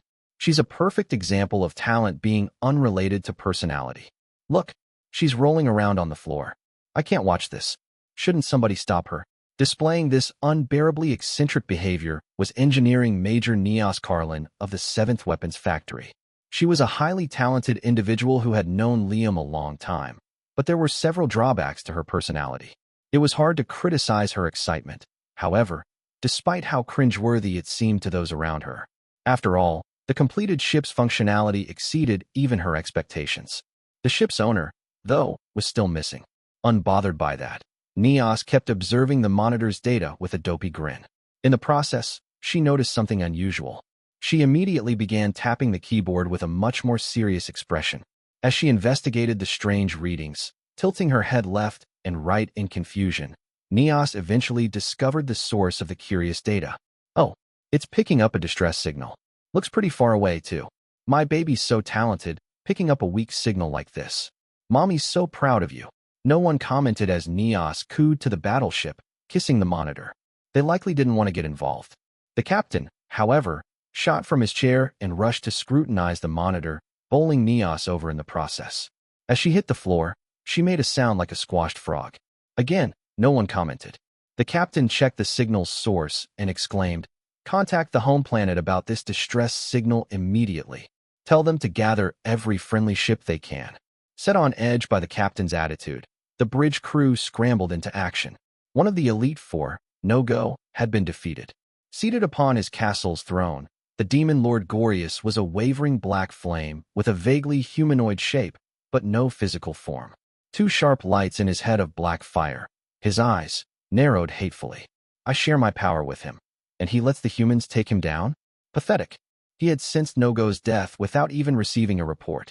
Gorius had imbued each member of the Elite Four, not just Nogo, with a fragment of his power, so the death of one of the four meant losing that power. A trifling amount of power compared to the Demon Lord's full might, but its loss was frustrating all the same. In the end, beastmen are worthless. At least Nogo's troops did their part terrorizing the humans. His loss matters not, since his campaign yielded far more power than I entrusted to him. Gorius did not eat to sustain himself. He absorbed negative emotions like malice, despair, and fear. When the humans grew too numerous, he'd left it to the beastmen to wage war on them and gather their negative energy. The humans' terror filled Gorius's belly, so to speak. He'd long since recovered the strength he'd passed on to Nogo. Still, that didn't make him less annoyed. I didn't think the humans had anyone capable of defeating Nogo, he mused. As Gorius fell into thought, his subordinates kneeled before him, heads bowed. One spoke up, hoping to improve the Demon Lord's foul mood. Please allow me to rectify this, my lord. No, give me this chance, another cried. I'd be better suited. I will defeat the human who bested Nogo. Gorius's gathered subordinates clamored over who would slay this human. The Demon Lord was sick of them. Do they hope I will share my power with them, as I did the Elite Four? Humph. I've tired of manipulating these weaklings. I need to hurry and gain control of this world. Gorius had been defeated by heroes several times, but when he was vanquished and peace was restored, humans started their own conflicts anew without his influence. As long as they continued to create strife, negative emotions would accumulate, and Gorius would use them as fuel to restore himself. Each time he revived, he only became more powerful. Have the humans finally summoned a hero? At this point, it hardly matters. A hero will not be able to defeat me now. I have already surpassed the abilities of a mere demon lord. Gorius was no longer anything like the version of himself heroes had slain in the past. He was confident enough in his current strength that he did not panic, even after learning of this hero's existence. Enough of this. I'll kill my minions and decimate the humans myself. That will create more negative emotions to feed on, further strengthening me. As he decided this, a bloody giant arrived at the audience chamber. Though he knew his entrance was impolite, he shoved the double doors open roughly, rushing inside to make a report. And my lord, the beast folk betrayed us. They've entered the castle with the hero leading them. There, charge. Upon beginning his report, the giant collapsed and expired. The demon lord's eyes narrowed to slits. Oh, he's here to claim my head himself? What a bold hero. In her castle's audience chamber, Enola wore an anxious look. The cause of her anxiety was Liam's march on the demon lord's castle. Acquiring the demon lord's location from the beastmen, Liam had left the capital heedless of Enola's attempts to stop him. To make matters worse, he had taken the beastmen with him. In the audience chamber, a number of the kingdom's key figures were meeting to voice various complaints about Liam. I can't believe he advanced on the demon lord's castle without our knights. Why didn't he seek our assistance? To fight with beastmen at his side, of all things? This is unprecedented. However strong Liam was, they were sure he would need the kingdom's help to defeat the demon lord. There was nothing he could do all by himself. He'd have to acknowledge them eventually. But Liam had never counted on Earl Kingdom's military strength in the first place. 3 days after defeating Nogo, Liam took some beastmen and left for the demon lord's castle.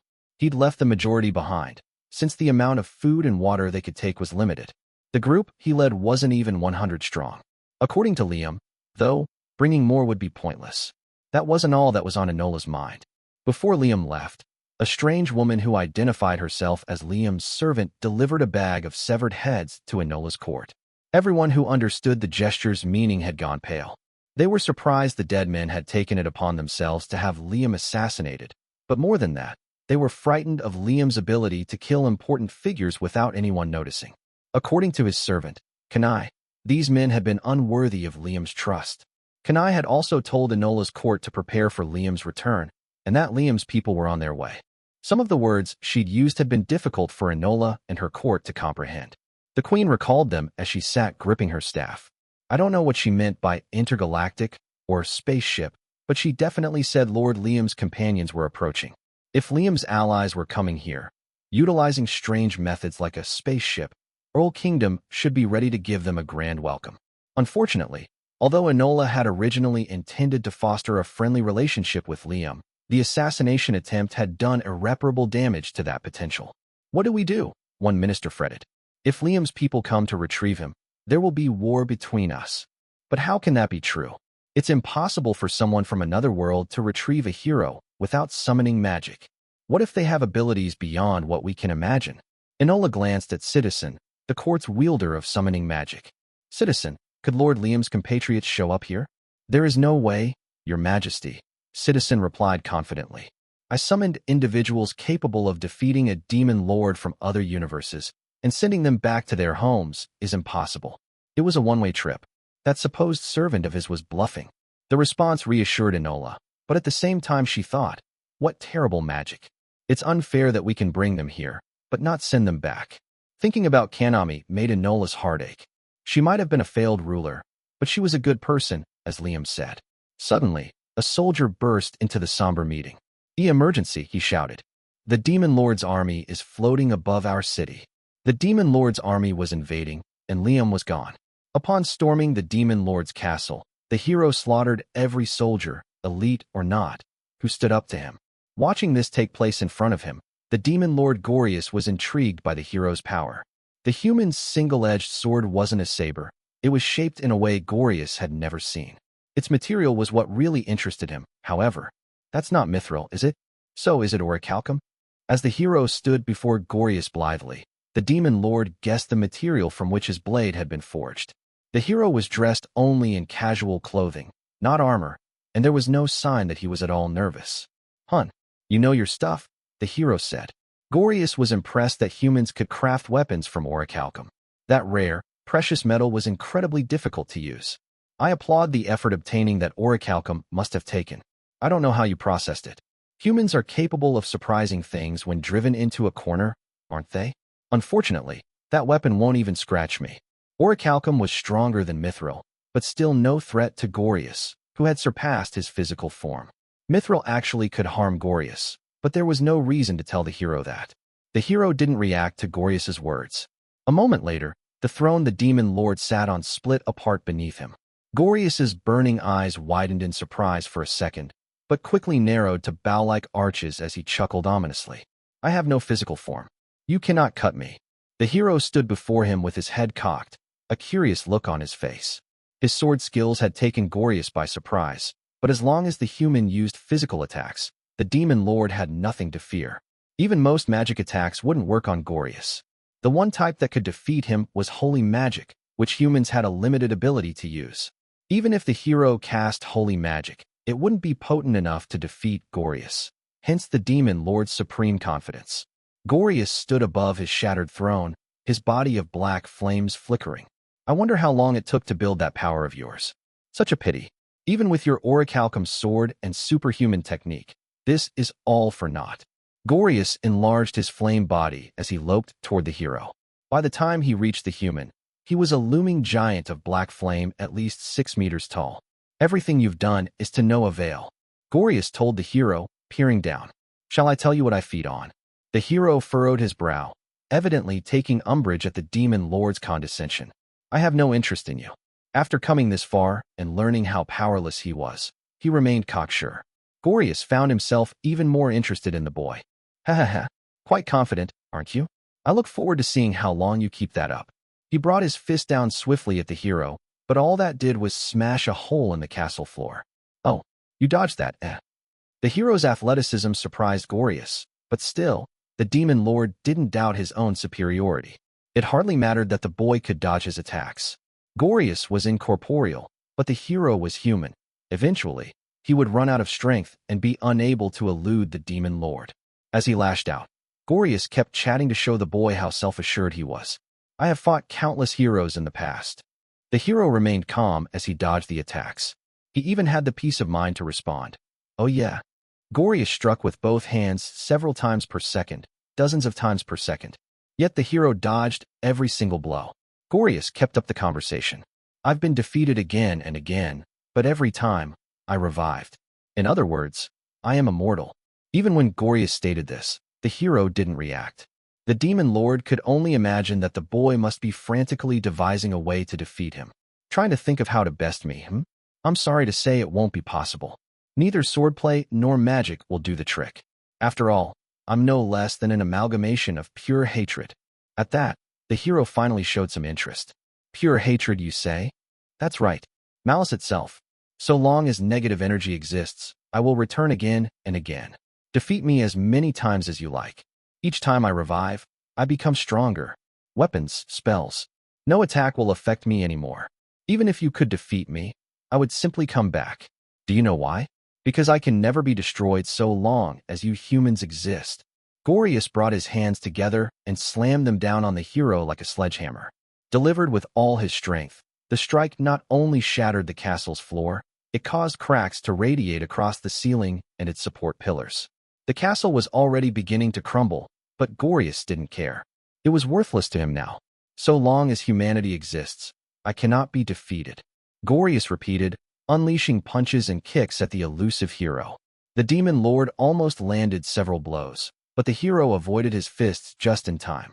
Gorius unleashed a kick at the spot the boy fled to, but he sidestepped that as well. I'll revive as many times as I need to, as long as your kind is around. Gorius bellowed at the heavens as his castle crashed down to a hill of rubble around him. I am evil itself. His black flames flickered as he laughed loudly, until a flurry of thousands of slashes suddenly cut him into fragments. The flames quickly reunited, however, and Gorius was good as new. He was impressed by the boy's shocking abilities. Of all the heroes he'd fought, this was surely the strongest. I respect you for not giving up under these circumstances. You are strong, but that is all. Even with an orichalcum sword, no matter how hard you've trained, you can never surpass me so long as you remain human. It was impossible for the demon lord to lose. Before the supremely confident Gorius, the human hung his head and appeared to shake. The demon lord believed he was trembling with fright, but when the boy raised his head, his face was tense with seething anger. You're evil itself? You shouldn't patronize humankind, weakling. Evil itself? Who did this guy think he was? It was thanks to humans' negative energy that he could survive at all, but he acted like he owned us. Sure, there was likely no one on this planet who could stand up to him, but he was taking humanity lightly. You're too dismissive of mighty humans. I told him, we're sustaining you, so know your place. What? I shouldered my sword and glanced down at my bracelet, noticing its blinking light. If you'll revive so long as humanity exists, that means you can't survive without us, doesn't it? When the demon lord fell silent, I looked up at the sky. Our battle had destroyed the castle roof. I could see dark clouds above us. An insignificant being like you probably can't comprehend this, I continued. But you're not the height of evil. Humans are. It's laughable for you to even speak of evil. The demon lord didn't seem to understand. What are you saying? Prior to me, he'd probably only fought weaklings. He couldn't fathom the human civilizations beyond this planet. If he couldn't even take those into account, he would never go further than this. You think you're evil when you can't even take control of one planet. The number of people you've killed doesn't amount to a fraction of those I've murdered. How many people had I killed? And how much had I destroyed? I'd ended so many lives, I couldn't even count. This demon lord reminded me of a neighborhood bully, a small-time chump playing king of the hill. Have you killed hundreds of millions? I demanded. At that number, the demon lord's fiery eyes narrowed suspiciously. How would I keep track? If you're going to lie, be more realistic. There couldn't possibly be that many humans. This was his opinion, after coming back to life so often. There are hundreds of billions. Even more than that. And I have killed hundreds of millions. I'd massacred pirates and other enemies. A single battleship sometimes contained over 10,000 people, so when I shot one down, how many died? Countless people cursed me. I was far more feared and reviled than the demon lord before me. If anything, I was evil itself. This wimp had no right to call himself evil in my presence. Can you hear the voices of the dead? I snapped. If you can, listen closely. I think you'll find out just how brutal a human I am. The demon lord had a ghostly look. I wondered if he could hear the voices of the dead. If so, he'd get a real fright learning how many souls held an eternal grudge against me. What? The yellow lights that appeared to be the demon lord's eyes went round in surprise. I tossed aside my sword and held my hand up to the sky. Don't speak of evil to me, weakling. Mighty humans like me are this universe's wickedest creatures. I am a true villain. Ellen, my sword. I shouted my pupil's name toward the clouds. The demon lord didn't seem to have any idea what was going on, but I sensed the dark clouds overhead ripping apart as if responding to my voice, sunlight piercing them. The demon lord was shocked. What is happening? What is that? Breaking through the clouds and descending, bathed in sunlight, was the Avid. It dropped with its arms folded in front of it and directed its dual camera eyes toward me, looking positively otherworldly. The Avid shifted its arms out of the way, and the cockpit hatch opened. A happily crying Ellen appeared within, my favorite sword clutched in her arms. "Master!" she shouted, tossing the sword to me. It sped downward toward my waiting hand, as if drawn there. I caught the blade by the hilt and drew it from its scabbard. "Behold, puny demon lord. I'll put you down with my favorite sword. I'll erase you, so you'll never be able to revive again. I would teach a hard lesson to anyone so wrong about humans." Chapter 11. The Demon Lord's Demise. The demon lord Gorius had witnessed something unbelievable. A massive metal giant had descended from the heavens. Hovering in the air, the titan stared down at him, its body impossibly composed of metals straight out of legend and myth. Gorius had no idea where it could have come from. It was abundantly clear to Gorius that the giant was an entity of a higher order than himself, and that it was essentially alive. It clearly had its own will, and acknowledged this hero as its master. Gorius could also tell that the giant was enraged at him. Its artificial eyes stared down at him. There shouldn't have been emotion in those eyes, but Gorius sensed that the giant regarded him as no more than a roadside pebble bothering its master. Gorius shuddered. His instincts screamed that he would never beat the airborne metal giant. If he challenged the monstrosity, it would destroy him without a trace, and he would never revive. Even if he managed to, he would lose to the giant again. This metal giant was threat enough, but the hero before Gorius was even more unbelievable. Seeing the sword in his hand scared Gorius worse than spotting the metal giant. That weapon is impossible. How could it exist? There was something inside that sword, just a trace of it, but it terrified Gorius. He didn't want to be anywhere near it. The blade's metal resembled gold, but was something far rarer. The demon lord wanted to scream and weep with the weapon merely pointed at him. It was far too powerful to wield against someone like him. It was comparable to sending an army of 10,000 to squash a single bug. Even more terrifying than his weapon was the hero himself. Just what is he? He called himself evil, said that humanity was the true evil, but Gorius sensed the will of tens of billions of humans united by worshipping the man. The wishes and prayers of the people whose lives he'd saved protected him. That positive energy sparkled like gold dust, strengthening the hero. It was a holy power, the very might of the divine. Now that he'd armed himself with his holy weapon, the power had manifested, allowing Gorius to observe it. The demon lord couldn't believe that such holy power protected this boy, that he could even wield it without realizing. More unnervingly, it wasn't just living people whose energy empowered the hero. He also drew power from the dead of multiple planets. He's more than human, was all Gorius could think. He'd never met a human being like this in his long existence. He'd come to accept that the hero was far more evolved than himself, and far superior. Glimmering with divine might, the hero raised his terrifying sword. It shone with a golden light. That light alone was poison to Gorius. Stop. Please, no more. The hero didn't even seem aware of the light, but Gorius felt his essence burning everywhere it touched him. "You aren't evil," the demon lord cried out. "You're something else." He tried to say more, but the hero was no longer interested. "Shut up. I have nothing to discuss with you." The hero lifted his sword higher. Gorius's instincts screamed at him. "If I'm killed with that weapon, I'll never revive again. I'd rather take my chances with the giant in the sky." He made up his mind to flee from the hero. As he shot into the air, the hero gaped in surprise for a moment, then held his stomach and laughed loudly. "The demon lord's running away? Avid, would you handle him?" The hero allowed Gorius to escape into the air.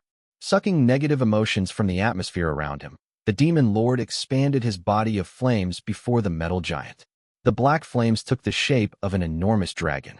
In this sinister form, Gorius was over 100 meters long. "I'd rather fight you than the hero, and revive again later," Gorius said.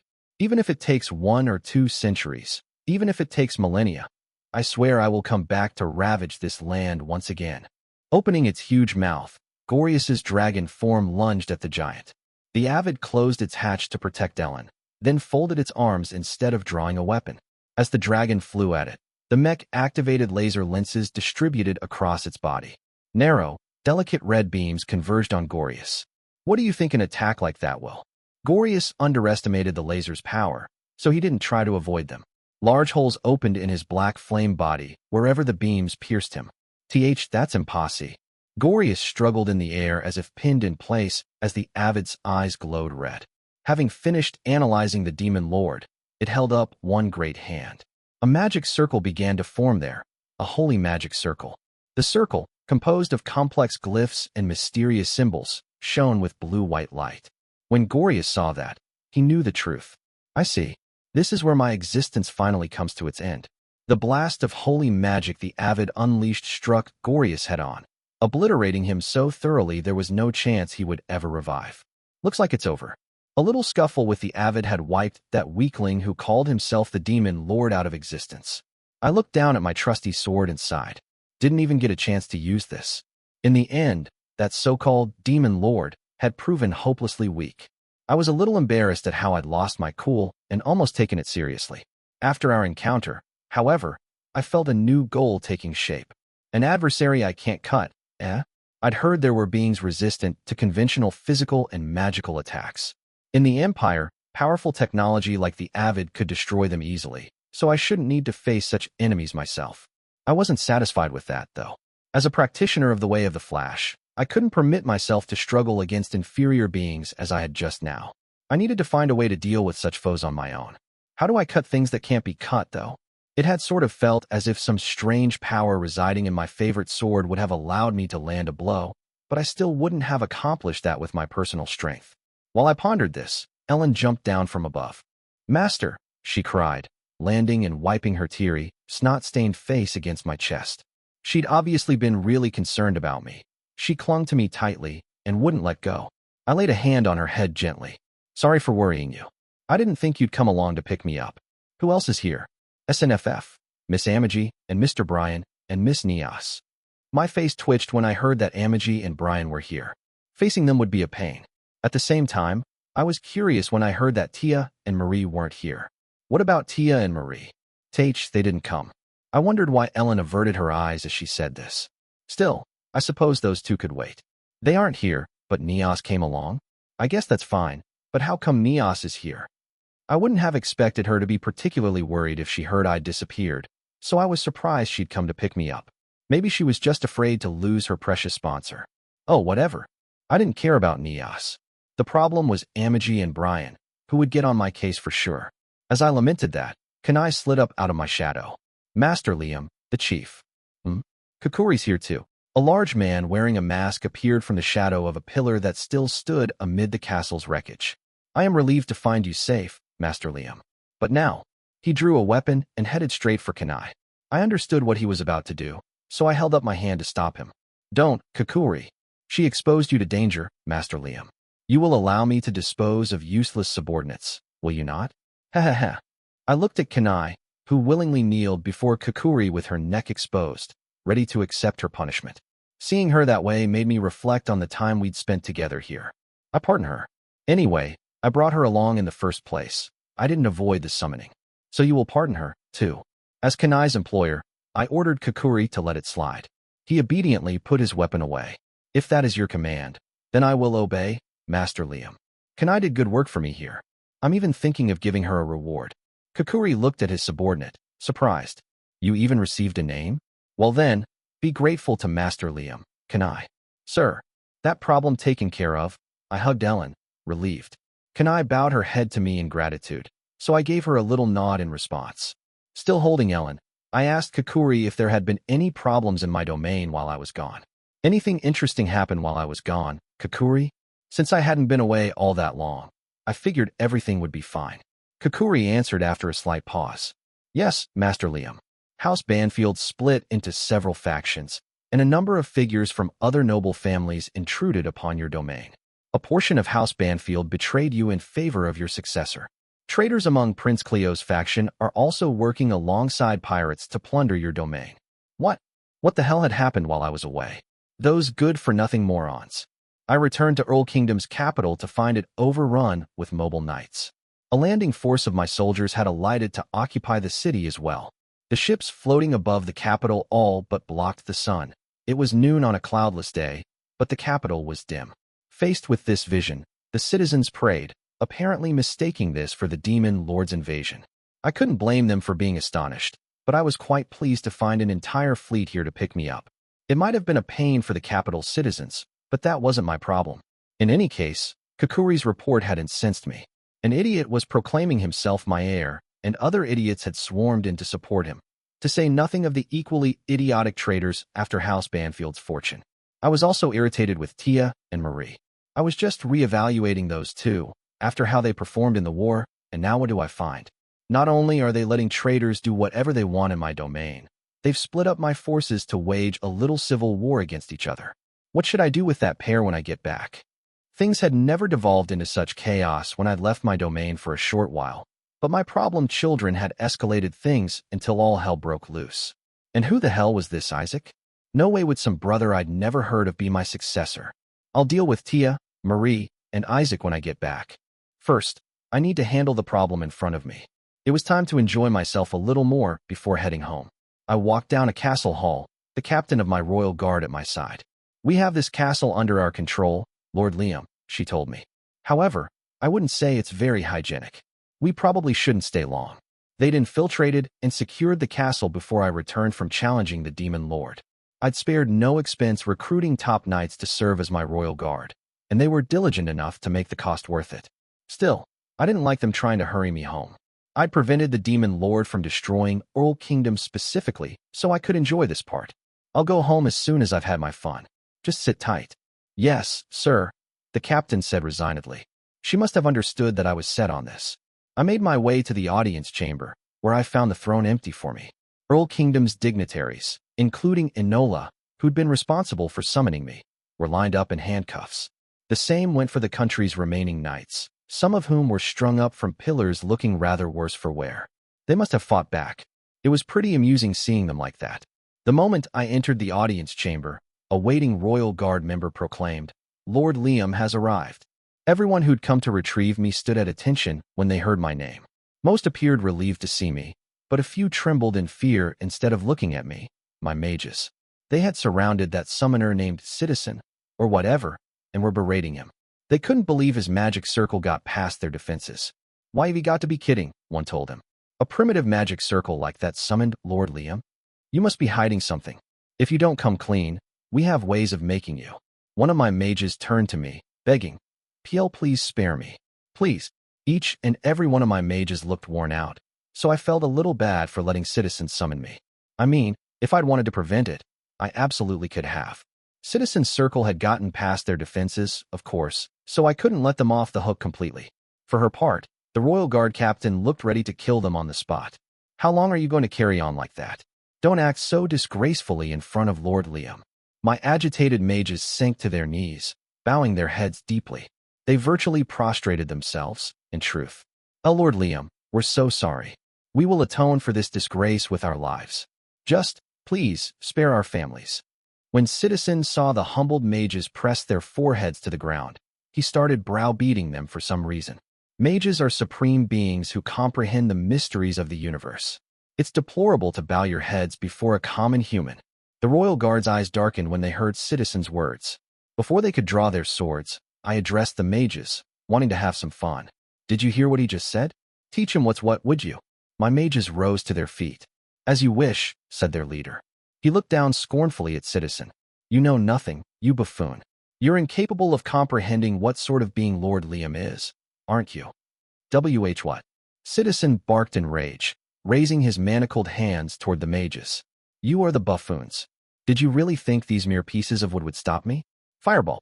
An orb of fire about 20 centimeters wide shot toward my mages. One waved his hand, wiping the spell away. Citizen gaped in disbelief. He must have been pretty proud of that fireball spell. "I am possible. My fireball." Fireball, my mage exclaimed, scowling. "That puny spark? I'll show you a real fireball." He raised a hand, and an orb of fire 20 or 30 meters across appeared outside one window. The citizens of Earl Kingdom cried out in shock when they saw it. The mage sent the fireball to an empty spot in the distance. When struck the ground, a pillar of fire rose more than 20 meters into the air. I applauded. "Pretty impressive." My mages bowed their heads reverently. "We hardly deserve such praise, my lord." Citizens seemed unable to understand why such powerful mages, on this planet, they would probably be called sages, would bow to me, let alone put their foreheads to the ground and beg for forgiveness. On the other hand, Old Kingdom's leaders seemed to be grasping things at this point. Kakuriad, my mages. How would you like to deal with them, Master Liam? The mages trembled, looking up at me woefully. I averted my eyes with a sigh. Give the mansion's defenses a thorough going over when we get back. You won't get a third chance. BL bless you. Bless you, Lord Liam. I couldn't justify executing them, having permitted my summoning to take place. When I spared them, they practically banged their heads on the floor in gratitude. I still felt a little bad for them, but mostly, their desperation creeped me out. I sat on the throne, crossing my legs, and my people immediately knelt. The officials who'd come with my team to retrieve me looked coldly at the Earl Kingdom's people. Hero summoning sounds noble, one of my officials declared, but you've essentially engaged in kidnapping. Lord Liam, I believe you'd be prudent to make the exact position therein clear. All the confusion my disappearance brought about must have put my officials in a tough spot.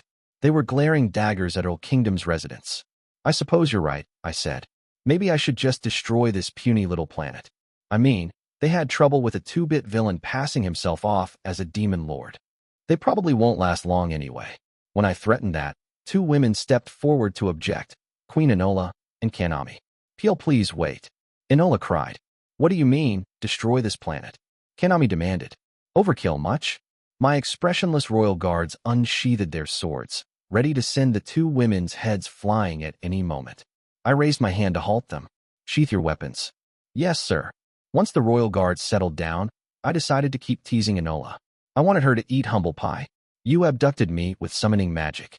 I would like you to atone for that crime, but what are you even capable of doing for me? Hanging her head, Enola began to speak of reparations. Please have mercy. We could pay you in gold and silver coins. She was offering me gold and silver? How laughable. Sounds good. If you fill up this castle with those coins, I'll rethink destroying the planet. Enola's face paled. She knew just how unreasonable my demand was. But that's impossible. Are you saying I'm worth less? I turned to my subordinates. What do you guys think of that? I'd ordered her to pay an amount she could never come up with, but my subordinates didn't blink an eye. I believe that would be insufficient compensation. I don't think they're repentant enough in the first place. Calling it impossible without even trying. It's like they don't think they did anything wrong. When my followers said crap like that with straight faces, even I felt taken aback. The Royal Guard captain looked ready to kill Enola then and there. It seems they still do not understand the position they're in. Please leave their disposal to us, Lord Liam. We shall wipe this country off the map before the day is done. I had planned to laugh like any good villain during this scene, but I was flabbergasted by my subordinates' comments. I'd never personally interacted with them much, but they seemed seriously pissed, not at all like they were joking with me. I was just teasing Enola's people, but my subordinates actually wanted to massacre them. Well, I'll think about it, I said. A serene voice echoed through the audience chamber. What exactly is it you think you are doing? When I saw who had entered the audience chamber, I froze. Amagi. I straightened up in the throne right away. Amagi strode right to me, standing tall before me. Running after her to catch up came a crying Brian. Master Liam. Stay away from me. I snapped. I don't want some guy's gross tears on me. As if he hadn't heard, Brian lashed onto me. I'm so glad you're safe. Do you know how many nights I went without sleep worrying over you? As I tried to peel Brian off me, Amagi came to my side. My subordinates looked back and forth between Amagi's face and mine. The Royal Guard's captain watched silently. Master, Amagi addressed me. Why? I wanted to act haughty in front of my people, but Amagi had a pointed question to ask me. When you were summoned, you deliberately remained inside the circle, did you not? She'd realized that I had simply chosen not to escape it. Yes. I suspected as much. I cannot say your strategy was commendable, but I understand that the people here were in dire straits, and that you were well aware we would come retrieve you. That said, please conclude this diversion of yours. Everyone around me waited to hear what I'd say. If I shrugged Amagi off and ordered my lunatic subordinates to destroy this planet, they would do it without hesitation. Amagi could complain all she wanted. To my underlings, my orders were absolute. That said, if I followed through on my threat, Amagi would definitely be angry. In light of that, there was no reason to bend over backward to destroy this planet. Still, it would be highly embarrassing to withdraw my threat because Amagi had told me to. I was between a rock and a hard place. As I considered my options, Brian finished wiping his tears and informed me of the Empire's stance on the matter. Master Liam, Imperial law dictates that, where possible, we avoid interaction with intelligent life not yet capable of space travel. And such contact must not affect this planet's natural diversity. Although their summoning magic resulted in your traveling here accidentally, it would be best to leave without further interference. We avoided contact with places like Earl Kingdom for various reasons, primarily to prevent our interference from stifling their unique technology. The Empire considered it a waste to lose unique cultures and customs. Brian's words were the out I needed. I would have looked weak if I reconsidered my threat because Amagi scolded me, but now this was a matter of adhering to the Empire's laws. I guess you're right. If that's Imperial law, there's nothing for it. Let's get out of here then. Hearing my order, my subordinates hastily saluted me, scrambling into action without a word of protest or criticism. Maybe they were too tactful to comment on how wary I was of Amagi. I was grateful for that. Amagi bowed her head. I appreciate your considering my suggestion. That said, there is still the matter of your discussion with me and Mr. Brian. Shall we agree to resume that conversation upon returning home? So, when I got back, another lecture awaited. Still, I didn't want to upset Amagi further. I apologize, all right, I said, my face twitching. Don't be mad. I am not. Made robots are incapable of anger. Don't lie. You only make that face when you're angry. You are mistaken, Master. No, you're definitely mad. You always say that when you're mad at me. Do you wish me to express genuine anger? I am sorry. Okay. I left the audience chamber as if fleeing, unable to handle the reproachful looks Amagi and Brian gave me. Enola couldn't believe what had happened. The otherworldly army that arrogantly subjugated her country had suddenly fallen in line upon the arrival of one woman.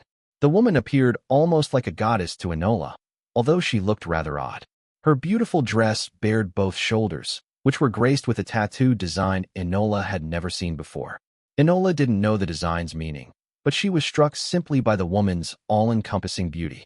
As Enola stared, enraptured, the woman called Amagi approached her.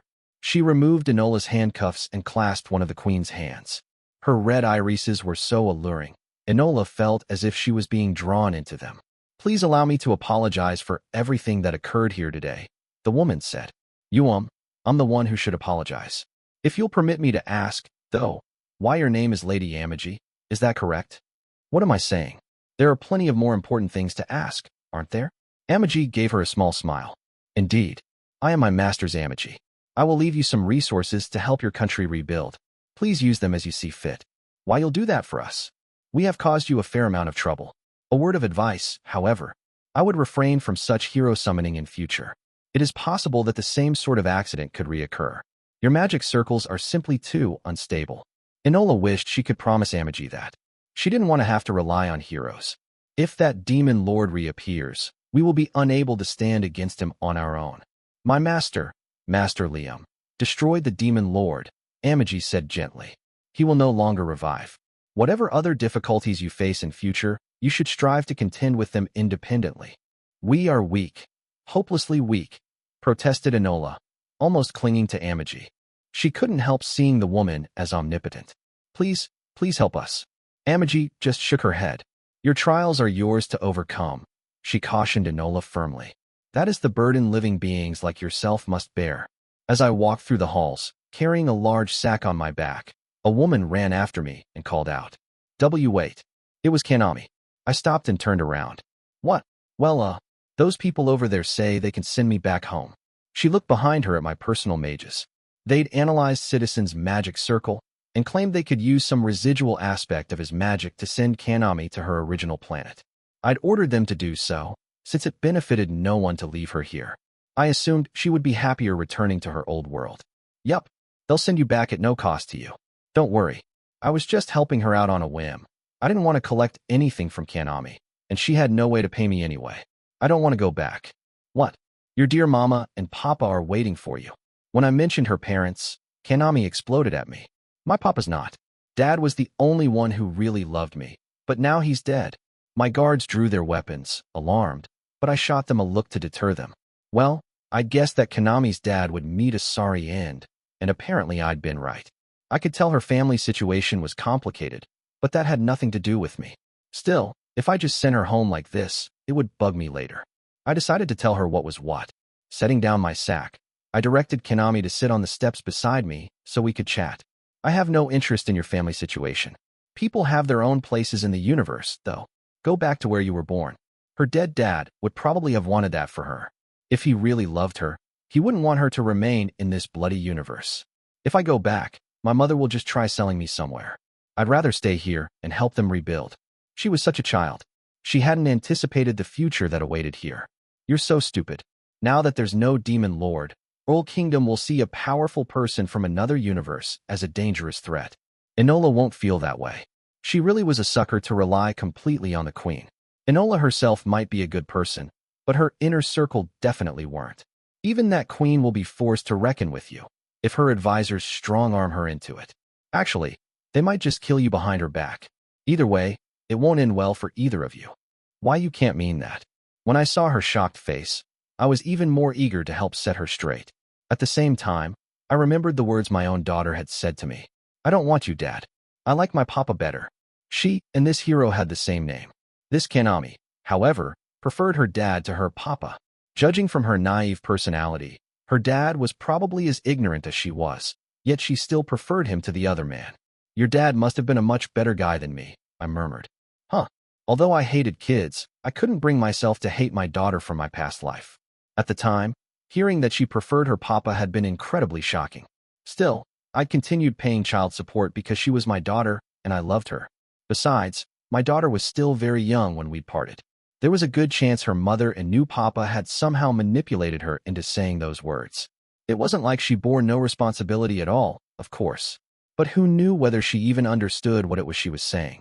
When I looked at this Kanami, I felt like it would be stupid not to forgive my daughter after so long. The people I should really resent were the woman who'd left me and the man who'd led her to do so. I hated plenty of other people in my past life too, but my daughter shouldn't be one of them. Maybe it was a good thing that I'd met the Kanami beside me thanks to this little diversion. She'd helped me realize all sorts of things about myself. I guessed I owed her something in return. She might not want to hear it, but I decided to give her some advice for the future. You might think you and that queen are friends, but she's faint-hearted. Eventually, she'll become scared of you and begin keeping you at a distance. If you say goodbye to her now, though, you'll part with only fond memories of each other. The heroes had been last resort weapons brought in to defeat the Demon Lord. With the Demon Lord gone, we would naturally be nothing but burdens. Kanami hid her face, pressing it into her knees. Haha, there's no place for me, no matter where I go. There was only one thing to say to that. Create your own place for yourself. I can't, she insisted. I'm just a normal high schooler back there. I can't do anything on my own. I suddenly felt as if I was seeing my daughter from my old life, superimposed on this Kanami. As I'd reasoned several times before, though, there was no possibility she and I could reunite here. This Kanami had to be someone else. I did think my daughter would look like this when she reached the same age, but she would no doubt be living happily with her papa. Though it made my stomach churn to think of my ex-wife living contentedly with another man after my death. There was no point even thinking about those people anymore, since I would never have anything to do with them again. My daughter Kanami was different, though. I'd have liked her to live a long, happy life. I took a small leather bag out of my pocket and handed it to Kanami. Here. Huh. Kanami accepted it with some confusion, so I told her what was inside. It's treasure I found in the Demon Lord's castle. Gold and some jewels. Kanami apparently couldn't believe I'd give her any of the Demon Lord's riches. Are you really rich? If you didn't care about getting the Demon Lord's treasure, what did you even go to his castle for? I couldn't help laughing at her guileless reaction. The Demon Lord's treasure belongs to whoever defeats him, but gold and jewels are valuable in your world too, aren't they? Kanami nodded awkwardly, but held the bag back out to me. They're valuable, but I can't accept these. There's no point in me having them anyway. People would just be suspicious about where I got them from. I couldn't get any money for them. I couldn't believe she was so pessimistic that she was trying to refuse the treasure. Find a way to sell them. I'm telling you, I can't. I'm a minor. I'm just a student. Are you going to give up on life and tell yourself, I can't? Listen, this is a piece of advice from yours truly. Other people won't take responsibility for your life. So, are you going to keep insisting you can't handle things, passing up every opportunity that comes your way? I was sure it would be hard to sell the treasure, but if she pulled it off, she might turn her life around. To be honest, I had a feeling she'd find a way to do that even without the treasure. Kanami seemed stunned by what I'd said. Other people won't take. You said your mom would sell you someplace if you went back, but that's not her decision to make. Are you just going to let her do whatever she wants with you? Kanami clutched the bag of treasure to her chest with both hands. If I sell these, do you think I can start a new life? That's up to you. You could do that, or blow it all having fun. Whatever happens, at the end of the day, you're the one who has to take responsibility for your path. I found my hand reaching toward Kanami's lowered head. When I stroked her hair, she looked up in surprise. She also looked flustered for some reason. I was a little confused by my action myself. I supposed I just saw my own daughter in her. I remembered fondly how I'd often stroked my daughter's hair the same way. It felt as though I'd finally dealt with my regrets about her. Embarrassed by my action, I pulled my hand back and stood. Seeing that our conversation was over, the mages approached. Let us go, Lady Kanami. Kanami followed the mages toward the basement where the summoning circle awaited. As she went, she kept glancing back at me. I lifted my sack under my arm and turned away. Get back there and start over, already. My back still turned. I heard Kanami call in return. Peach, thank you. You're nicer than I thought you were, aren't you, Liam? I stopped and sighed heavily at being called nice. Glancing over my shoulder, I replied, let me give you just one more piece of advice. Work on your ability to assess people, because you're not a good judge of men. What was that for? I gave you a compliment. You don't have to be snide about it. This is why you're an idiot. I only helped you on a whim. I'm an evil lord, a terrible villain. It's just wrong to call a guy like me nice. Chapter 12, A Pet Dog. I hadn't known they'd come get me in the new super dreadnought I'd ordered.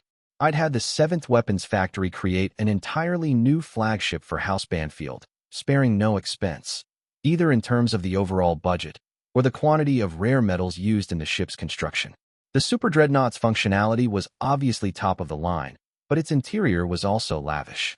Each and every facility aboard was outfitted solely with luxury components. Although it was my flagship, I was probably the only person in the Empire who would funnel such outrageous funding into a single spaceship. Frankly, substituting standard items for some of the custom-made parts wouldn't just have been cheaper, it would have improved the ship's performance somewhat. It was an extravagant creation, but it was perfect for an evil lord like me, who adored excess above all else. My new ship was called the Argos. According to Neos, it was now the Empire's top-performing ship.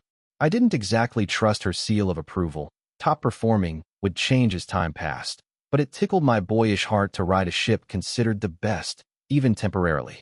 Beyond that, my mood was as poor as could be. The Argos was now far from the planet I'd been summoned to. I was in my personal quarters, and there, Amagi and Brian made me sit still and lectured me. The reason for that? Chino, who I'd brought with me from that undeveloped planet.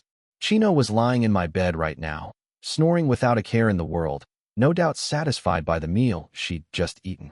Ellen touched her ears and tail with great interest, but Chino showed no sign of waking. She slept face up, exposing her stomach. The dumb dog had her guard down completely. Being a proud wolf, or whatever had to be a lie, she came off as a pet dog through and through. Ellen put her thumb in her mouth and started sucking it. Until a few minutes ago, she'd been bawling her eyes out. Now she was absolutely thrilled to watch Chino, like a kid who'd just received a new pet. She's so cute, Master. Right now, I couldn't share Ellen's innocent happiness. I am absolutely speechless, Master Liam, Brian was saying. It's unbelievable that you took a beast woman from an undeveloped planet because you saw her as your pet. Looking away from Brian only brought an exasperated Amagi into my field of vision. She glowered down at me like I was a disobedient child. Let us return her to where you found her. It was as though I were a kid who'd brought home a stray dog, and my mom was telling me, take that back to where you found it. Actually, that was pretty much what I did. But I couldn't go back now. This was a matter of personal dignity. Come on, it's fine. I protested. Finding a rare creature and keeping it as a pet is par for the course for nobles, isn't it? Amagi coolly refuted my point, using data to back up her argument. True, there are fewer beastmen in the universe than humans, but not so few as to call them rare. There was no need to bring one home from an undeveloped planet. Her argument was so logical that I couldn't counter it, but I wouldn't just give up. My mental image of an evil noble was of someone who collected rare creatures, even from planets he wasn't supposed to visit. The whole point of being noble was getting to do selfish stuff.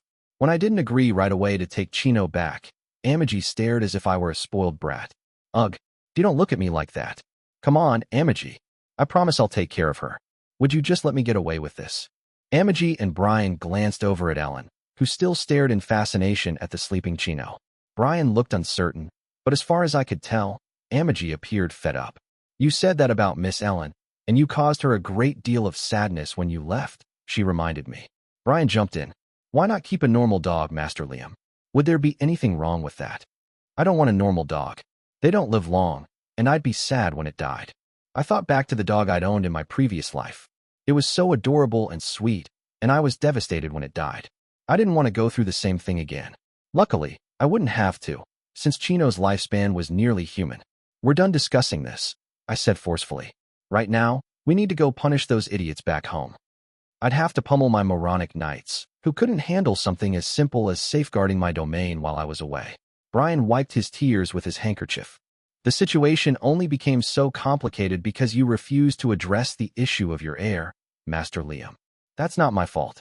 I turned away from Brian. It is your duty to appoint an heir to succeed you, Master, Amagi said, in a sterner voice than usual. If you had a proper head knight, that could also have prevented some of the chaos. Their arguments really were too sensible to refute, so I simply fled from their accusatory expressions, leaving my quarters to focus on preparing for my return to my domain. A fleet of 30,000 ships had entered House Banfield's territory, having come together for one simple purpose, to plunder Liam's domain. Commanding these ships were mainly nobles disguised as space pirates, though some actual pirates bolstered their numbers. There were even nobles from the faction Liam had established to support Prince Cleo. They had just joined the faction recently, and were interested in siding with the succession conflict's eventual winner, not in Cleo or Liam themselves. If anything, they envied Liam for reviving the once-ruined House Banfield and becoming powerful enough to participate in the Empire's succession conflict. The little brat's only getting the rug pulled out from under him because he acted so self-important. Aboard one ship, a noble from Cleo's faction relaxed in a room that looked as if it belonged in a palace, sipping a glass of alcohol. He was the typical evil lord, someone Liam should have been striving to emulate. He'd installed this wastefully large lounge for nothing more than the luxury it provided, despite the ship's limited space. As a result, the ship performed worse than its catalog specs would suggest. It's very generous of him to allow us to pillage whatever we want from House Banfield's domain, he continued. He must be desperate to ruin the boy. These nobles were invading Liam's domain, throwing caution to the wind, because they had a backer. They had received plenty of information from inside House Banfield's domain as well. The house's vassals were divided, and the previous lord's family and associates were fighting amongst themselves for position. It was the perfect time to plunder. These nobles weren't the only ones taking advantage of House Banfield's current chaos to steal their resources. They were accompanied by space pirates whose gangs House Banfield had tormented thoroughly until now. Having joined forces, the nobles and pirates scrambled to grab any riches they could on a first-come, first-served basis. Their defenses are pathetic. I suppose that's all you can expect of a house that rose to prominence in a single gene ratio. Puffed. Just as the man took an elegant sip of his drink, his ship rocked violently. On our way home, we stumbled across a fleet of some 30,000 ships, but they didn't make me nervous. I was lounging in my captain's seat on the Argos's bridge, my apprentice Ellen beside me. I thought I should teach her a thing or two every so often, since I was her master and all. Let me show you my way of doing things, Ellen. Yes, master. She agreed so cheerfully, I wanted to tease her a bit. Chino stood next to her, not listening at all. She must not have been interested. She was clutching her pillow and nodding off. She sure relaxed on the bridge of a battleship. She was just a pet, though, so I let it slide. Meanwhile, Ellen was so pumped up I figured I'd give her some intense training. We'll destroy every single space pirate who trespassed into our domain. No exceptions. Yes, master. Well, maybe a few exceptions. If there are any pirate women pretty enough to catch my eye, I suppose I might show them mercy. Yes, master. Ellen's eyes sparkled. She accepted everything I said as the gospel truth, and I immediately regretted the joke I'd made. I'd show mercy if a woman was pretty enough? What was I saying to a little kid? I'd been forgetting myself too much lately.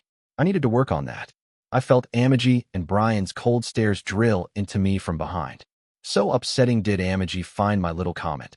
She stepped forward to scold me, even on the brink of battle. Master, please consider the time and place when you make jokes. Comments like that could negatively affect Miss Ellen's education. I agreed, but I decided to laugh it off. Ha ha ha. Well, Let's wipe out all these pirates, people. They bring me fame and fortune, so I should give them a warm welcome.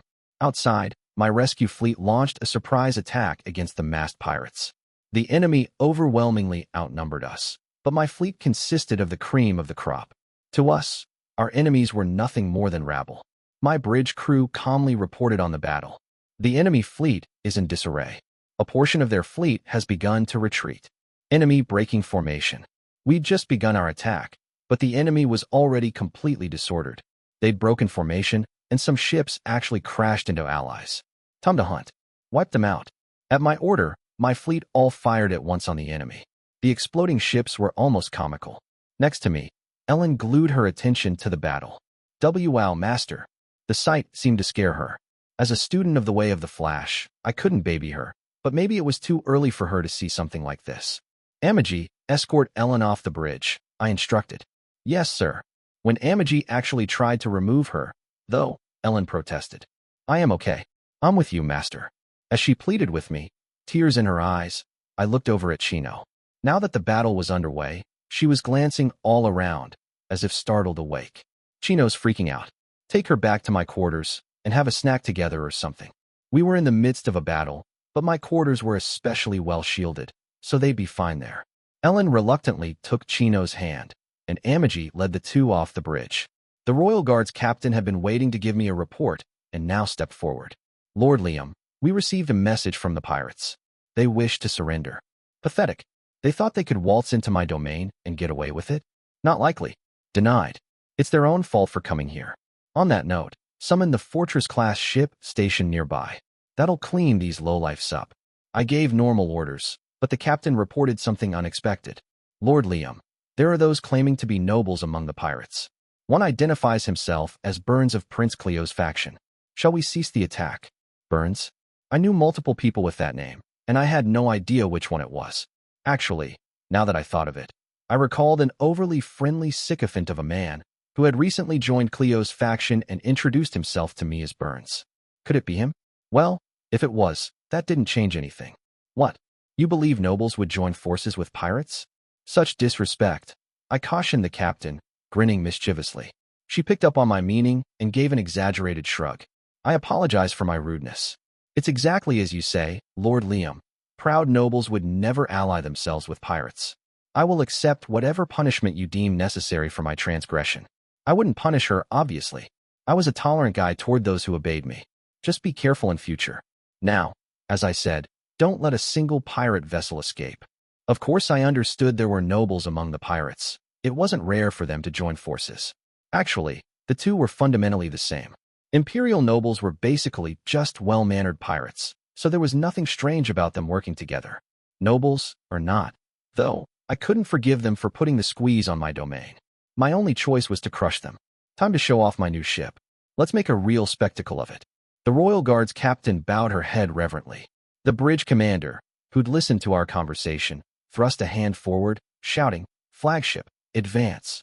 Prepare to charge." The nobles and pirates found they were being attacked by a fleet with less than a third of their own numbers. "Why can't we beat them?" one cried out. "They're House Banfield's elite forces. And one of their ships is strange."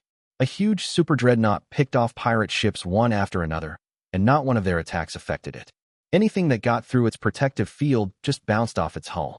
This super dreadnought, on the other hand, destroyed multiple pirate ships with each attack. A single shot from its main cannon could pierce dozens of their ships. It wreaked havoc on the battlefield, abnormally efficient for a ship of its vast size. Now the nobles hidden within the pirate fleet were preoccupied with survival.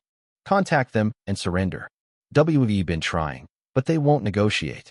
Their last message was death to the insolent space pirates masquerading as nobility.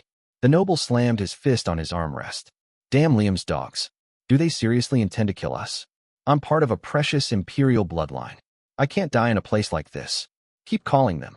Even as he shouted, the super dreadnought continued to blast pirate ships to pieces one by one.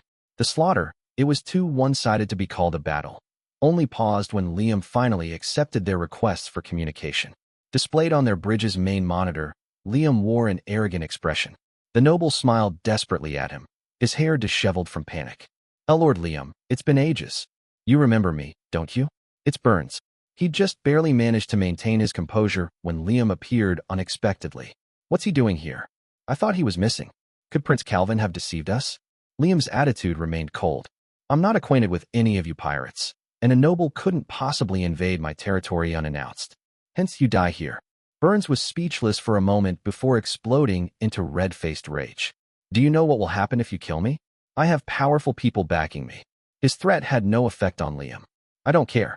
I can't imagine a pawn like you has any worthwhile information for me. Having said that, Liam cut the call. The negotiation had failed. Wait. Burns reached out to the monitor Liam had already disappeared from, as if to cling to him. He'd realized he was truly about to die. A Fortress-class ship has appeared, an operator shouted, as well as at least 6,000 other ships. We believe they're House Banfield's. They keep warping in. More and more of Liam's ships were joining the battle. Burns watched on the main monitor as House Banfield's powerful spacecraft picked off his allies' vessels one by one. The enemy plowed steadily forward, among them that monstrously strong super dreadnought. Now among the faction being decimated by a much more powerful enemy, Burns lost the will to fight completely.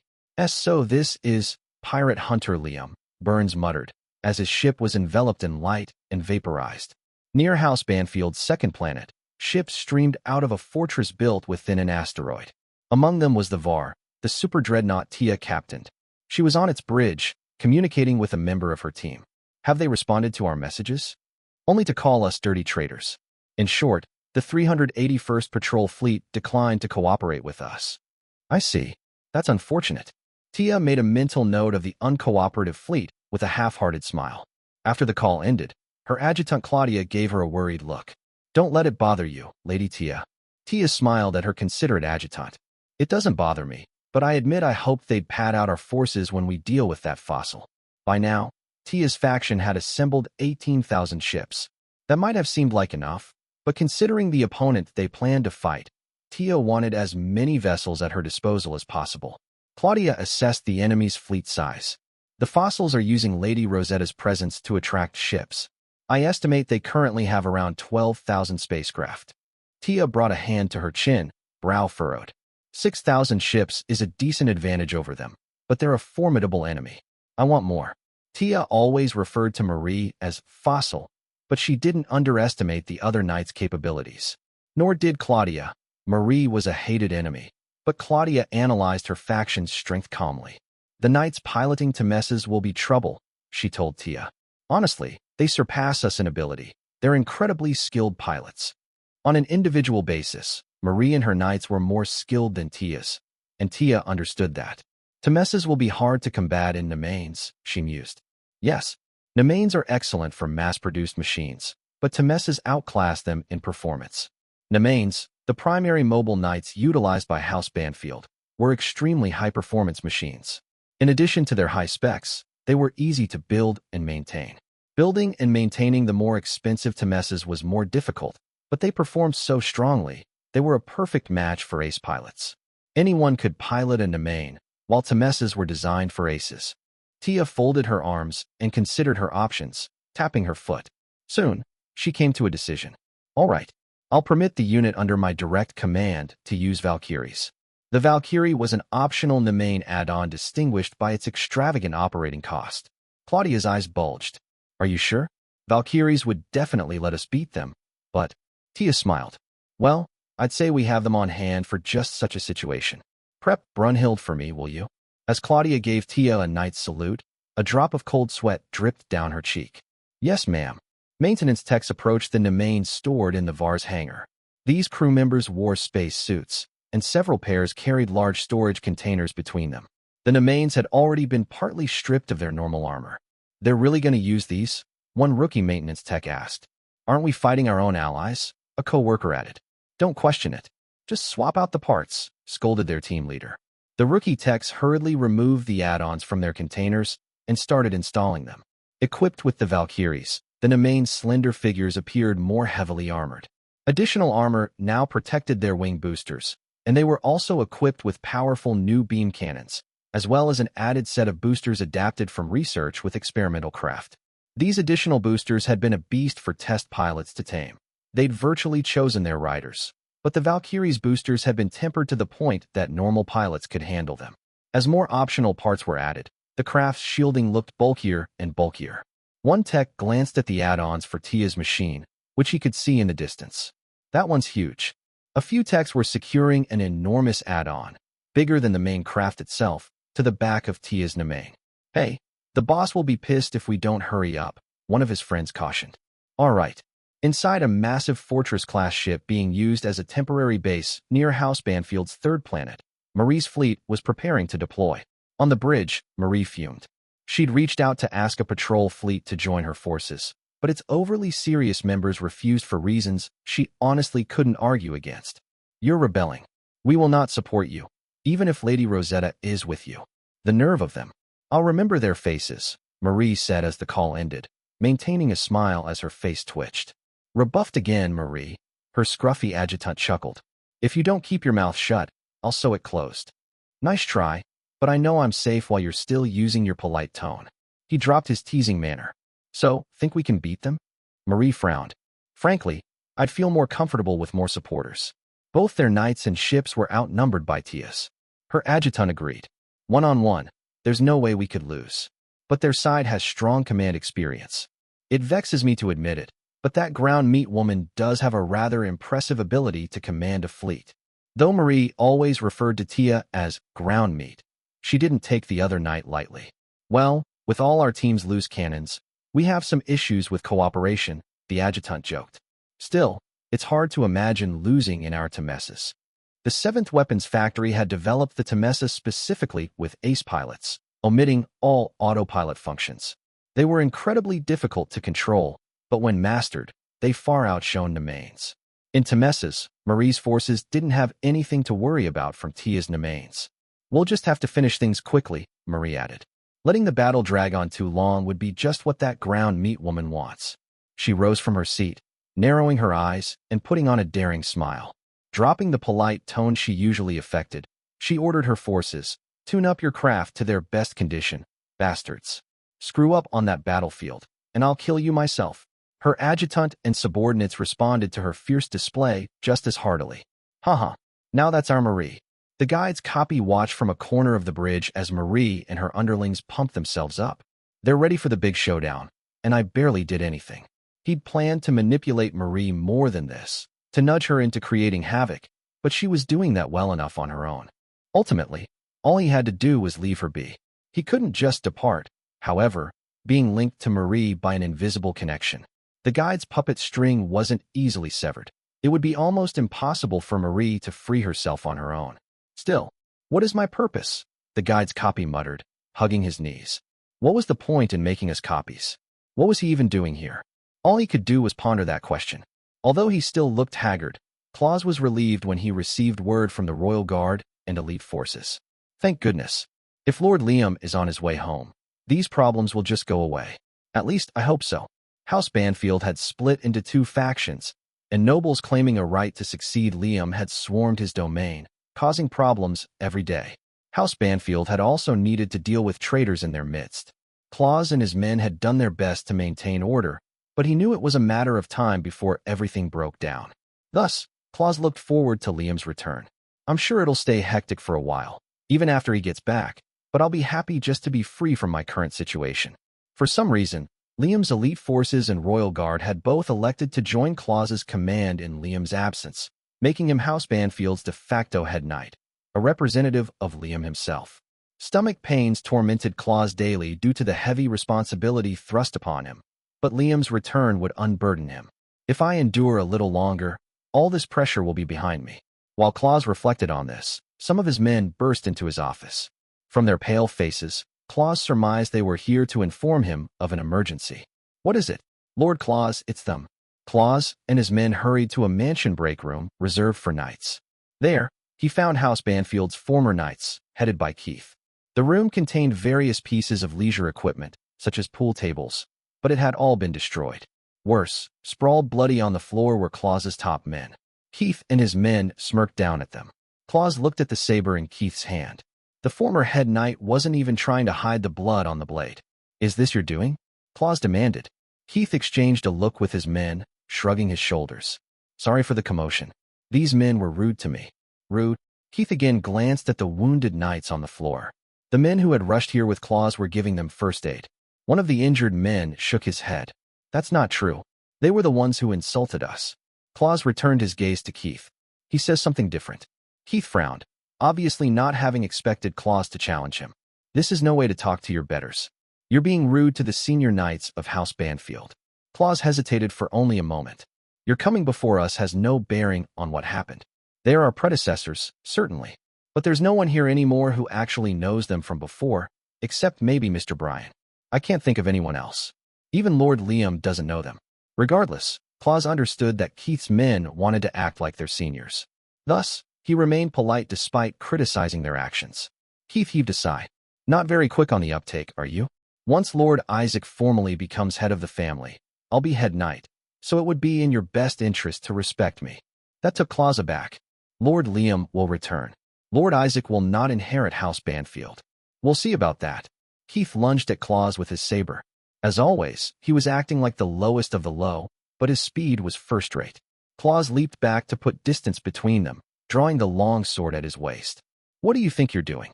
He had no idea why Keith attacked him, but he was a knight as well, and drew his sword to defend himself. Since Keith hadn't officially returned to House Banfield's service, he was a mere fellow knight rather than a superior. In fact, Keith was a visitor if anything, and if he displayed such rudeness to his hosts, they had a right to treat him in kind. Keith began to disparage his opponent's swordsmanship. You're clearly without talent.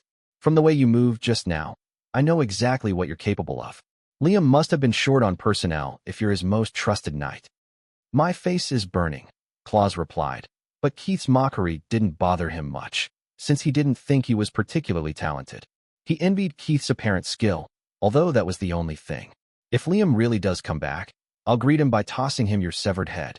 Keith lunged forward and thrust his saber at Claus a second time. Claus matched his movements and swung his sword. Everyone in the room had predicted Claus's immediate defeat, but what actually happened was unexpected. Wah, Keith blurted. The tip of Claus's long sword pressed against the other knight's throat. Keith was so shocked, he dropped his saber. Gathering that his opponent admitted defeat, Claus returned his long sword to its sheath. Now, he said, explain to me what happened. He wanted to investigate the attack against his men, but Keith just motioned for his knights to follow him from the room, seething with frustration over losing their duel. Don't get full of yourself, second-rate, he called back to Claus. He runs, even from something like this. Well, I'd better not chide him about it.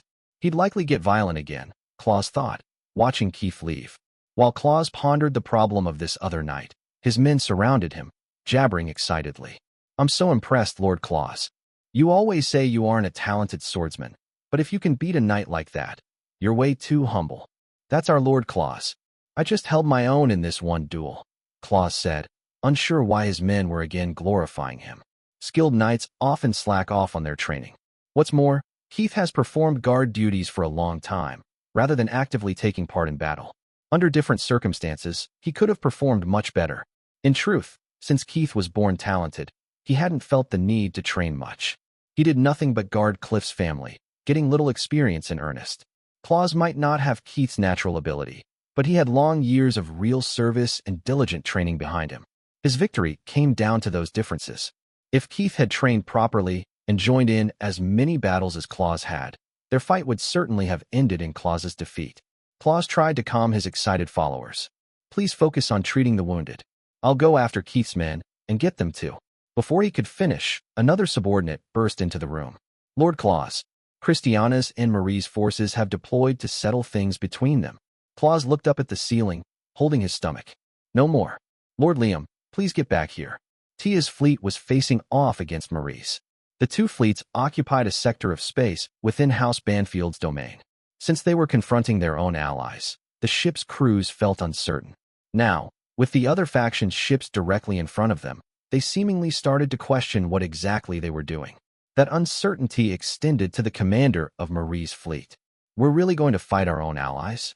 We could still. He was cooperating with Marie, but facing allies made him hesitate. Marie sat in her chair, filing her nails, concerned only with the state of her manicure. We can't sleep well at night as long as that ground meat woman is alive, can we? All you need to do is follow my orders. In this battle, Marie intended to rid herself of Tia. Lord Liam will return. I know it.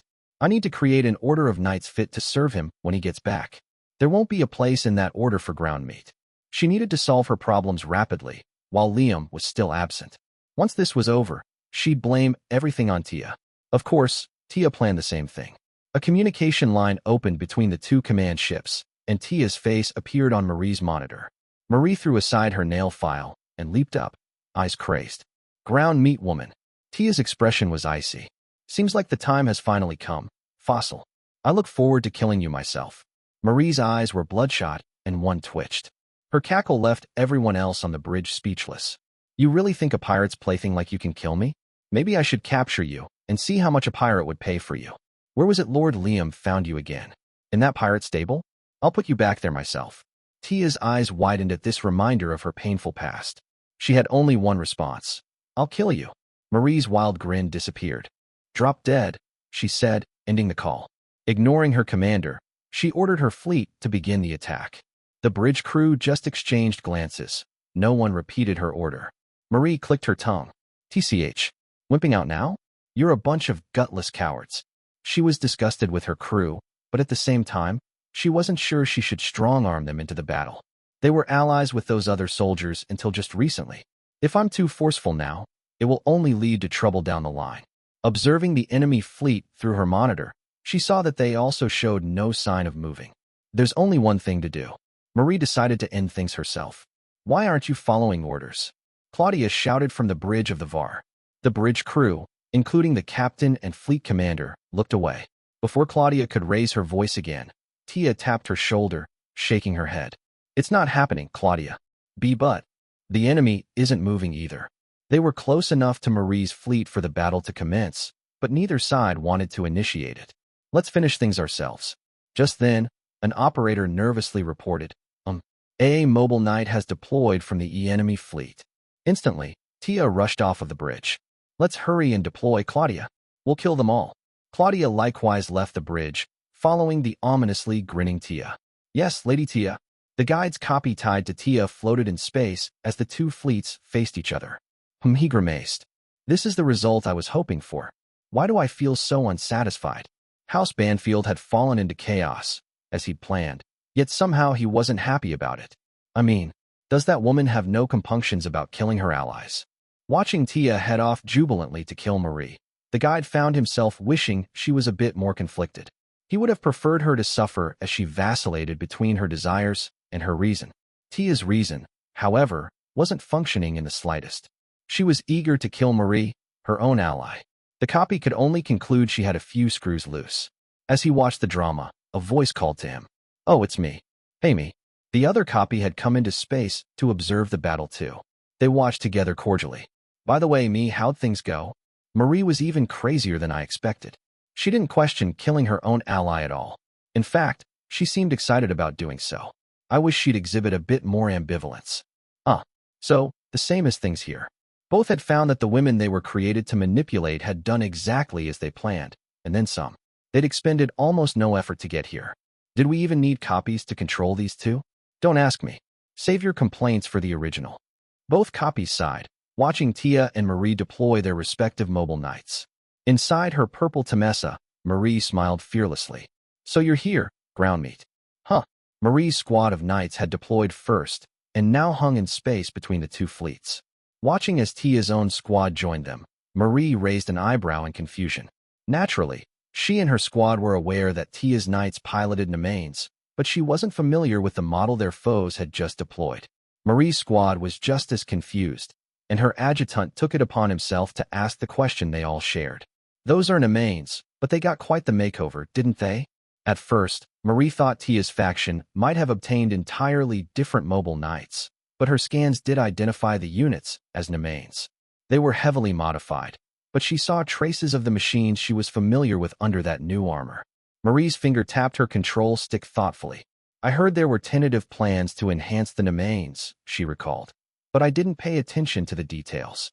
Well, our craft, our Temesas. Nemanes won't become a threat to us just because of heavier armor. Let's crush them already. The Nemanes speeding their way split into trios. Seeing this, Marie's Temesas launched their attack. Kill them all. They'd better be tougher than pirates. They think a Nemain can beat a Temessa? Maria's eyes widened at her allies' unflinching confidence in their piloting. She clicked her tongue. Careful, idiots. That's not just extra armor. Her team members thought the Nemains had simply added shielding to their frames, which would have slowed them down, but in fact the Nemains moved faster than usual. They sped away, gaining distance from the charging Temessas and forcing them to break formation. Simultaneously, each Nemain model removed the weapon its pilot specialized in from storage. Marie's squad was surprised to see Tia's knights wielding weapons somehow larger than the storage containers they came out of. Where the hell were they keeping those? The Temessa pilots were momentarily stunned by the unexpected weapon's appearance, but the Nemains were attacking. Are you stupid? One pilot cried angrily. How long are you going to grandstand in the middle of a battlefield? Time to hunt some foxes. Don't underestimate Valkyries. The Temessa's confusion undercut their teamwork. Though they were part of the same squad, they weren't the best at cooperating. Suddenly, the Nemains were chasing Marie's disoriented squad around the battlefield, exhibiting superior teamwork and considerable firepower. Watching all this, Marie gritted her teeth. Special spatial magic containers, eh? The containers fitted to the Nemain's additional armor utilized spatial magic, enabling each pilot to store whatever weapon they wanted aboard their craft. You went that far. Ground meat woman. The containers had one flaw. They were single-use only. Unlike the exceptional Avid, these craft purged emptied spatial storage to keep costs down. That cut costs, but the disposable parts remained terribly expensive simply due to their function. Each container was about the same price as a basic Nemain unit. Angrily shouting in her cockpit, Marie suddenly got a bad feeling. She quickly maneuvered her Temessa, acting on instinct. That instinct proved correct when a beam stronger than a blast from a ship cannon shot through the space she had occupied. Too bad for you. If that attack had finished you off, you would have died a quick, painless death.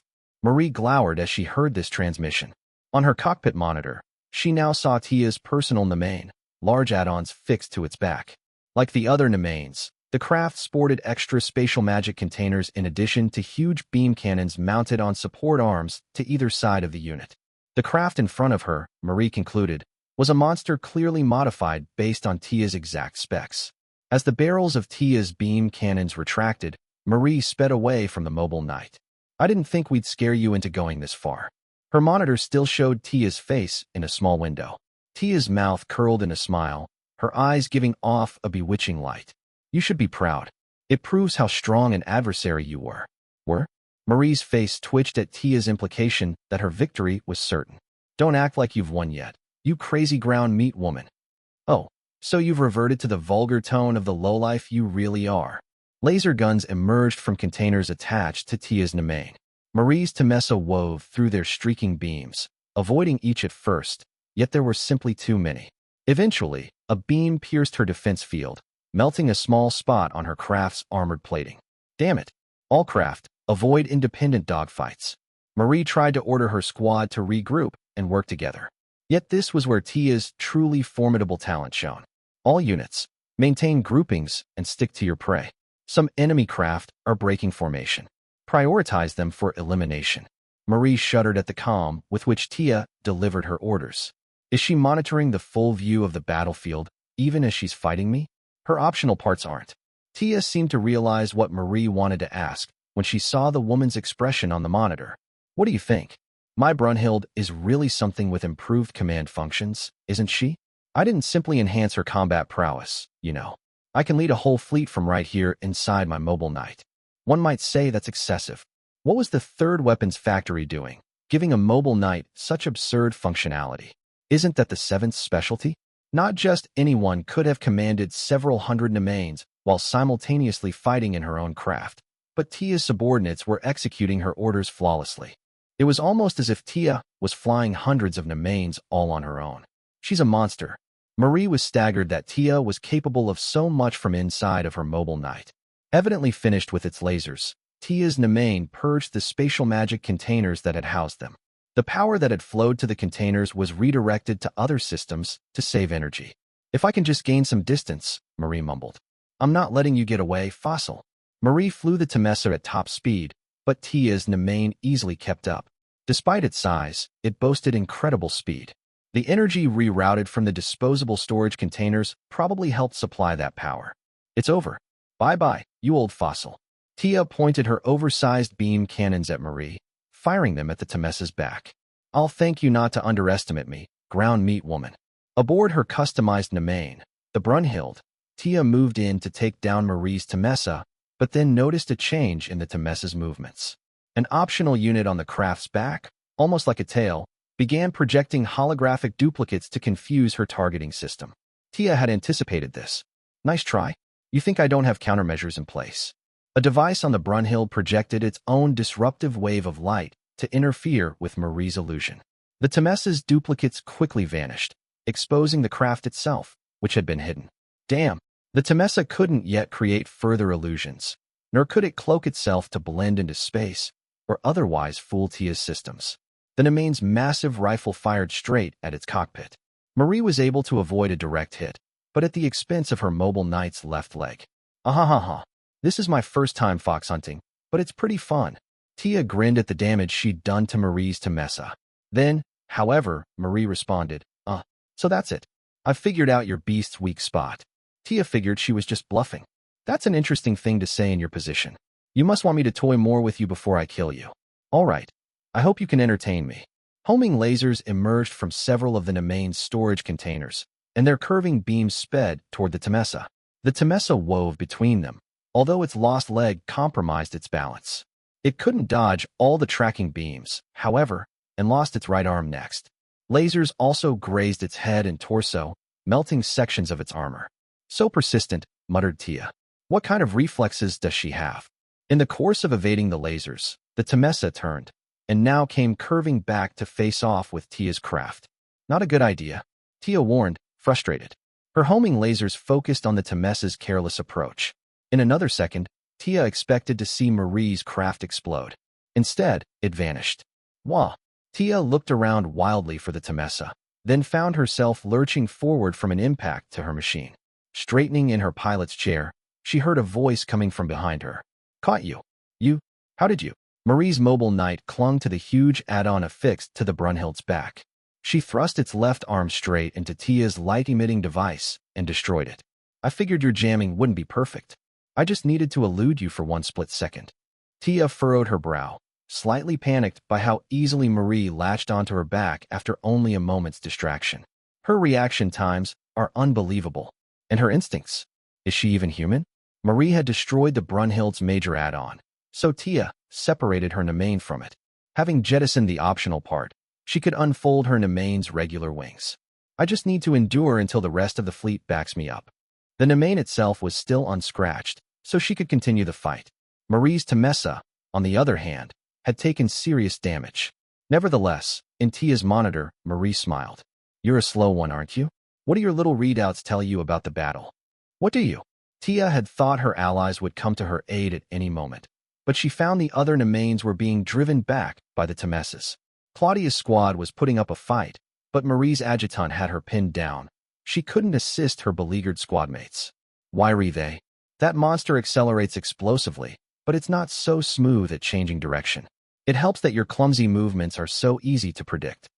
Tia's team had made use of expensive add-ons, but Marie's pilots still surpassed them in sheer ability. If only you didn't exist, Tia muttered. Marie felt exactly the same way. I'll erase you from my sight. The mangled Temessa launched its attack. Tia responded in kind, although a one-on-one fight was now disadvantageous. The Temessa cloaked itself, and, a moment later, sheared off the left arm of the Nemain. Damn you, let's start with that. Marie laughed. Tia bit her lip. I swear I'll kill you. I'm the only one Lord Liam needs at his side. Negative emotions flooded Tia. No, it was more like she sucked them from somewhere outside herself. She intended to use every bit of strength to defeat the enemy in front of her. The Nemain emitted an ominous aura, its eyes glowing red as its metal body groaned. Wah! A strange shockwave issued from the Nemain, disrupting Marie's illusion and once more exposing the Temessa. There you are. The Nemain sped toward the Temessa, firing its oversized rifle until it ran out of projectiles. It tossed that weapon aside and switched to a beam sword, which the Temessa barely managed to avoid. If not for you, I would have been supporting Lord Liam on my own this whole time. Responding to Tia's hatred, the Nemain powered up further. As she noticed the change coming over Tia, Marie's bearing changed too. Screw you, you little brat. Do you know how long, how many thousands of years, I waited for someone like Lord Liam? I swear to you, I will kill you. A change came over the Temessa as well. As it drew more power from Marie's hatred, it purged its arms and legs, red sparks shooting from its now exposed joints. Die. You die. While that happened. No, they're sucking us up. The guide's copies were supposed to be controlling Tia and Marie, but instead, the women were draining the copies' negative energy through their inseparable connection. The copies withered as Tia and Marie sucked their power. This is insane. I can't believe it. How the hell are they controlling us? Rather than using Tia and Marie like puppets, the copies now served as unwilling batteries as the two knights absorbed more and more negative energy. Although Tia and Marie were unconscious of the connection, they still shouted at the two guides. More. Give me more. I need the power to kill her. Their strong wills began to sap the negative energy that sustained the guide's copies. Stop. As somebody save us. Originale. As the copies' negative energy ran out, their bodies crumbled like charcoal. We have to tell the original. Stay away from those two. They're bad news. Their negative energy absorbed. The copies faded away into space. Tia was out of ammo and no longer had enough energy to power her beam sword. Both her Nemain and Marie's Temessa were so damaged, their frames were exposed, yet the two continued pummeling each other. Everything would have been fine if not for you. Tia raged. If he hadn't picked up garbage like you, Lord Liam wouldn't have been led astray. Shut up, you ground meat monster. Stay away from me and Lady Rosetta's Lord Liam. You'll dirty him. Inside her cockpit, Tia spat blood. Breathing was becoming harder. This isn't good. My vision's getting blurry. But I can't let things end here. Even if it takes the rest of my life force to accomplish, I must. Up until a minute ago, a strange power had been surging within her, but it must have come at a cost. She now felt utterly drained and battered. Even if she won this fight, she didn't think she'd be able to move for some time. It pained her to move even now. I'd give my life just to defeat her. It would be for the good of Lord Liam. She was willing to squeeze out every last ounce of life force to kill Marie, and Marie felt the same way about her. She was spitting blood, staring at Tia with bloodshot eyes. The two were mustering the very last of their strength when, "You absolute idiots," the very voice they'd longed to hear issued from their cockpit speakers. Without even consulting their scanners, both women turned to face the direction the voice had come from. Sure enough, there it was, the Avid.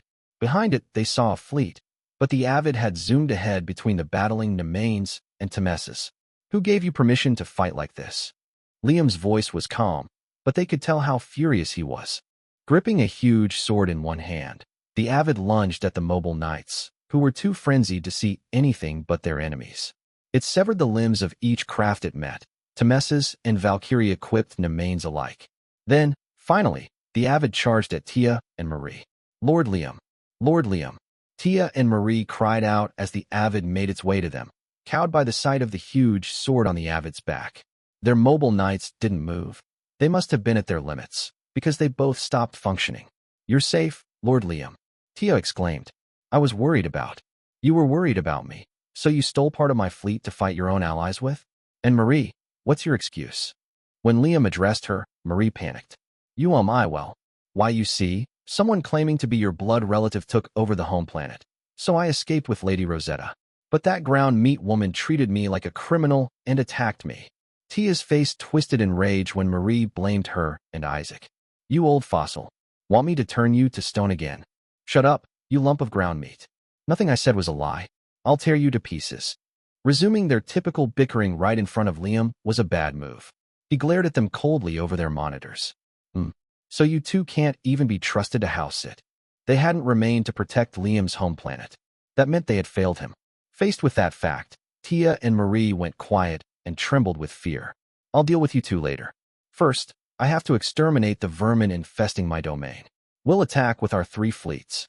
Let none of them leave alive. He ended the transmission, and the Avid turned its back to them, rejoining Liam's rescue fleet. Tia and Marie could do nothing but watch it go with flushed cheeks. Lord Liam, you were as fantastic as always today. Laying down the law suits you, Lord Liam. A number of ships hovered in the sky directly above House Banfield's mansion. Their insolence infuriated Isaac. What idiot has their ships standing by directly overhead? Bring them to me this instant. I'll chop their head off myself. As Isaac drew his sword from its gem-encrusted sheath, the people in the room reacted in different ways. Some wondered what in the world was going on, but many realized exactly who had returned. Bowery broke out in a sweat, and the three government officials he'd collaborated with exchanged panicked glances. Keith alone reacted coolly. Lord Isaac, it appears Liam has returned. He informed his lord, sounding nonchalant. Isaac was equally unruffled. Liam, eh? Humph. Lucky for him to be rescued. The reason the pair weren't astonished had to do with Prince Calvin on the Imperial capital planet. Isaac had Calvin's backing. The plan had been to oust Liam if he wound up returning, using the conflict his disappearance produced as an excuse. The Crown Prince's backing lent Isaac and Inner Circle significant confidence. Arrange a meeting, Isaac said. Honestly, it's so much trouble having a brother with no shame. The only thing we share is blood, yet it infuriates me. Where'd Bowery go? Keith shrugged. He ran off a minute ago. Must be awfully scared of Liam. Isaac was disgusted. What is there to be scared of? He's nothing but a backwater lord. Isaac had been born and raised on the capital planet, so to him, Liam was a crude, unrefined bumpkin. In Isaac's opinion, Liam was unfit to lead House Banfield, one of the few noble houses that had risen to fame in the Empire. I grant that he has the skills to raise a powerful army and amass a fair amount of wealth. But in the end, he isn't a fitting lord for House Banfield as it is now. I'll instruct him to hand the headship over to me immediately. Isaac saw no reason to fear Liam. He was confident the man wouldn't kill someone backed by Prince Calvin. Support from royalty, from the Crown Prince, no less, went a long way on the capital planet. Not even Liam would do something to earn Calvin's ire, Isaac reasoned. Keith felt the same way, evidently. He wasn't afraid of Liam in the slightest. House Banfield's former lord was just keeping the seat warm until a proper ruler arrived. The head knight's implication, that Isaac was that ruler, improved the young noble's mood. I will at least express some gratitude to Liam, right before I remove his head to present to Prince Calvin. Are you ready if he resists us? Yes, fully prepared. Isaac clasped his hands behind his back and started forward. Suddenly, he found his path blocked by several members of Liam's royal guard. Lord Isaac, Lord Liam is calling for you, their captain told him without even a proper greeting. Isaac's mood soured again, but he didn't protest. He needed to meet with Liam anyway, so following his command wasn't an issue. Keith criticized the captain in Isaac's stead. That's quite the attitude to take with the next ruling lord. I hope you don't think your positions are guaranteed just because you're with the royal guard. The red-haired captain chuckled mockingly. Isaac raised an eyebrow. I'd worry about yourselves if I were you, one of the royal guards told Keith. But I have a hunch it's a little late at this point. I was finally back in my own home. I decided to meet this relative of mine in my audience chamber, a large hall where I'd originally planned to assemble my grand harem. Since I hadn't yet found any concubines, I'd remodeled the room. Knights, bureaucrats, and military officials sat in raised rows of lavish chairs, looking down at the proceedings. I yawned as this younger brother I'd never met was brought before me. Here I am, Liam. I'd wondered what kind of guy he'd be. It turned out he was just a cocky brat. Looking down on my brother, I retorted, That's Lord Liam to you, you little brat. Now, what are you doing in my mansion? It looks like you really made yourself at home here. Your excuses will determine your punishment. Isaac wasn't intimidated in the least by my threat. I'm here to take over, obviously. Hurry up and transfer headship to me. Take over. You're not very bright, are you? I'm going to be the next Count Banfield. I already have permission from my father and grandparents, as well as Prince Calvin's backing. Liam, I'm afraid you're done. His long black hair and blue eyes meant Isaac was a pretty boy, but his rotten personality showed through, just like mine did. That actually made him seem like kin. Still, he was trying to steal headship, and I couldn't let him get away with that. Even though we were brothers, I already liked him less than the average Joe. You want to seize the throne, eh? Well, my response is simple. Get lost, you snot-nosed brat. What? I told you, I have Prince Calvin's support. This kid didn't know anything. I decided to tell him what was what. I'm in conflict with Calvin. Why the hell would I go along with his nonsense? If you drag him into this, I'll just name-drop Prince Cleo. That should go equally far in the palace. Also, do you have Calvin's so-called backing in writing? When I asked whether Isaac had Calvin's official support, he was visibly flustered. I guessed he had stupidly relied on Calvin's verbal promise. My parents on the capital planet might actually have done likewise. Either way, Calvin's influence in the palace was waning by the day. He could hardly interfere with the leadership of House Banfield. Since I'd returned, there wasn't even any need for someone to succeed me. I glanced past the tongue-tied Isaac to his knights. Whoa, if it isn't the knights who abandoned House Banfield. And not only have you shamelessly come back, I hear you've thrown your weight around an awful lot. House Banfield's former head knight, Keith, scowled at me. He'd no doubt trusted Calvin too. From their seats, my current knights stared down at Keith murderously. Simply abandoning your employer's domain when its fortunes declined was hardly chivalrous, nor was coming back as if nothing had happened when those fortunes radically recovered. My current knights must have wanted to ask how Keith's men dared show their faces. Of course, I didn't trust anyone, and I understood how Keith and his knights approached things. They'd proven themselves treacherous. There was no way they'd be working for me. On the other hand, some of the people who were supposed to be working for me here had proven just as unreliable. It seems idiots on my staff also betrayed me by siding with Isaac, I continued. The people I alluded to reacted with fear, as I'd known they would. Others in the room called them traitors aloud, piercing them with icy stares. One bureaucrat stepped forward to make an excuse. Lord Liam, if I may speak. I did him the favor of hearing him out. Go on, I said, granting him permission. Standing beside me, Claus was taken aback. Are you sure, Lord Liam? Of course. If his excuse is amusing enough, I'll forgive him. Come on, then. Let's hear it. This incident exposed House Banfield's weaknesses, Lord Liam, the official explained, face ashen. Your disappearance divided the army and negatively affected the government. All because you have no heir. The guy hit me right where it hurt, but he was right. What could I say to counter that? My domain had fallen apart because I hadn't appointed a successor or substitute ruler. A reasonable perspective, I commended the traitor. It wasn't at all amusing, though, so I won't spare you. Try again in your next life. Wah! A reasonable ruler would probably have mulled over what he'd said. Too bad for him, I was a villain. His opinion meant nothing to me. As I considered ending this pointless meeting, I glanced at the maid robots standing to one side. They all should have been in the audience chamber, but I noticed one face was ominously absent. Where's Tadayama? Chapter 13, Fury. In Liam's audience chamber, Isaac hung his head and clenched his fists in frustration. Damn it! A mere backwoods noble dares to defy me? He had believed the implied promise Calvin's spy had given him, but upon his return, Liam had dismissed him immediately. His pride badly wounded, Isaac raised his head to glare at his brother. Isaac had seen Liam only once before, when he was young. Almost half a century ago, his father and grandfather had invited him to a ceremony because a relative of theirs was receiving an award. During that ceremony, he'd seen Liam from afar. Even at the time, Isaac hadn't thought much of Liam, despite hearing that they were brothers. If anything, he'd been annoyed to learn he had a brother who was a backwater lord. He turned to Keith and gave him a meaningful look. Keith, could you help me here? He was essentially ordering Keith, who was capable enough to have served as head knight, to kill Liam on the spot. It was a rash decision, the result of Isaac's youth, but Keith's pride was wounded as well. Keith looked up at the man standing next to Liam, Claus. The way of the Flash is a contrived, nonsensical sword style, the former head knight told Isaac. The ones who will be a little trouble are. He glanced at the bandaged Tia and Marie. Their injuries had been treated, but they weren't at 100%, so Keith felt he could defeat them. He considered his loss to Claus to be a fluke. He wanted a rematch with the man. In fact, he was indulging Isaac's childish demand simply to get revenge on Claus for humiliating him. I can take them, Keith concluded. We have the numbers, too. Calvin's spies had laid the groundwork for plenty of knights and soldiers loyal to the prince to back Isaac up, if necessary.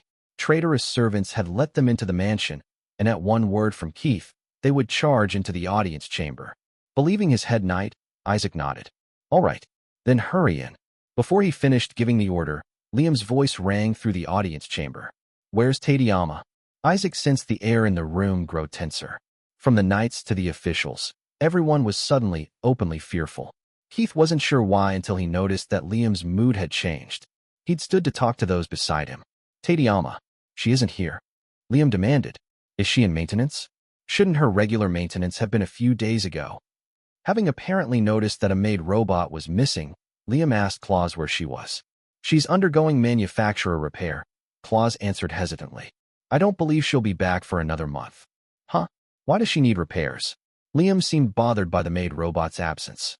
He also seemed to have all the maid robot's schedules memorized. and he seemed worried about the doll. "This is our chance," Keith whispered to Isaac. "Shall we take it?" Isaac opened his mouth to tell Keith to move in on Liam. But this time Claus interrupted him, explaining why the maid robot Tadayama had been sent for repairs. She was vandalized so badly, we had to send her to the manufacturer. A maid robot nearby was holding a sword. Liam reached out, and the moment his hand closed on the weapon, a large fissure appeared in one of the chamber's support columns. Soon the floor, ceiling, and walls were also cracking. Dust and rubble rained down, and one of the larger pillars collapsed with a heavy crash. Still, everyone was too terrified to run for shelter. On top of that, Isaac was now too bewildered to continue giving orders to Keith. "Who did it?" Liam asked Claus. Despite the terrifying change that had come over Liam, Claus answered calmly, "A knight serving Lord Isaac." "Which one?" Liam turned toward Isaac. Claus pointed out the knight who had damaged Tadayama. A second later, the man, who stood behind Isaac, vanished in a spray of bloody fragments. No, he hadn't vanished. He'd been cut to shreds in an instant. Gory chunks of him splattered the area where he'd stood. Some of the blood struck Isaac's face. Eek! He fell to the ground. Liam stared down at him. "Did you order this, Isaac?" Isaac couldn't speak with Liam glaring at him that way. He trembled in fear. "Ayug!" As he struggled to form coherent thoughts, Claus reported his investigation's results. "The night you eliminated made that decision independently.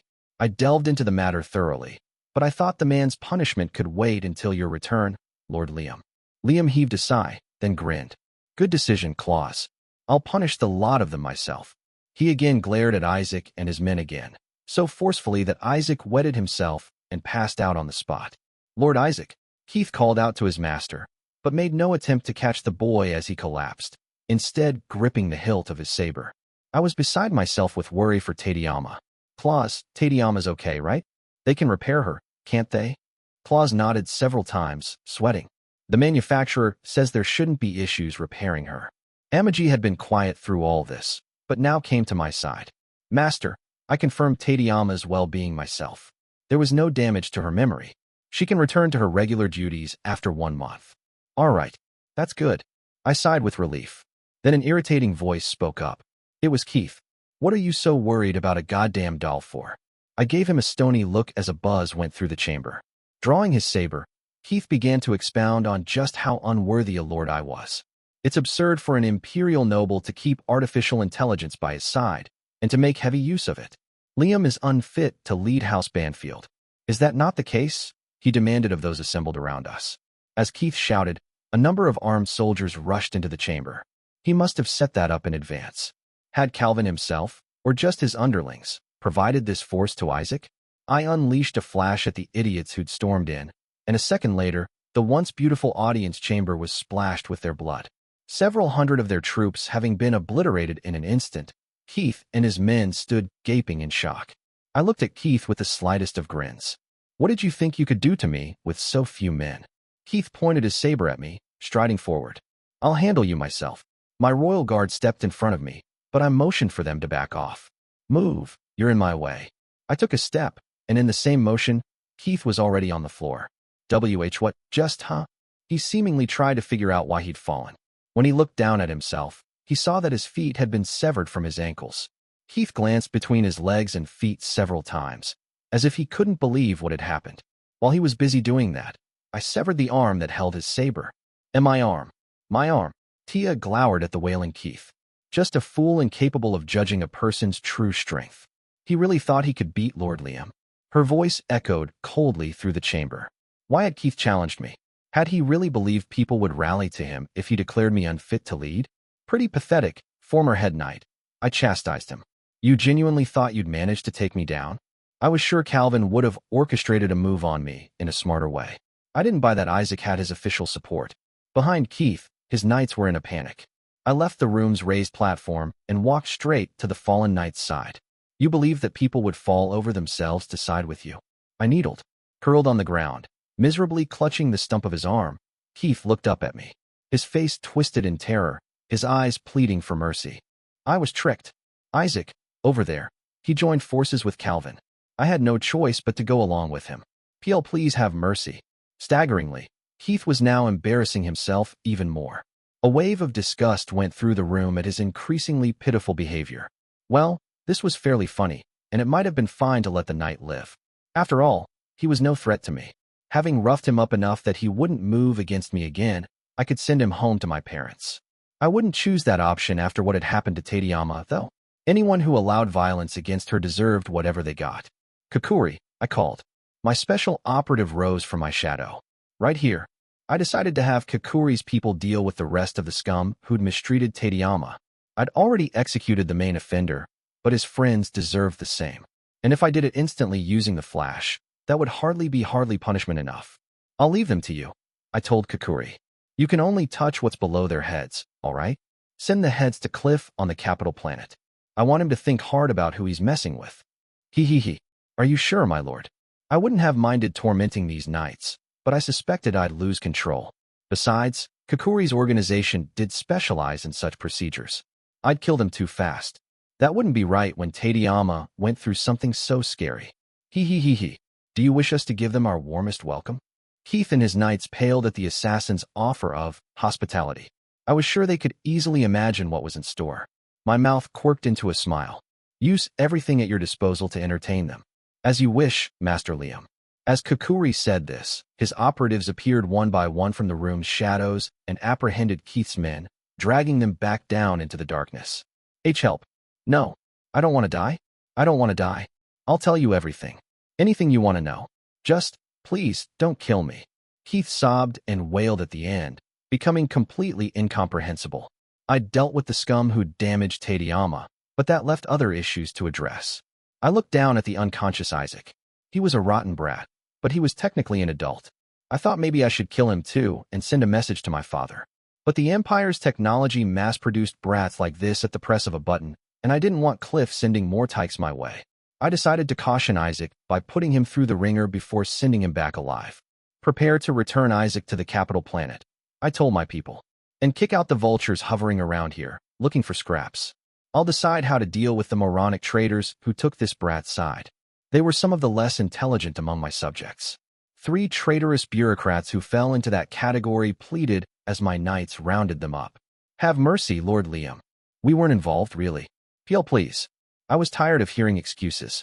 Interrogate the traitors, then execute them. Banish their families from my domain as well. Take them away. My knights followed my orders and dragged the traitors from the chamber. I was so pissed, positively seething. I didn't know what to do with myself. On top of sweet Tadayama being damaged, I couldn't digest how much things had degraded after I was absent a few days. I need to do some cleaning, I decided. It's been a while since we really cleaned up. Claus hurried over. Cleaning, sir, he cocked his head. The servants do a decent job of tidying the mansion, don't they? Despite the question, he was sweating, which suggested he understood my meaning. He must have hoped I was joking. I mean, we've been too negligent, I replied. Garbage is piled up everywhere here, and this is an opportunity to clean house. We'll root out all the traitors and make sure they're punished. We're going to be thorough. This is our chance to get rid of those idiots in one fell swoop. I used a tone that brooked no argument. I thought Claus would protest anyway, but to my surprise, he nodded. Understood. He was gutsier than I'd thought. And the guy had worked hard to maintain the status quo while I was gone, proving he was way more reliable than Tia and Marie. Yeah, guess it's gotta be Claus, then. Clapping my hands, I announced in a light tone. Okay, it's cleaning time. Everyone go back to your posts and make them nice and clean. You get me? If there's any garbage left anywhere when you're done, I'll give the slackers the same punishment as the trash they didn't tidy. Everyone kneeled, expressing their obedience. As you command. It was past time to wipe out the stupid turncoats who'd shown up in my domain. Claus was at the end of his rope in any number of ways. He was particularly exhausted from helming things during Liam's absence. When Liam announced his plan to clean things up, Claus resigned himself to the idea that even more work was getting dumped in his lap. All he could think was, fine, whatever you say. There are still traitors around here, so cleaning is an opportunity to secure things. What should we do with Qingxi, though? At this point, it seems like she's beyond help. Looking around the audience chamber, Liam cocked his head. Wait a second.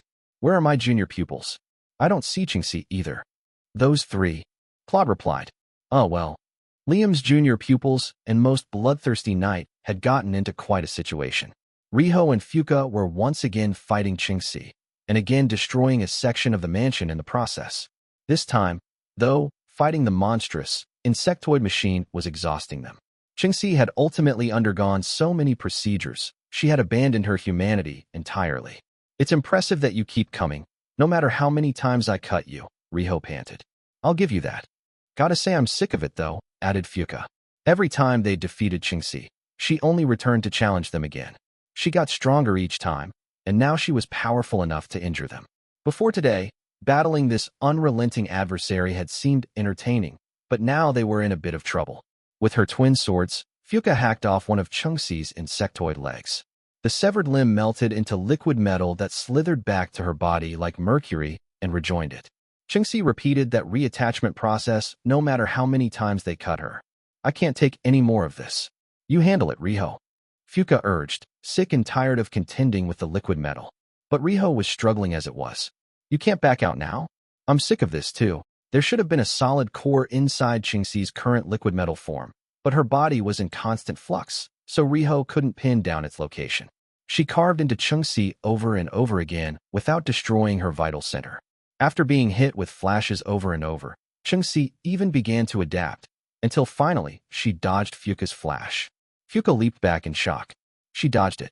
She couldn't hide her surprise that Qingxi had managed that. Hee, I've enjoyed playing with you too, Qingxi told them. I've learned a little about the way of the flash thanks to you. Now I'm ready to fight Liam.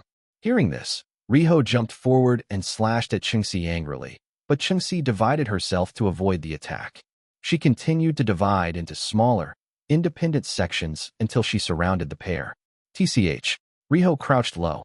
Fuka warily did the same. Guess we played around too much. Now that Qingxi had them on the ropes, it appeared her intention was to torture them to death. I'll show your corpses to Liam, so he'll take our fights seriously. Qingxi's sole purpose in life was to fight, and challenging Liam would be the apex of her existence. Nothing else mattered but to defeat him. Just then, a crumbling hallway wall split apart, and Liam appeared from behind it. His hand gripped his sword, and as soon as he saw Qingxi, he looked upon her in disgust. Quite a sorry state you've ended up in. Liam? Liam. Qingxi screeched in joy, gathering her separated pieces and recombining them into an insectoid whole, the monster she had become to contend with the way of the Flash. She leaped at Liam, intending to bring him down at last. Fuka tried to warn Liam. Senior pupil, she's. Liam cut her off. Don't worry. I have to say, Qingxi, you betrayed my expectations. Qingxi anticipated his flash and intended to counter it. Yet in the next instant, her liquid metal body burst, splattering the walls. Before anyone saw him take hold of it, Liam gripped the orb that had formed Qingxi's core in his free hand. Her liquid metal body couldn't reform without it. You found my core just like that. Liam ignored Qingxi's surprise. When his royal guard finally caught up to him, he tossed the core to the captain. Regenerate her body, he ordered. If this is the best she can do as a machine, she'll be better off in an organic body. Qingxi had given up everything to challenge Liam, yet he'd still defeated her. She was fine with that, but she couldn't accept Liam's intent to restore her original body. The outcome of their battle was only too clear, and she didn't understand why he wouldn't simply kill her. Are you showing me mercy? Kill me. If you don't, I'll come back for your life over and over again. You're misunderstanding something. I'm keeping you alive for my junior pupil's sake. You're not worth my time. Are you breaking your promise to me? Qingxi wailed inside her core. I swear I'll be the one to kill you. Liam just laughed. That's quite the joke. When you can't even beat my junior pupils, how are you supposed to kill me? You can keep playing with Riho and Fuka. In 30 years or so, Ellen can join in too. His interest in Qingxi expended. He went over to Riho and Fuka. Explain why you couldn't beat her. Are you trying to give the way of the Flash a bad name? Riho and Fuka shrank under his criticism. We're sorry. It was only today we couldn't beat her, Riho said. We kept leaving her alive so we could fight her again for practice, Fuka added. We beat her a billion times. She just held her own this time. Liam looked at them coldly as they made excuses. It's back to square one with you two. All the pair could do was hang their heads in shame. Riho and Fuka had advanced less than I'd thought. I couldn't believe they'd struggled against Qingxi. It made me embarrassed to be in the same school as them, and I decided to make their training harsher going forward. Dressed in tank tops and leggings, they lay next to me, passed out. They'd collapsed from exhaustion due to my training. I'd had Ellen participate at the start too, but since she was still a novice, I let her finish up early. I sat cross-legged and meditated, continuing my mental training on my own. I took those two under my wing, and they couldn't hold their own? How can I face master like this? I'm not happy that I struggled against that small fry, either. I thought back to the weakling who'd called himself a demon lord. I'd almost wielded my favorite blade to finish him off, but in the end, I had the Avid destroy him for me. I really should have ended things myself before help even arrived. My own inability vexed me. How to cut an uncuttable enemy? There must be a way. At least, thanks to that battle, I learned there were adversaries that couldn't be damaged by traditional physical or magical attacks. In that case, I had to figure out a way to damage them. But where to start with that? I suspected I'd figure something out eventually if I just kept training hard. I didn't want it to take too long, though. My attention had been drifting, so I focused once more, meditating on how to cut something uncuttable. I couldn't be complacent about my swordsmanship. As an evil lord, I could throw my weight around and goof off all I liked. But when it came to the way of the Flash, I needed to be all business. Finally freed from training with Liam, Riho and Fuka walked through the mansion's grounds, using their wooden swords as canes. They hadn't undergone such harsh training since their days with Yasushi. Riho looked close to tears. He's a monster. Fuka's whole body was screaming. She trembled all over. We should have killed him back when we had the chance. He said we'll be training a while, so this won't end anytime soon. The two had already attained full mastery of the way of the Flash, but Yasushi's senior pupil trained them so hard every day now. They had to moan and complain to get through it. They already wished they could abandon their training, but Liam planned to press ahead with it until he had to return to the capital planet. All because they'd let Changxi get the upper hand. They sank onto a bench. He should just go back to the capital planet now. Yeah, he still needs to finish his noble training or whatever, right? Why'd he even come back here? Riho took out her tablet and checked the news. Almost every day lately, there were reports of bureaucrats, knights, and soldiers being executed for crimes like embezzlement. A lot of people had been disposed of, their families banished. Wait a second. This article, Riho trailed off. What is it? Fuka asked, agonized. Evidently, it wasn't just House Banfield experiencing turmoil. All of them were wiped out. In the capital planet's imperial palace, Calvin listened to a report from one of his allies, his eyes widening at the news. The noble who delivered the report found it just as hard to believe. Why yes, every single spy we sent to House Banfield's domain failed to report in. Everyone who supported Isaac or sought to pillage Liam's territory was also disposed of. What about the traitors in Cleo's faction? They were removed from the faction on Liam's orders. Several heads of house have gone missing. When Calvin heard that Liam had disappeared due to summoning magic, he'd used those people who responded hastily to the incident to sow chaos in Liam's territory. He'd fed those impulsive parties information, then sat back to watch them wreak havoc on their own. Meanwhile, he'd harshly warned his own faction not to lay a hand on House Banfield for the time being. Liam got the better of us. He really is fearless to do this now. Your Highness. The noble who'd brought the news didn't understand what Calvin meant. The crown prince resisted a sigh, explaining. He waited until his faction's numbers exploded before weeding out the bad seeds. If he'd overlooked them, some fiasco would have befallen his territory. But the fools took the bait, just like he expected, and he purged them from Cleo's faction. It was just as I feared, a trap. That was what he did? Then we played right into his hands. Luckily, we kept our own faction out of it, so our strength didn't suffer. Only Liam and those idiots lost out. It could have been much worse, Calvin lied. If they dared go for broke while Liam was gone, they might well have dealt his domain a significant blow. My caution backfired. In the end, Liam had eliminated every single one of Calvin's spies. The Crown Prince would have a harder time gathering information now. It could be worse, though. They'd at least avoided serious damage. Anyway, what happened to the fools who invaded Liam's domain? Calvin asked. Could he really have killed them all? Isn't it possible he took some as hostages? Nobles often took hostages in this kind of aristocratic conflict. That was an intelligent strategy, since ransom money was far more useful than a dead noble. However, Liam wasn't a typical noble. I believe Liam treated them as pirates and slaughtered them mercilessly. All of them. He's so extreme. He'll just cause more trouble for himself. Those dead nobles might have invaded his territory, but by reacting so ruthlessly, Liam would make enemies of their families. Of course, if their families managed to bring Liam down, that wouldn't be a bad thing for Calvin. We can use this. Support those he's antagonized from now on. Your Highness, I have one more important thing to report. The noble said awkwardly. What is it? Well, relatives of the nobles Liam declared pirates do wish to join your faction. They want to take Liam down. What? There's no one to lead all the nobles who hate Liam. So they've declared that they're joining us. They think they can just decide that. Calvin was furious. The dead nobles had committed blatant piracy against another house. It would only hinder him if their families declared support for him in retaliation, now that the tables had turned. Needless to say, he had no intention of accepting the families into his faction. Still, if they threw his name around without permission, that would be just as troublesome. Thanks to this incident, Liam's faction had purged many short-sighted individuals. Those same short-sighted people now plan to join him instead.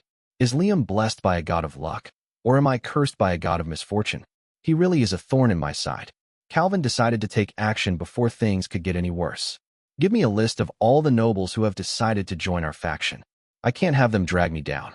Dismissing the other man, he prepared to run himself ragged addressing the trouble they were about to be in. It was a crucial moment, and he was stuck sorting this mess out. Chapter 14. A Decent Evil Lord. Having returned to House Nodin's home planet, Bowery was preparing to go into hiding. His family was terrified, since he'd started getting ready to run as soon as he returned home. His wife shrieked questions at him. She was garishly dressed, and had made use of expensive anti-aging treatments to maintain her youth and beauty. Is it true Liam's returned? Yes. That's why we need to run right away, before we're killed. The space pirates, and those masquerading as pirates, who'd invaded House Banfield's territory were already being culled by Liam's private army, which had been under his control again since his return. Bowery's face twisted in anguish. I just needed a little more time. If only Liam hadn't returned so soon. Born to a barony on the Empire's outskirts, Bowery was used to other nobles dismissing him as a country bumpkin whenever he journeyed to the capital planet. For years, he had longed to live a lavish life, but the planet he ruled was too destitute due to the heavy taxation generations of rulers had imposed. That was the same situation House Banfield had formerly been in. When Liam rose to power, Baron Nodin could finally live a little more affluently. Simply upon being asked, Liam had helped develop Bowery's planet free of charge. The infrastructural improvements had increased House Nodin's tax revenue. However, Bowery immediately overtaxed his people, which worked against that progress. Liam would no doubt think Bowery was an idiot if he found out how the Baron ran his planet. I only agreed to this because you said it would be fine, his wife screeched. What are you going to do about this? You never said anything about House Banfield coming after us. I didn't think he'd come back. Ugh. People from the boondocks can't hope for the slightest luxury, can we? That was Bowery's perspective after trying to become Isaac's guardian to gain a cushy position. Though the Baron exploited his people and lived lavishly on tax revenue, he felt his family was unfairly poor compared to the capital planet's nobles. Still, he could hardly be called an unbiased judge of his situation. When he was almost prepared to flee his mansion, a group of soldiers burst inside. They were members of Baron Nodin's private army. Bowery frowned at the sudden intrusion. What? If you're here to escort us, we're not ready ye. Before he finished his complaint, his men silently pulled their guns' triggers. After killing both Bowery and his wife, they surrounded the sprawled bodies. Trying to get away by themselves, were they? The nerve of these people. They've tortured us long enough. We finally got our chance for revenge. Want to string him up in the plaza? That should make everyone happy. Bowery's betrayal of Liam had spurred his subjects to rise up against their tormentor. If civilians rebelled against their lord without an accepted reason or another noble's approval, the Empire could order their entire planet burned. Bowery had betrayed his liege lord, though, and the rebels felt they stood a good chance of escaping punishment if they delivered the Baron's head to Liam. They'd been waiting for this opportunity for a long time. Their leader looked down at the two bodies disdainfully. We'll send them to House Banfield. We need to show Lord Liam we're loyal. Control yourselves, okay? The soldiers carried the corpses from the mansion, and not long after that, House Banfield's fleet descended on Baron Nodin's planet. Upon arriving at House Nodin's planet, Tia read through a report on the bridge of her ship. She sighed quietly, glancing quickly through several documents projected in front of her. Baron Nodin must have been despised by his subjects to be betrayed the moment he defied Lord Liam. I knew he was incompetent, but this takes the cake. Common soldiers had slain Bowery, his wife, his concubines, and his children. When Liam's fleet arrived in his domain, the rebels had immediately and willingly surrendered without a hint of resistance. Claudia, Tia's adjutant, Wanted to know how they'd proceed with the soldiers who'd killed their lord. Assassinating your ruler is a serious crime. Shall we execute the offenders? I'm sure they're prepared for their fate. We should just get it over with quickly. No matter their rationale, they'd committed a major offense. Tia understood that. But instead of agreeing to execute them, she smiled mischievously. Tia had let Liam know what became of Bowery, and she'd just received a reply. Liam was thrilled to hear about the Baron's sorry end. Tia would deliver a more detailed report later, but her initial assessment had been more than well received. Our report went over well with Lord Liam, she told Claudia, then answered the adjutant's question. Discharge the offenders from the army and have them migrate to new planets under new identities. The official story will be that they were executed. Claudia was taken aback. Letting the rebels live would be much more work than killing them. That's awfully lenient. Their brave willingness to sacrifice their lives will go to waste. They made Lord Liam happy, so I'm rewarding them personally for that. Now, it's going to be a pain, but we'll have to manage Baron Noden's domain for a little while. The fleet Tia had been dispatched with was there to run the planet until a replacement ruler was installed. It was difficult to detect at times, but Tia was a more than competent leader, as well as an impressive knight. The data Claudia had been reading on Baron Noden's domain disgusted her. He was a picture-perfect rotten outskirts noble. No wonder his people hated him. His territory would have been in a lot more trouble if House Banfield hadn't helped out. The situation here was so dire, it was almost astounding. Liam's support had improved things, but the Baron had increased taxes as soon as he could, bleeding his already impoverished people dry. Their hostility was easy to understand. He was the complete opposite of Lord Liam. So let's show these people what Lord Liam's rule is like, Tia replied. He wouldn't abandon people like this, who clearly need him. She decided to give her all to governing this planet ravaged by its previous tyrant, knowing Liam would have done the same. Darling, when Rosetta returned to the mansion, she rushed over and embraced me. I accepted the hug.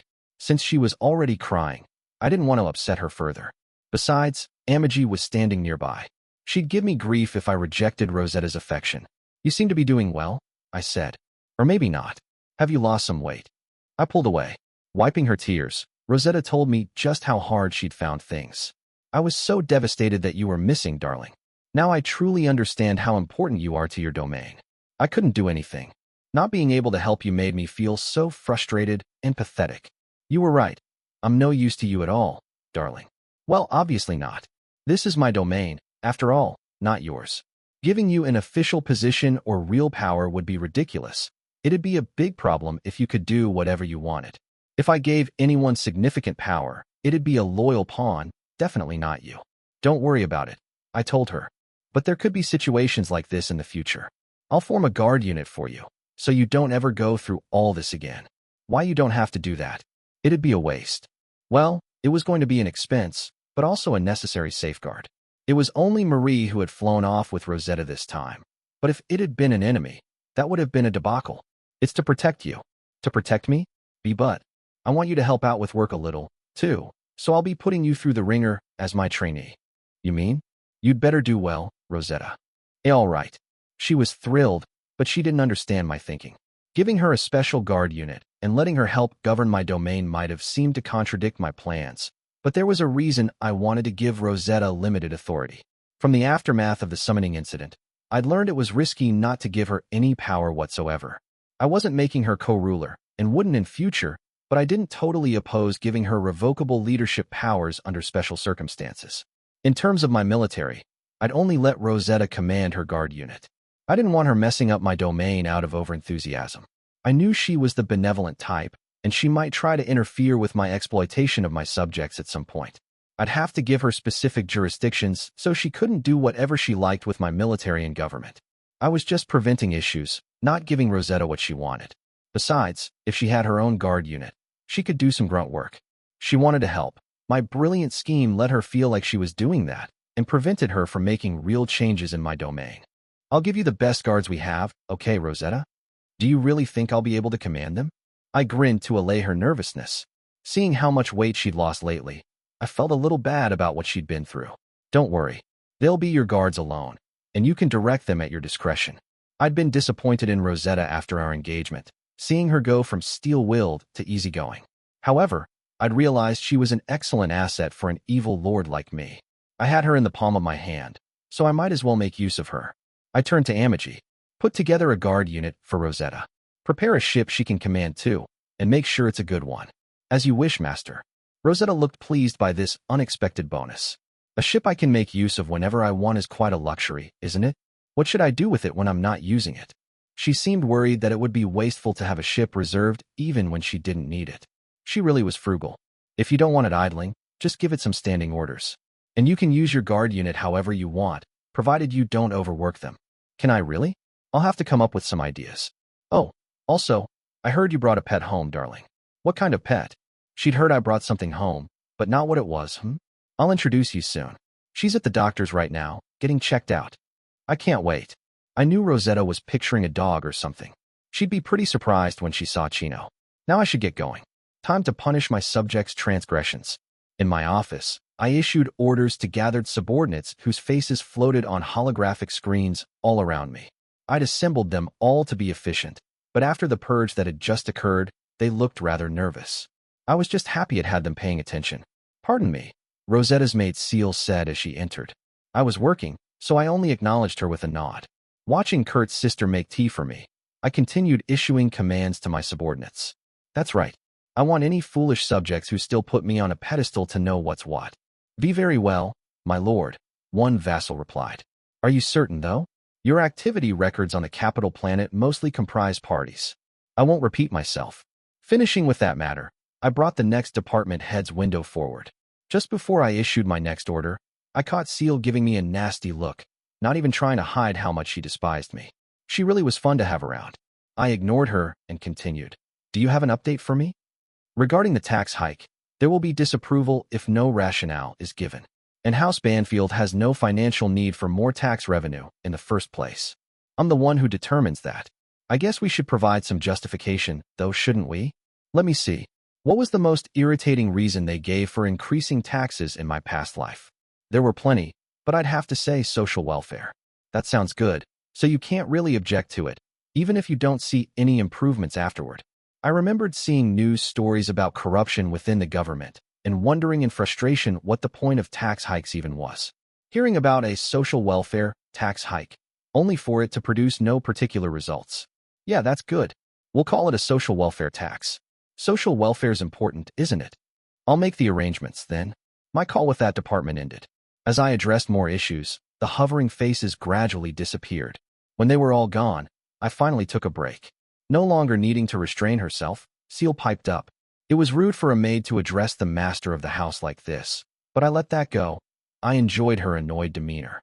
Finding a reason to increase taxes because you want to, instead of increasing them because you have a particular reason, isn't that a little backward? That was a reasonable view. I still found it hilarious that an evil lord like Baron Exner had such a goody two-shoes for a daughter. Didn't she even appreciate the irony of that? I decided to tease her a bit. It's not backward at all. I'm increasing taxes to torment my subjects. I don't need any more reasons than that. Seal's eyes widened at my words. At the same time, she didn't seem surprised to hear my statement. So those are your true colors. I never believed you were as wise and benevolent as everyone says. Suddenly, her demeanor was a lot more casual. She was dropping the polite act after realizing how tyrannical I was. That was exactly what I wanted, though. I'd been waiting for someone like her to show up. All that wise and benevolent crap is just idiots misinterpreting me. You're smart, though. You saw the truth. You deserve a reward for that. Want some candy? I pointed to a jar on my desk. She just glared at me. You shouldn't exploit your people. Did you forget what happened to Baron Noden? In the end, his subjects killed him and his whole family. Baron Noden? It was hilarious that that idiot was killed by his subjects, but it had nothing to do with me. He was a fool, and I'm not. That's all there is to it. You had to know how much you could wring from people and still get away with it. That was how a decent evil lord did things. If you couldn't manage that, you were just an idiot. You mustn't raise those taxes. It's my domain. What's wrong with doing as I like with it? After a short pause, Seal changed tack. Please don't torture your people. She was so concerned for my subjects, who weren't even citizens of her domain. I really felt I'd made a good decision taking her in. She was righteous and just, and though she feared me, she spoke up against my tyranny. It was great. I just want to see my subjects' faces twist in pain, I insisted. There's no benefit to me in granting your request. I didn't need to keep up appearances with her. After all, I was buddies with her father Baron Exner and her brother Kurt. Seal could make as much fuss as she liked, and it wouldn't hurt me one bit. You're the worst. You're the worst kind of ruler there is. I appreciate the compliment. This really felt good. I never thought I'd find the steel will I'd expected of Rosetta and Seal. I loved that she had the mettle to stand up to a villain like me. Even better, she didn't have any power to stop me. This was all she could do. I was thrilled that the exact person I'd been looking for, my little bluebird of happiness, was right under my nose. And it was all a lucky accident. Seal's head was bowed, her fists clenched. You're fooling everyone. It's not right. It's not me that's wrong, it's the world. You have no influence, so no one will listen to a word you say. Now, since you finished what you came in here to do, why not go tend to your duties?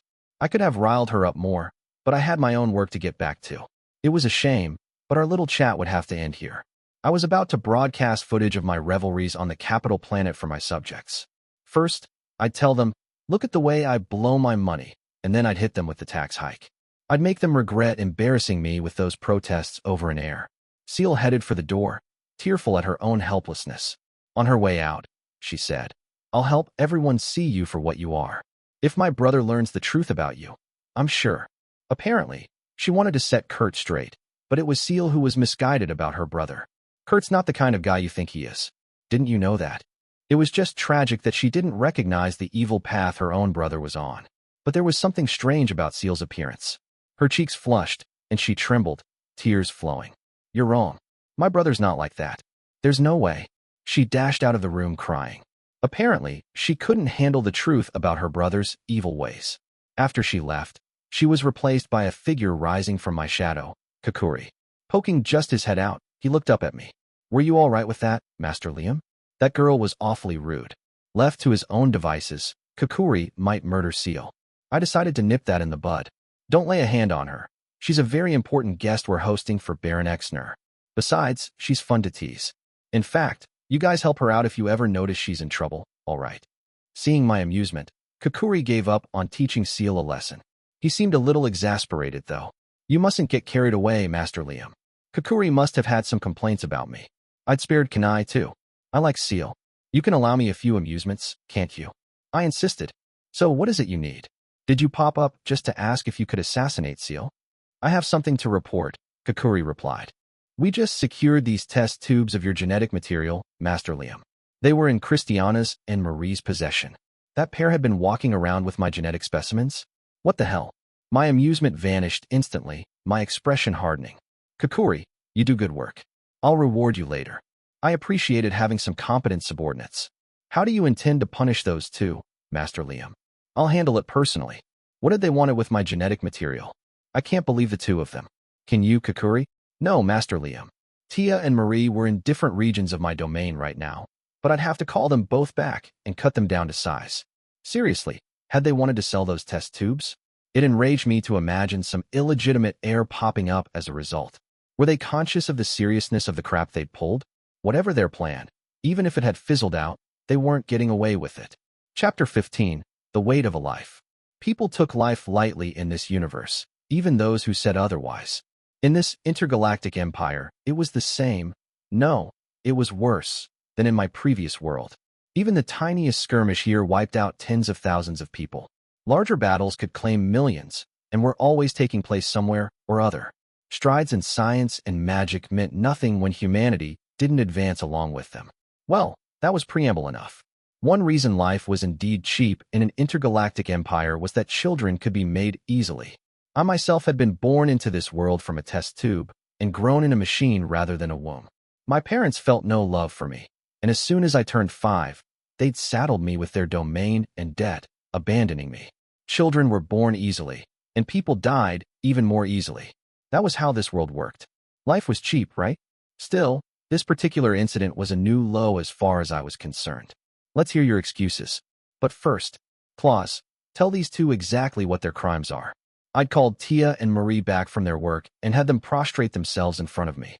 Sitting with my legs crossed, my cheek on my fist, I stared down at the pair's bowed heads. Standing beside me, Claus read out their crimes with an expression that transcended exasperation and sat somewhere around enlightenment. First, you ignored Baron Noden, Isaac, and their co-conspirators to deploy Lord Liam's fleets without permission. Then you occupied planets within Lord Liam's domain without authorization, and, in an act of rebellion, pitted his forces against each other. Finally, you stole Lord Liam's genetic material, which is meant to be safeguarded within the domain. It was all too much. When I was away, my knights were supposed to protect my domain, not go off the rails. I've been disappointed with you two a number of times, I snapped. And this time, your greatest sin was betraying me by acting completely on your own whims. Glancing up, Tia began making excuses. Lord Liam, my only thought was to protect your realm, which is without an heir. What was that? Eep. I silenced Tia with a stomp on the floor, then remembered that I was going to tell them something important before hearing their justifications. How noble of you. I need to warn you both, however, if I consider your excuses unacceptable, I'll cut you down where you stand. These two had served me for decades by now, but however capable they'd been, I wasn't keeping traitors around. At first, I had wanted to recruit a bunch of hot female knights, but if they were all going to turn out like this, I'd keep knights out of my harem. From now on, I wouldn't recruit based on looks. I only wanted people I could actually count on. Both women went quiet. In my eyes now, they were as bad as Isaac and the rest. I reached for my sword, which leaned against my seat. Marie pulled her hair over her shoulder, exposing her neck to me. Hun, how noble, I acknowledged. Don't worry, I'll decapitate you painlessly. I wanted to bear your child, Lord Liam. Her blurted excuse left me speechless. What the hell was she saying at a time like this? Marie kept going, her explanation getting worse and worse. Even if you'd returned and refused the child, rejecting it as your heir, I would simply have raised it on my own. Peel, please forgive me. At a loss, I turned to Claus, but he was speechless too. I was a bit relieved by his consternation, since I thought of him as someone with a fair amount of common sense. For a second, I'd worried that Marie's thinking might be normal in this universe, but Claus's reaction assured me that he was also flummoxed. Thank goodness. Marie's excuse couldn't possibly be anything but bizarre, right? Weeping, Tia made her case as well. I would never be so brazen as to request your affection, Lord Liam. But I wanted a connection to you. Even without an incident like the recent one, I had hoped to have a baby using your genetic material someday, to carry on my family name. I would not have claimed that child was an heir of House Banfield. Under the circumstances, I couldn't resist the temptation. You both wanted to have my child. Marie nodded, trembling. I know it's insolent, but I desired a connection to you too. I'm aware of the extent of my sins, but I couldn't control myself. If you wish to cut me down personally, I could not ask for a better punishment. My life is yours, Lord Liam. What even are kids to these two? Tools to connect with me? And now she wants me to cut her down? Well, that just makes it unappealing. They'd thrown me for a loop, and I withdrew my hand from my sword. I can't strip you of your qualifications as Knights of the Empire, but you will no longer be considered to have the position or authority of knights in my domain. For now, you'll only work as maids here in the mansion. I had planned on executing them, but their stupid excuses ruined my appetite for bloodshed. The two thanked me with tears in their eyes, although I truly couldn't have cared less. Thank you, Lord Liam. Just as before, Lord Liam, I pledge my service to you, even as a maid. I'd once considered the two decently competent, trusting them enough to stay out of their way, but that had been a mistake. I'd have Serena start teaching them how to act like proper ladies. Enough, you're dismissed. Oh, and Claus. Yes, sir. I've been thinking for a while now about ranking my best knights. You did well during this conflict. So from now on, you're first. Yes, Asaiha. Claus began by simply nodding, but then his eyes widened. He was clearly surprised to receive a new title so abruptly. I'll expand your authority and increase your pay. I guess it's, that head knight job. You're the best I've got, so keep up the good work, all right? Why, yes, sir. As I spoke to Claus, I made sure to get a good look at Tia's and Marie's dead eyes. The exchange seemed to hurt them more deeply than their actual punishment. Tia, Marie, they replied with conflicted expressions. Why, yes, sir. Yes, Lord Liam. If you two had just done your jobs, I was leaning toward awarding the role to one of you. I'm beyond disappointed by what you did instead. Satisfied that they were crushed, I stood and left the chamber. Claus couldn't stop sweating. In the past, there had been a rumor that Liam planned to rank his knights officially, assigning them numbers. Who knew how the rumor mongers got the idea? At the time, some House Noden vassals studying in Liam's territory got it into their heads that they were worthy of serving as Liam's 12 knights. Liam hadn't taken action on the rumor, so the vassals began to spread it around. When the claims got out of hand, Liam denied them. but it later turned out to be true that he planned to number his knights. Ever since then, who Liam would choose for this honor had been an oft-discussed subject among his knights. Still, for Claus, this was a bolt from the blue. I didn't think he'd choose me as first. After Liam left, Claus remained in the room with Tia and Marie, who'd both failed to become first knight. Their eyes on him were truly icy. Tia arose from her kneeling position slowly and eerily, as if she lacked the strength to move properly. "Congratulations, Lord Claus." Marie stood as well. There was no life in her eyes. Her movements were sluggish. "Lord Liam's first knight. It's an exceptional title. Oh, if not for this incident, it might have belonged to me." Both women seemed to be taking their failure to become Liam's first knight rather hard. "It was sudden news to me as well," Claus replied. "I'm sure Lord Liam made the decision on the spur of the moment. He may well change his mind while discussing things with the other knights and army." Tia and Marie continued glaring at him enviously, and Claus felt his stomach pain return. "Why do I have to serve as head knight? What did I do to deserve it? What do you think an average guy like me can accomplish, Lord Liam?" Claus would continue to shoulder the responsibility for Liam's talented but troublesome knights. "I give up." In the capital planet's palace, Calvin lamented his circumstances. "It's finally, utterly over for me." He'd been going through intelligence on Liam at his desk. Written on the document in front of him were the words, "Liam's greatest weakness is his solitary rulership. When he is not present, his domain is utterly vulnerable." In short, House Banfield's security and stability had indeed been greatly compromised when word of Liam's disappearance got out. If Liam's domain was vulnerable without him, that should mean it would fall easily, so long as one took out Liam himself. Yet that was the most difficult thing. He can't be assassinated. He can't be killed in war. Spreading negative rumors in his domain does nothing. How am I supposed to depose someone I can't sabotage? The shadowy organization protecting Liam made assassination practically impossible. Even killing him outright, with no regard for appearances, likely wouldn't succeed. Liam could defeat even swordmasters single-handedly.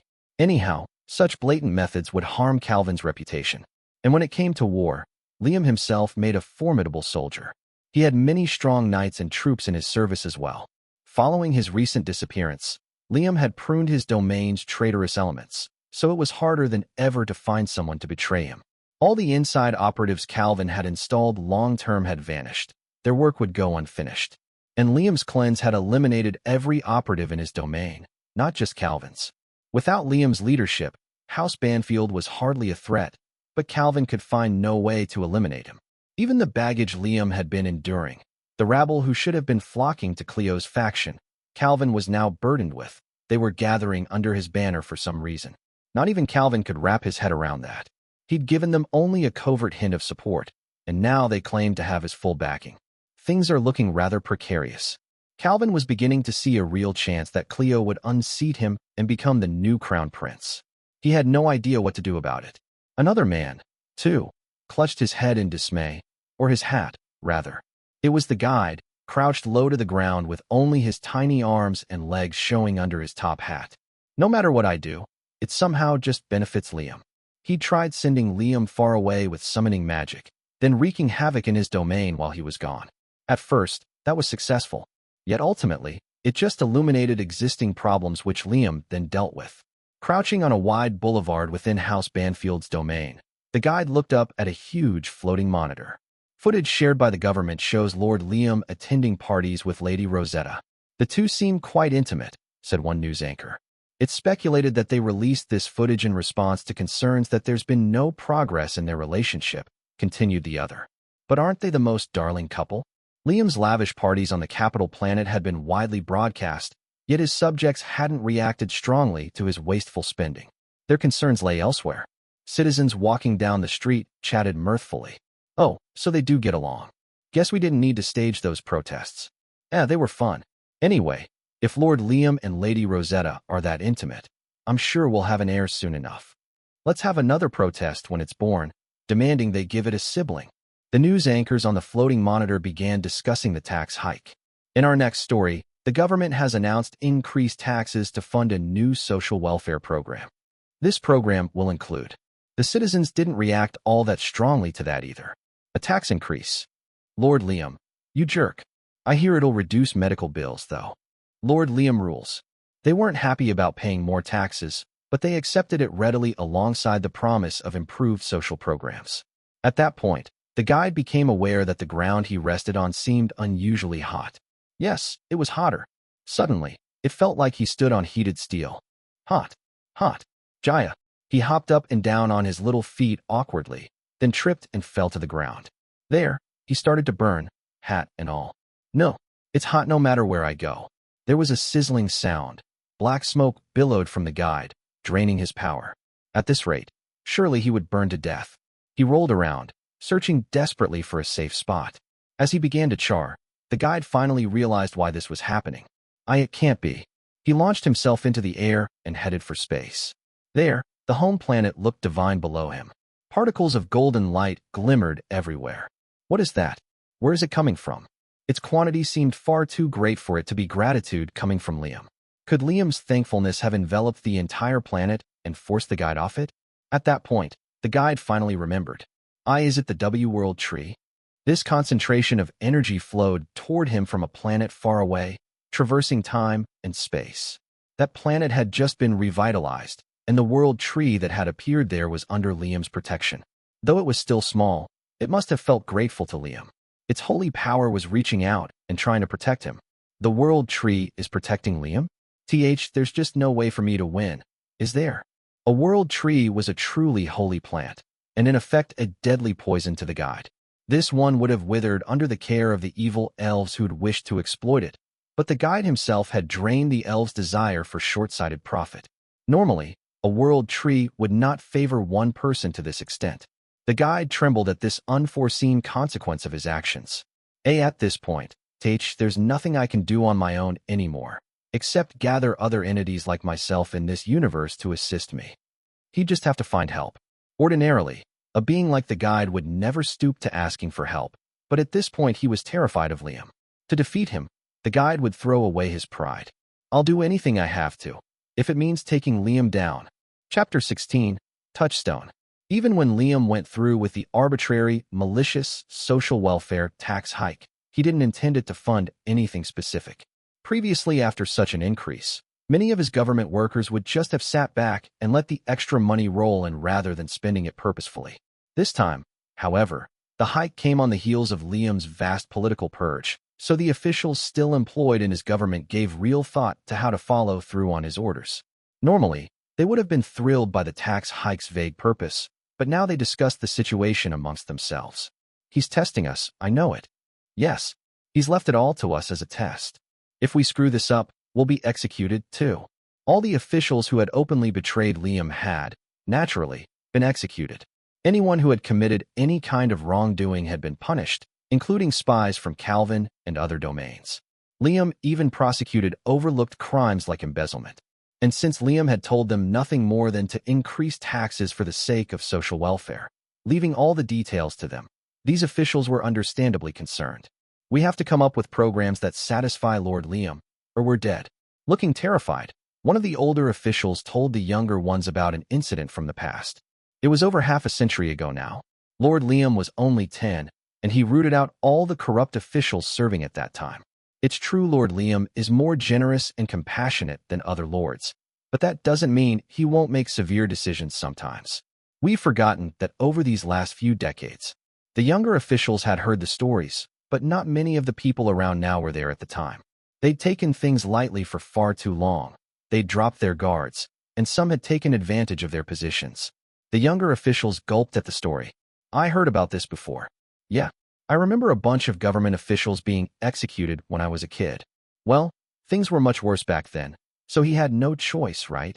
They didn't think there was any way Liam would do the same thing to them. The older official continued. If we create a program that serves no real purpose, we could all be purged by Lord Liam next.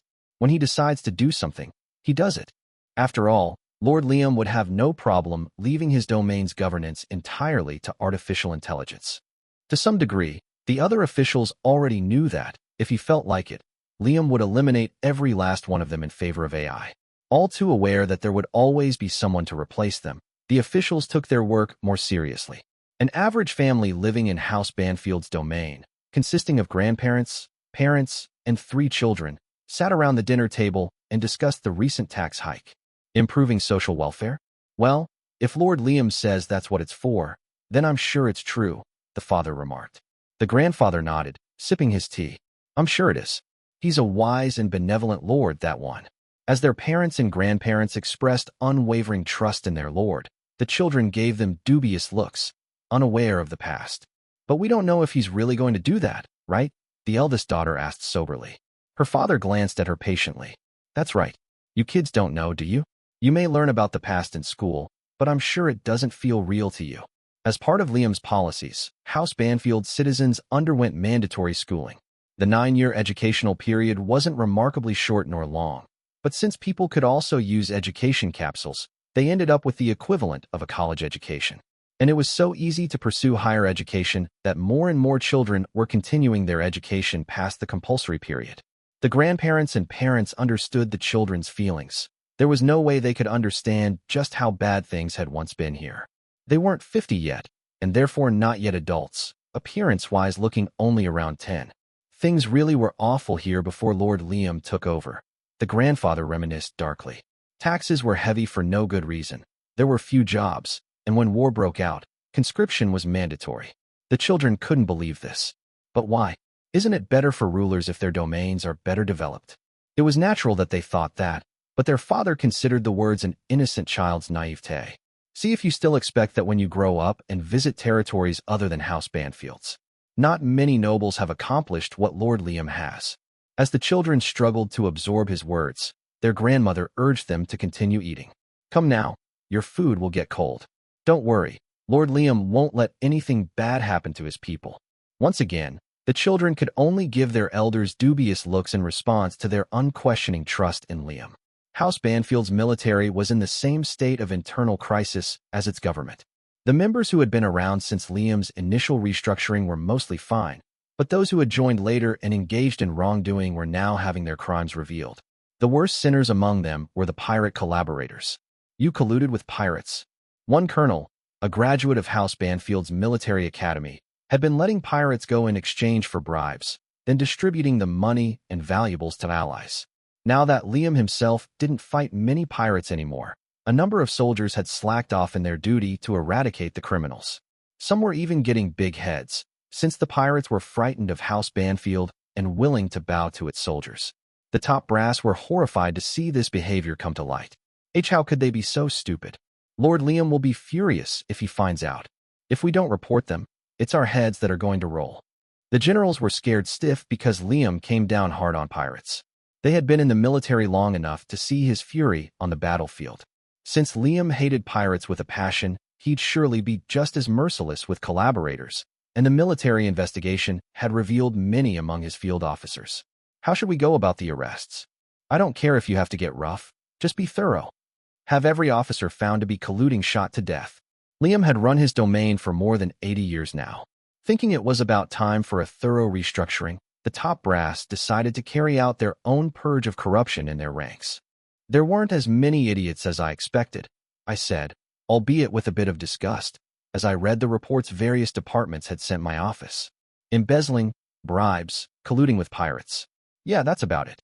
I'd never trusted my human subordinates in the first place, and I was surprised to find so few traitors. Amagi had brought me some afternoon tea. As I sipped it, I chatted with her. House Banfield is far superior to most other domains in that regard, she assured me. Good. I don't mind treating loyal pawns well. Why not direct some of that kindness toward your subjects? They shamed me, so they should suffer the consequences. I would never forget everyone laughing at me during the hearing where they played videos of protesting subjects demanding I father an heir. Eulogia, in particular, had embarrassed me. And that reminded me. Amagi, what's Eulogia up to? Miss Eulogia? Let me see. Amagi did some investigating and found Eulogia was in fact right here in the mansion. You're terrible, Lord Liam. You're the terrible one. I sent you to suppress the protests, and instead you joined them. What's wrong with you? Although Eulogia had participated in the protests herself, she at least hadn't sided with the traitors and Isaac. Was she loyal or disloyal? Apparently she'd holed up in her room, terrified of how I might punish her. I can't believe your people, ignoring a potential concubine like me. I've been sitting around in here worrying about whether you'd kill me. I forgot about you myself. You're a monster, Lord Liam. I still needed to punish her. Eulogia was my connection to the Imperial Army, though, I couldn't just execute her. At that point, I came up with the perfect idea. I'd just offered to put together a special guard for Rosetta, but she had no military experience herself. She needed an adjutant to ensure her guards functioned as a unit. Meanwhile, Euligia had connections in the military and imperial weapons factories. She was another talented problem child, and I wanted her to show that talent more consistently. She wasn't busy right now, so I decided to let Rosetta have her. In any case, since you don't have anything better to do, help Rosetta set up her new guard unit. Huh. Euligia made a face. You're capable with that sort of thing, aren't you? Well, I could do it. But aren't I your potential concubine, Lord Liam? Won't it be awkward working with your future wife? If you're smart enough to figure that out, guess I don't need to worry.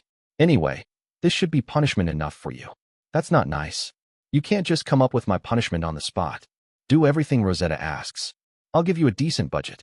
Put together a good team for her, hear me? I figured I'd start funding the venture by giving Euligia some of my pocket money now.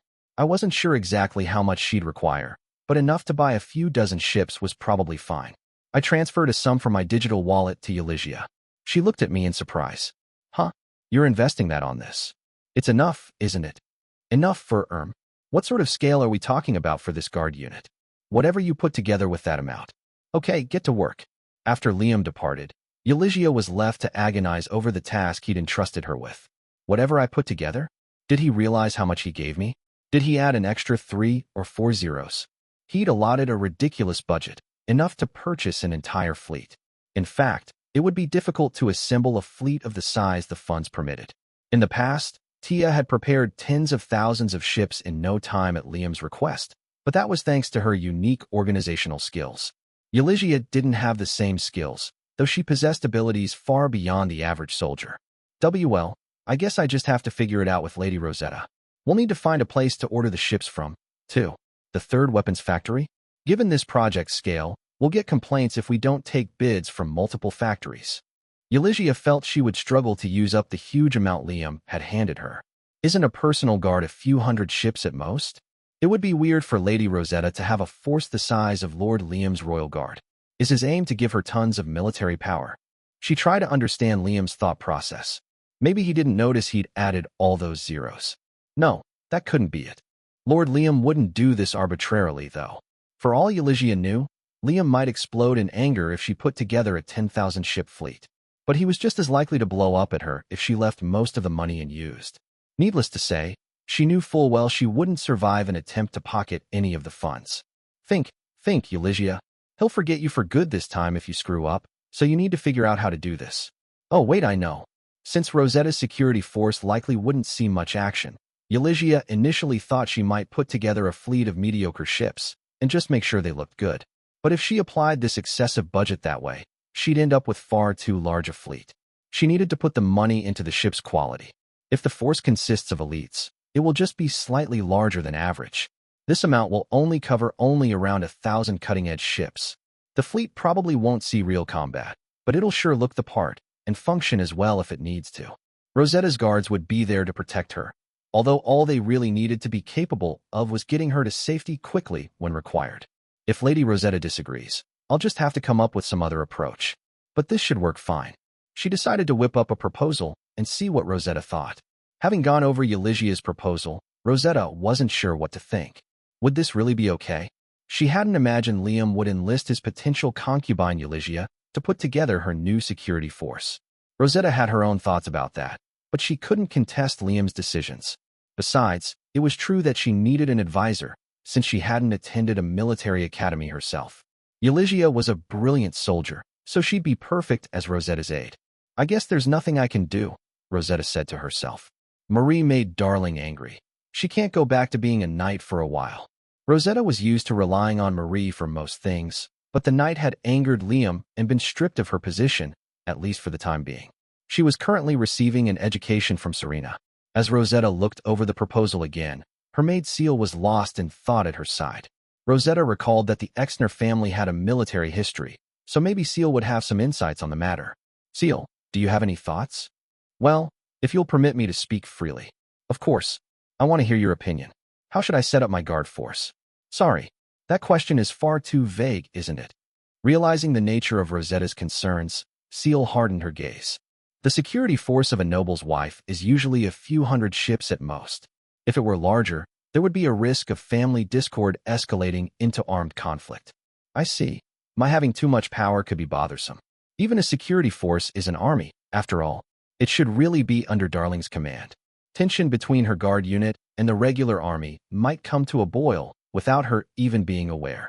How about creating a full force of 1,000 ships, but only using 300 or so at a time, and rotating them out? Seal suggested. The inactive members could have time off, train, or do some other work. Other work. Many nobles can't protect themselves adequately, Lady Rosetta. Nobles with territory on the Empire's outskirts in particular. I see. I could have my guards defend them. Yes. You could essentially attend to matters account like Lord Liam doesn't have time to deal with. Your security force would be powerful enough to resolve small conflicts. That's a great idea, Rosetta exclaimed, happy to hear she could help Liam in such a way. Darling receives so many petitions for assistance. I heard he can't deal with them all. I'd love to handle some of his less important work. You need a proper command center too. Wait, you mean I'm going to have a base? Well, of course. Your guards will need to work independently from the army, after all. I suppose I should ask Euligia about all this. When Rosetta left to discuss their ideas with Euligia, Seal pumped her fist triumphantly. All right, Lady Rosetta will finally have some power now, if only a little. Even if she can't do much at first, with a small force of elites, she can make ties with lots of other nobles. At some point, she'll have so much power, Liam will be forced to take notice. Seal was, of course, allying herself with Rosetta to knock Liam off his pedestal. For that to happen, Rosetta had to gain power. Eventually, Lady Rosetta will realize Liam is actually a bad guy, and when she does, she'll have to stop him. Liam tormented his subjects just for his own amusement, and Rosetta would understand that one day. Seal was sure of it. Just wait, Liam. I'll stop your evil deeds, I swear it. I'll get my brother away from you, too. I fear Lady Seal is attempting to incite Lady Rosetta to future insurrection, Kanai warned me. While advising Rosetta on how to operate her security force, Seal was apparently plotting something. I knew all about this, naturally, because Kanai had secretly observed their conversation and immediately reported it to me. Had Seal forgotten she was plotting in my mansion, or what? She's so stupid it's almost cute. Do you really intend to allow this, Master Liam? Seal's actions amounted to betrayal, but I'd finally discovered a girl with steel will. It'd be a shame to get rid of her now. Still, I didn't intend to let her get the best of me. Leave Seal be, but call Rosetta in here. Yes, sir. Kanai vanished, and a short time later, Rosetta arrived at my office. Do you need something, darling? Seeing the gentle way Rosetta smiled at me, I wish she would take a page out of Seal's book and plot to kill me in my sleep or something. I'm told Seal suggested using your guards to take care of my busy work. You heard about that? Of course I did, and I won't allow it. I thought you might not. I didn't really care about her pitching in, but I didn't want her going along with Seal's plan. According to Kanai, Seal was thrilled right now, sure that Rosetta was doing exactly as she suggested, but I was the one who had Rosetta in the palm of my hand. I want you to do what you want with your guard. Don't just do what somebody else tells you to. You can get advice, sure, but the decision should be yours alone. It's your security force. Having said that, I'd leave the matter to her for now. Rosetta's military training only consisted of basics we'd learned in primary school. She didn't have real experience, so any ambitious exploits would end in failure, or at best, accomplish little. I wanted to see Seal fretting over her. What I want, Rosetta echoed. Like I said, don't just use someone else's ideas. If you don't want to decide, I'll scrap the whole fleet. If that makes sense, get going already. I chased Rosetta out. Kanai's head immediately popped out from my shadow. Was that really adequate, Master Liam? In truth, the balance in my electronic wallet was 3 zeros smaller than it should have been. I guessed I had accidentally transferred way more money to Euligia than I'd meant to, but it would be super embarrassing to admit I'd made such a mistake and demand Rosetta give the money back. I would just have to pretend it didn't bother me. We'll let her do as she likes. I want to see what she and Seal settle on. And Miss Euligia? If I get to see her fall on her face, it'll be amusing. Otherwise, I don't care. Euligia wasn't like Neos, who had strong and weak points. She was more consistently incompetent. For now, I added, I want to get back to the capital planet and complete my training. I've only got 4 years left, and I spent too much time here. I was anxious to finish training so I could freely enjoy life as an evil lord. As I mulled that over, I received an emergency communication from my friend Wallace, who was back on the capital planet. This is bad, Liam. Oh, it's just you, Wallace. This is no time to be so calm. Something catastrophic has happened. I think you could stand to be a little calmer. What happened? The autocracy declared war against the Empire. Oh yeah. I'd wondered what he was so freaked out about, but it turned out some other intergalactic nation had picked a fight with ours. That didn't impact me. I wished Wallace would only call about stuff that was a little more important. How can you act so casual about this? Because I don't care about it. Anyway, I'll rejoin you there soon to finish training. Huh? You're not going to fight in the war? I thought for sure you would. I only like fights I know I can win. It's not like I'm just a warmonger, you know. Besides, it'd be a pain. I just want to get my training over with. Why the hell did Wallace think I was going to fight in this war? Epilogue. A change occurred in the Old Kingdom after the heroes departed. Lady Amagi. A structure to worship a new goddess was constructed in the recovering kingdom's capital. Queen Enola made her way there now, clad in an outfit that bared her shoulders, a dress fashioned after Amagi's maid uniform.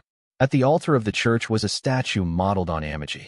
As Enola prayed before it, the rest of the worshippers followed suit, all wearing cute, skirted maid uniforms with exposed shoulders. Women and men, young and old, wore the same clothing and prayed to Amagi in unison. Lady Amagi, please watch over us. We will overcome this ordeal. On that day in the castle, no one had been able to stop the tyrannical Liam. Enola and her subjects were helpless to do anything but await their fates.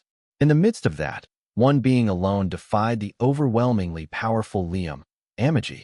She had been bold and firm with Liam when no one else, even the sages, could do anything but obey his every command. Enola still remembered the sight of the mighty Liam bowing to Amagi's will. Naturally, the queen had concluded that Amagi must be a higher being. She had immediately commissioned the statue and holy vestments in imitation of Amagi. Since Enola and her people took Amagi's maid uniform for a divine garment, it had been adopted as the dress code of the church that now worshipped her. Enola went on praying fervently. We have made a pact with the beastmen, Lady Amagi, and pledged mutual non-interference. There is still tension between our two peoples, but I am certain we will overcome this trial as well. The kingdom's reconstruction was proceeding steadily, thanks to the blessing Amagi had granted them in the form of the supplies. Thank you for saving us, Lady Amagi. To Enola's people, Amagi was tantamount to a goddess, and the gathered faithful in maid uniforms prayed with absolute sincerity to her statue. Meanwhile, Glass, the chief of the wolf, or rather, dog, tribe, had erected a wooden statue of Liam in the center of their village. The wolfmen weren't as skilled at crafting such things as the Earl Kingdom's humans, but they had put their all into carving it nonetheless. Standing before the statue, Glass addressed his tribe. The dog tribe is now sanctified, acknowledged by Master Liam himself. My daughter Chino has been accepted into Master Liam's own household. Glass had used that event to raise his status among the wolfmen. Although he wasn't without ambition, his motivation stemmed mainly from a desire to give his tribe a rallying point now that No-Go was gone. Determined to fill the hole the lion had left behind, Glass went as far as preparing a holy statue that might or might not have resembled Liam. Unfortunately, his tribe didn't have the reaction he'd hoped for. The dog thing is too much. We're wolves. Does Glass have no pride? To the other wolfmen, Glass's daughter had been taken into a war god's family, so they couldn't disparage her relatives. Still, they just couldn't accept being called dogs. Glass tried to use Liam's name to convince them. If you wish to call yourselves wolves in defiance of Master Liam, then do as you please. Just understand that you will not benefit from Master Liam's protection, as you will not be considered members of the dog tribe. Liam had toyed with No-Go and even defeated the Demon Lord. The wolfmen knew they could never defeat him, so they couldn't defy him either. They folded their arms in dissatisfaction, but ceased arguing. Glass's son raised his hand. Is Chino coming back, Dad? No. She has become the new foundation of our tribe. But I'm not sure what to say about space and all that. Glass put on a show of conviction for the others, but truthfully didn't understand anything about what had befallen his daughter. Liam had given him a simple explanation, but he lacked the fundamental knowledge to comprehend things like intergalactic empires, other planets, and space travel. And there was no way for him to really know what sort of treatment Chino was receiving. I believe she's safe. I hope so at least. But she's probably missing home, as well. Chino, thanks to your sacrifice, we were able to survive. I will ensure your name is passed down in our tribe for generations to come. If you must curse someone, curse your father for consigning you to this fate. He didn't regret offering up his daughter in the face of Liam's overwhelming power. As a father, however, he felt somewhat pathetic for having to resort to such a thing. We will worship my daughter Chino here in our village as well. We only continue to exist because of her. After this speech, the village prepared a wooden statue of Chino too. Like Liam's, it hardly resembled her. At House Banfield's mansion, the head maid Serena had received 2 new maids. I'm Christiana. I'm Marie. Both wore maid uniforms and posed cutely, with awkward smiles on their faces and their cheek muscles twitching. Neither thought the cute outfits and poses suited them, but Liam had mandated those. Since his commands were absolute in the women's minds, maid uniforms and cute poses were a mission they were willing to stake their lives on, no matter how embarrassing it was. Before the pitiful duo, Serena sighed deeply. Your smiles are forced, and your poses need work. Again, both of you. At her instructions, Tia and Marie snapped at each other. It's because your smile was so ugly, fossil. It's your clumsy posing that's dragging us down, ground meat woman. Serena watched coldly as they berated each other. Master Liam's really given me a thankless task, hasn't he? You know, you two could stand to learn a couple things from the other new recruit. As she finished her stern comments, she directed the quarreling duo's attention to the household's other new maid. It was Chino, with her triangular dog ears and fluffy tail. Like Tia and Marie, she was clad in a maid uniform. I am Chino of the Proud Wolf tribe. I have been told to serve as a maid, so I will give it my all. Now, who am I supposed to fight exactly? She was much more motivated than the other two, but she had no idea what a maid was actually supposed to do. Serena felt a headache coming on, but there was no issue with Chino's behavior. After all, the girl didn't really need to be able to do her job, and Liam had specifically permitted her haughty attitude. She was a maid in name only. Her official role was more as a mascot. Tia scoffed at Chino. You wish us to emulate this puny beast woman, Miss Serena? There is nothing she can teach me. You may not believe it, but as a maid, I'd already serve impeccably. Serena responded to Tia's triumphant boasting with the cold truth. Impeccably? Only Chino would be in the running for that. Huh. Tia's eyes bugged at Serena's implication that she couldn't compete with Chino. Marie delighted at the sight, pointing at Tia and cackling. Did you hear that, ground meat? You're worse than a beast woman from an unsophisticated planet. Watch your tone, Serena snapped. When you're not putting on that good girl act, you're worse than unsophisticated. Wah, Marie yelped. Tia seemed to take Serena's dismissal hard. She stared at Chino with dead eyes. I can't accept being seen as inferior to this creature. I undoubtedly surpass her in education, etiquette, and strength. Chino lowered her tail and trembled under Tia's wrathful gaze, ears flat against her head. I am the daughter of the wolf tribe's greatest hero you know, she squeaked. Marie brought her face closer to Chino's, furrowing her brow confrontationally. What does Lord Liam see in a beast woman like this? I simply cannot believe he feels affection for it. Tears in her eyes, Chino trembled under the ex-knight's intimidating gazes. Serena decided to tell them why Chino outshone them. She has much more decency than you two. At this statement, Tia and Marie began complaining immediately. I'm a first-rate knight, and the sword in Lord Liam's hand. How could I possibly be less decent than this beast woman? This runt is more decent than us. She looks completely useless to me. The reason the two felt so competitive was Liam's affection for Chino. The pair were normally civil with most people, but in matters concerning Liam, they were unable to control themselves. Serena gave them a hypothetical. Answer this, then. Say a woman likes a certain man. Due to his station, the man is out of her reach. The woman desires a connection to him regardless, so she obtains his genetic material and attempts to impregnate herself with his child. What would you make of that? She was obviously describing Tia and Marie, but they both just gave her blank looks. That's kind of scary, Tia said. That woman should probably seek medical help. I agree, said Marie. It's unconscionable to have a man's child without his consent. That headache Serena had felt coming on was now in full swing. If these two women hadn't been important knights, she could simply have laughed this situation off. But both were central figures in House Banfield, and they behaved this ludicrously. Do they not understand that I was talking about them? They honestly do have talent. It's just that they lose control when it comes to Lord Liam. It's maddening. Standing up straight, Serena said bluntly, that story was about how you two feel toward Master Liam. Tia and Marie exchanged a look and laughed. You're quite the kidder, Miss Serena. She is. Serena wondered what made them think they rose above that hypothetical woman, but she soon found out. Tia spread her arms, her wide smile fanatical. Lord Liam is not merely a man beyond my reach. To me, he is a god. To carry his child would be a divine feat.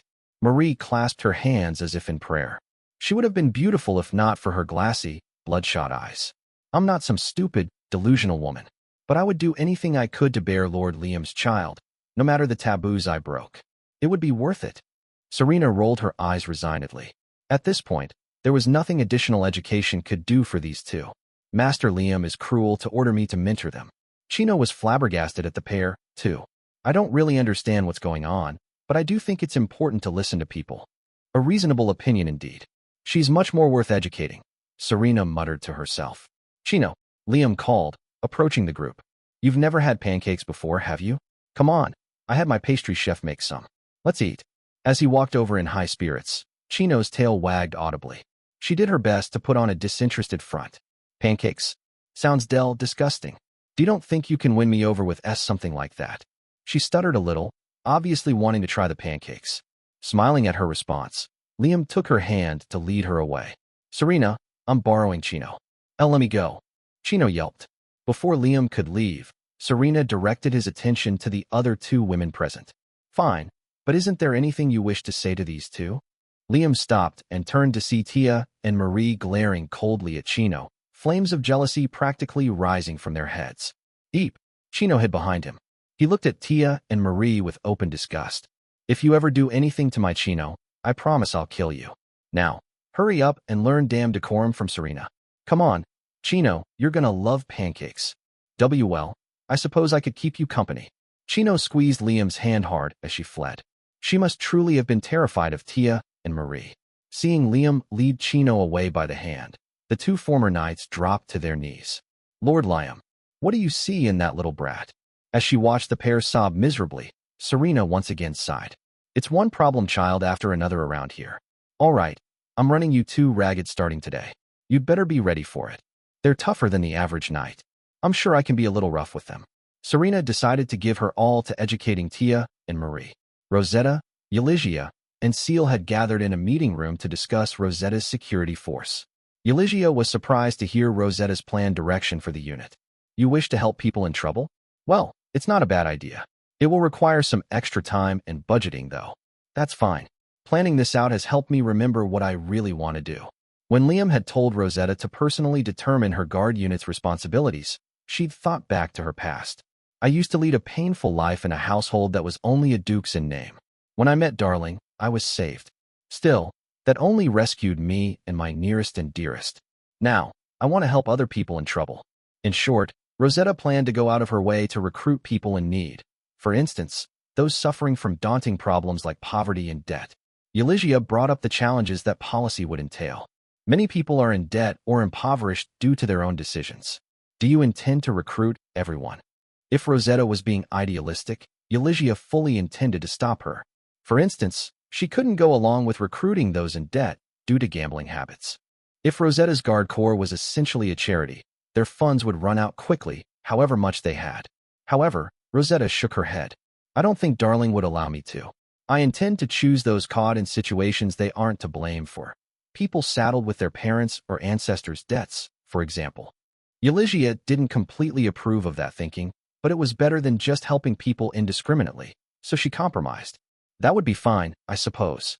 But if we do things this way, your guards won't be elites.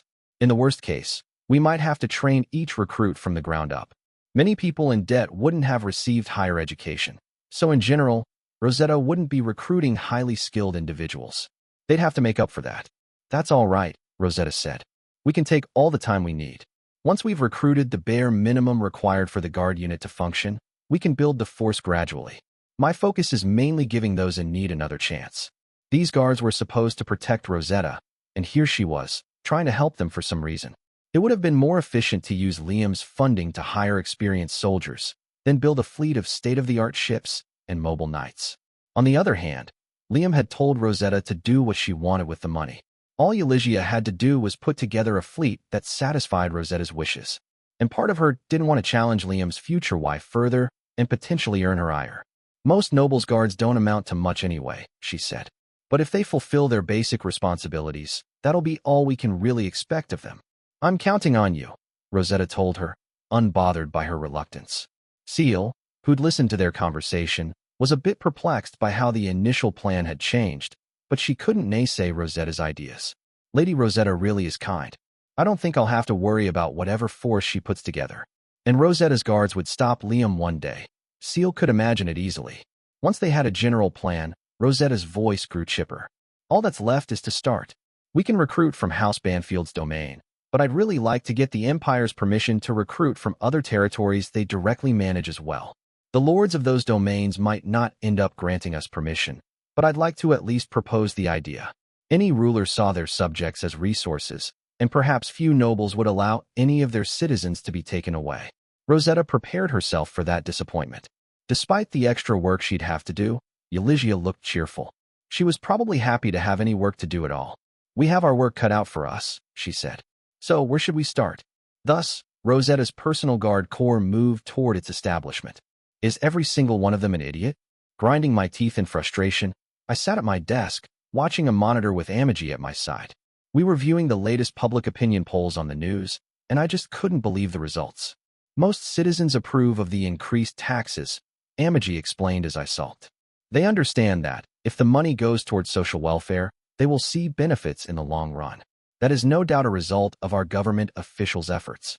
They're making too much of an effort, if you ask me. Since ancient times, bureaucrats given free rein had misbehaved. That was why I was sure that, if I didn't give my officials specific instructions, they'd exploit the public perfectly well on their own. I would have, at least. It was all well and good that my officials had extolled our social welfare program's virtues publicly, but their scheming was evidently so clever, my subjects didn't even realize they were being tricked. They had no qualms about the tax increase meant to torment them. It was infuriating. They ruined my perfect plan. Have you ever had a perfect plan, Master? Normally, you are very competent. But when you try to misbehave, it never quite works that way, does it? Apparently, in Amagi's eyes, I was a failure as an evil lord. I couldn't accept that. Amagi, connect me to the government office. I will display the connection on the monitor. The monitor we'd watched the news on switched to an image of a sweaty-looking government official. He was obviously frightened that I contacted him out of the blue, but he couldn't keep me waiting, so he had answered. May I ask what you're calling about, Lord Liam? The tax hike, obviously. Couldn't you have made it a little easier for my subjects to understand what's going on? They wouldn't get it unless the government sent the point home. I didn't want to see people going about their business, not realizing they were being fleeced. I'd intended them to be aware of it. This was supposed to be revenge for those air protests. I wanted to see them suffer. Easier to understand? I'm not sure we could be any more. You can do it, can't you? Come on, I know you guys have it in you. Bureaucrats were all about nefarious doings. There was no way they couldn't convey bluntly that people were being milked. We'll re-examine our strategy right away, sir. Good. I want this done right, okay? You won't betray my expectations, will you? I threw in that old-fashioned intimidation for good measure. It was nothing but unwanted pressure when a boss forced something impossible on you and said, I'm expecting a lot, okay? Now that I'd motivated him, I was sure his office would strive to make this social welfare plan look as pointless as possible, pissing off my subjects. I'll make you stupid citizens regret angering me, I muttered after the call had ended. Just you wait. Amagi looked astounded that I wouldn't let the protests go. You are still bitter about that? Of course I am. My subjects are going to feel my wrath for humiliating me. I needed to return to the capital planet shortly to resume my training, so I wanted to see them suffer as soon as possible. A few months later, the government announced a revision of the social welfare program. The news thrilled House Banfield's citizenry. This is a lot easier to understand now. Apparently, Lord Liam ordered them to do that. I heard he told his officials he expected a lot from them. That got them motivated. The program was just as welcome as before, but it would be much easier to use now. Man, the policies were fine the way they were. I guess Lord Liam wanted to go the extra mile. He really has our best interests at heart, doesn't he? He's headed back to the capital planet now, right? His noble training should be done soon. I don't think he'll be back for another few years, though. Couldn't he finish up sooner? Will he stay here on his home planet once he's done training? Despite Liam's expectations, his subjects wound up even more grateful to him than before. Hearing the news report from the top floor of the hotel where I lived on the capital planet, I actually fell to my knees. My subjects were happier with me after I ordered my government to review the social welfare program.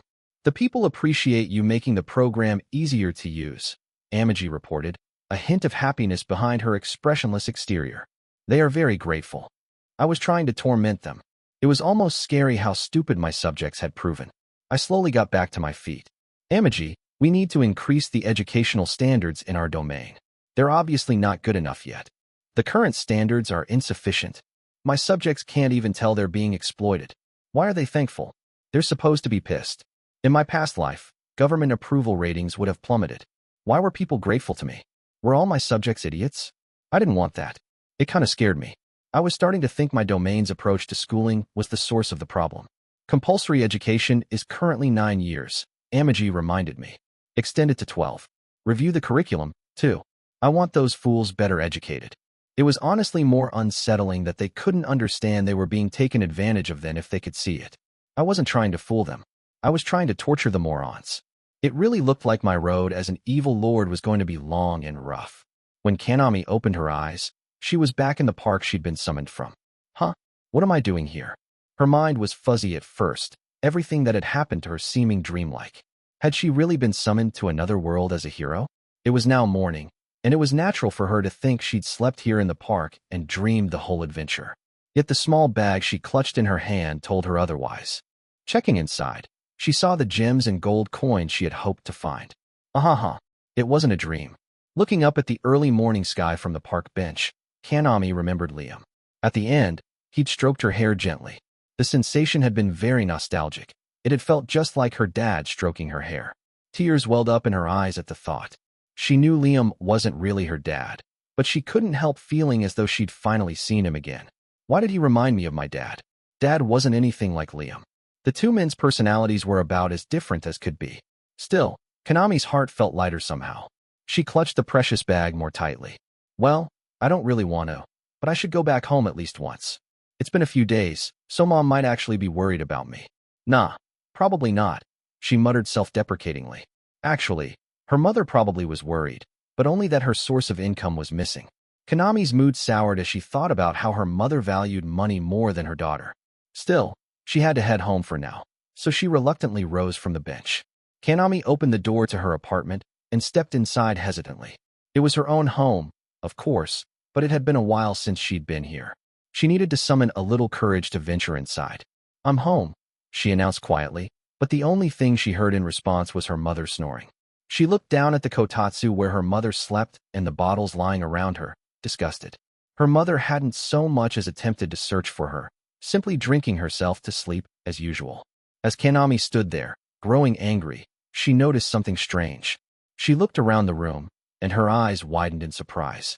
It hasn't changed. The room looked exactly the same as it had the day she'd run off for the park. She looked in the kitchen, where she found that the dinner she'd been making had been eaten, but not yet cleaned up. It didn't appear that the dishes had sat out for days, only overnight. She turned the TV on to check the date on the morning news, and was surprised to find she had been summoned and returned in a single night. She was sure she'd spent over a week in the Earl Kingdom, but only a few hours had passed in this world. As Kanami's surprise faded, anger at her mother welled up to take its place. She knew her mother hadn't looked for her after she ran off the night before. Instead, she'd just eaten the dinner Kanami hadn't even finished making and then drunk herself to sleep. If she'd simply believed Kanami would return soon, she obviously didn't understand why her daughter had left. Did her mother not feel the slightest guilt for suggesting Kanami work a seedy job at night to pay for her mother's lifestyle? The thought filled Kanami with a mixture of rage and sadness. That was when she remembered what Liam told her. She whispered it to herself quietly. I'm the one who has to take responsibility for my path. She could easily accept Liam's words when she saw her mother in this state. At this rate, her own mother would ruin her life. Kanami clenched her fist in frustration, squeezing the bag containing gemstones and gold. If I don't change now, I'll never be able to, she murmured to herself. She immediately began searching for contact information for her mother's parents, who'd become estranged from their daughter and granddaughter. Of course, they'd disowned Kanami's mother after she was abandoned by the man she'd cheated with and crawled back to her parents without a hint of shame. They'd forbidden her to return home, cutting her off from any support they were previously willing to provide. Kanami wasn't sure of the full story, since she hadn't had any contact with them since then either. Darn, can't find anything. What should I do? She couldn't talk to her grandparents if she didn't know how to contact them. Kanami began to lose heart, but she quickly stood changed out of her school uniform, and grabbed her wallet, getting ready to leave. I'll go to my grandparents' house if I can't call them. I think I remember which station to get off at. She recalled visiting their house a few times as a child. Today was a weekday, so she should have been going to school, but she wanted to act quickly. At least, that was probably what Liam would have advised her to do. I can contact school later. Kanami left her apartment, only turning back once. She didn't feel any remorse about leaving her mother. For better or worse, she was ready to cut ties with her right here. There was something she wanted to tell her father, though. Although she knew he couldn't hear her, she wanted to say the words out loud. I'm sorry, Dad. I'll live life looking forward from now on. If you can forgive me, I hope you'll watch over me. Steeling herself, she ran off to the station. She didn't want to waste another second. Things went surprisingly smoothly after that. When Kanami visited her grandparents, they were surprised to see her, but they welcomed her in. She told them everything about her mother and herself without sparing any details. That her mother was unemployed, that Kanami was forced to work to support them both, that they were badly in debt. Her grandparents must have pitied her when she started crying in the middle of her story, because that very day they decided to take her in. The next day they went to her apartment together. Kanami's mother, not expecting to see her parents, scowled in frustration when they suddenly showed up. She was embarrassed at her living situation and angry that they hadn't helped her out, not to mention furious at Kanami for bringing them there. When Kanami's grandparents berated her, Kanami's mother just listened quietly at first, but eventually she couldn't take any more criticism. She exploded at her parents, claiming everything that had happened to her was their fault for not helping her. That was when Kanami knew for sure she'd made the right decision in leaving, and that it was pointless ever to expect any common sense from the woman. After that incident, Kanami's grandparents took her back to their home to live with them. A few months later, Kanami was living a new life. She had transferred to a school she could commute to from her grandparents' house. They lived in the countryside, so things were quite different. She moved about by bus, and even if she had wanted a job, there was nowhere nearby to work. Unlike the city, this area lacked a lot of conveniences, but that didn't mean Kanami disliked living there. Her grandparents' house was old, but large, so Kanami had her own room. Since she didn't have to work, she could concentrate on her studies, which she was grateful for. Her grandmother did most of the chores, though Kanami helped out some with cooking and cleaning. Compared to living with her mother, this was paradise. Having just finished dinner, Kanami sat at her desk studying diligently. She wanted to make up for lost time and hoped to receive a scholarship. She'd have to get good grades if she wanted a scholarship or an interest-free loan, but one's family situation was also taken into account, so she felt she had a chance. Still, it wouldn't be easy, given her current grades. She'd previously spent so much time on housework and earning money, she hadn't been academic by any stretch of the imagination. She was putting the effort in now, but there might be nothing she could do at this point. She'd considered giving up on higher education and simply enjoying the rest of her time in high school. But whenever such a thought occurred to her, she remembered the same thing. I'm the one who has to take responsibility for my path, she muttered to herself as she studied, like a mantra. Every time she thought about giving up, she remembered Liam's words. Strangely enough, her memories of Enola, who she'd become close with in that other world, faded as time passed. She remembered the girl being kind, hardworking, and a good friend. For some reason, though, she thought of Liam much more often. Kanami opened a desk drawer and took out the small leather bag she kept carefully tucked away there. Whenever she lost heart, she found herself reaching for this bag of gems and gold, which had a comforting weight to it. I couldn't bring myself to sell them. In the end, she murmured. Several times, she'd thought about doing so and putting the proceeds toward her tuition. After a bit of online research, she felt confident she could get several million yen for them. With that, she could at least start college, then later get a job to help pay for the rest of school. She could easily picture Liam cocking his head with an exasperated expression, asking why she hadn't sold them yet.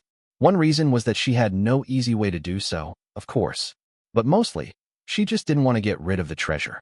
Being a teenage girl, it wasn't as if she had no interest in gems and jewels, but she didn't like the way they looked so much that she couldn't part with them. They just seemed more valuable than any money she could have made off them. To Kanami, the contents of this bag, small enough to fit in one hand, were proof of the extraordinary adventure she'd had that day, an experience she never wanted to forget. I bet Liam would be disgusted with me.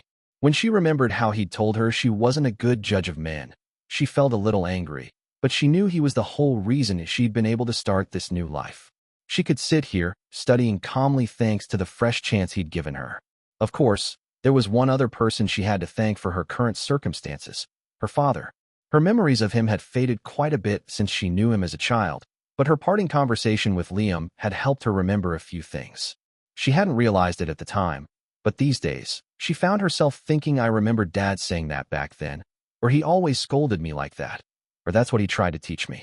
She wouldn't have expected a trip to another world to help her remember her beloved father. Okay, I should do a little more studying.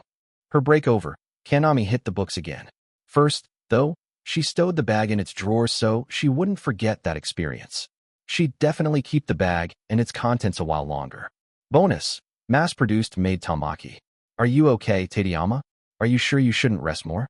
I am fine. Really? Feel free to hand your work off to the two newbies. You can run them off their feet. Why, yes, sir. Tadayama had returned from the manufacturer, where she'd been sent after being damaged by Keith's knights. She'd resumed work as a maid a month ago, but even now, Liam checked on her out of concern almost every day. Unable to ignore Tadayama's uneasiness, Amagi spoke up. Master, Tadayama has been back for 4 weeks. She is perfectly able to carry out her duties, and there is no need for you to worry about her. When Amagi chided him, Liam normally backed down right away, but this time was different. Tadayama was badly hurt. Amagi, isn't it weird to be so indifferent? I am nothing of the sort, and as I have informed you many times, it is your behavior that is abnormal, Master. Amagi was being a bit harsh with Liam. Watching them from the shadows was another mass-produced maid robot, Tamaki. She stood behind a large pillar, watching Tadayama look between Liam and Amagi anxiously. Supervisor must be jealous of Tadayama, Tamaki murmured, just loudly enough that the others overheard her. Is it because Master has been so preoccupied with Tadayama that he hasn't spent any time with Supervisor? Liam glanced over at Tamaki, then quickly back to gauge Amagi's reaction. Amagi was her usual expressionless self, carefully composed so as not to give away anything. Liam knew a lot about maid robots, though. Amagi, are you jealous of Tadayama? Are you afraid she's going to take me away from you? I am not jealous. We are not capable of jealousy. Amagi's robotic tone, which suddenly seemed exaggerated, hinted that she was trying to hide her embarrassment. In the chat room the maid robots shared on their dedicated network, Tamaki read her sister's guesses at Amagi's inner thoughts. Supervisor just made an error. That forced mechanical tone proved Master correct. Supervisor is embarrassed. Come to think of it, Supervisor has been harder on us than usual during reviews lately. Her scoldings go on longer now, too. Tee-hee-hee. It was true that Amagi was criticizing and lecturing the maids more extensively than usual. To the others, it seemed the head maid robot was taking out her jealousy on them. Liam gave Amagi an apologetic look.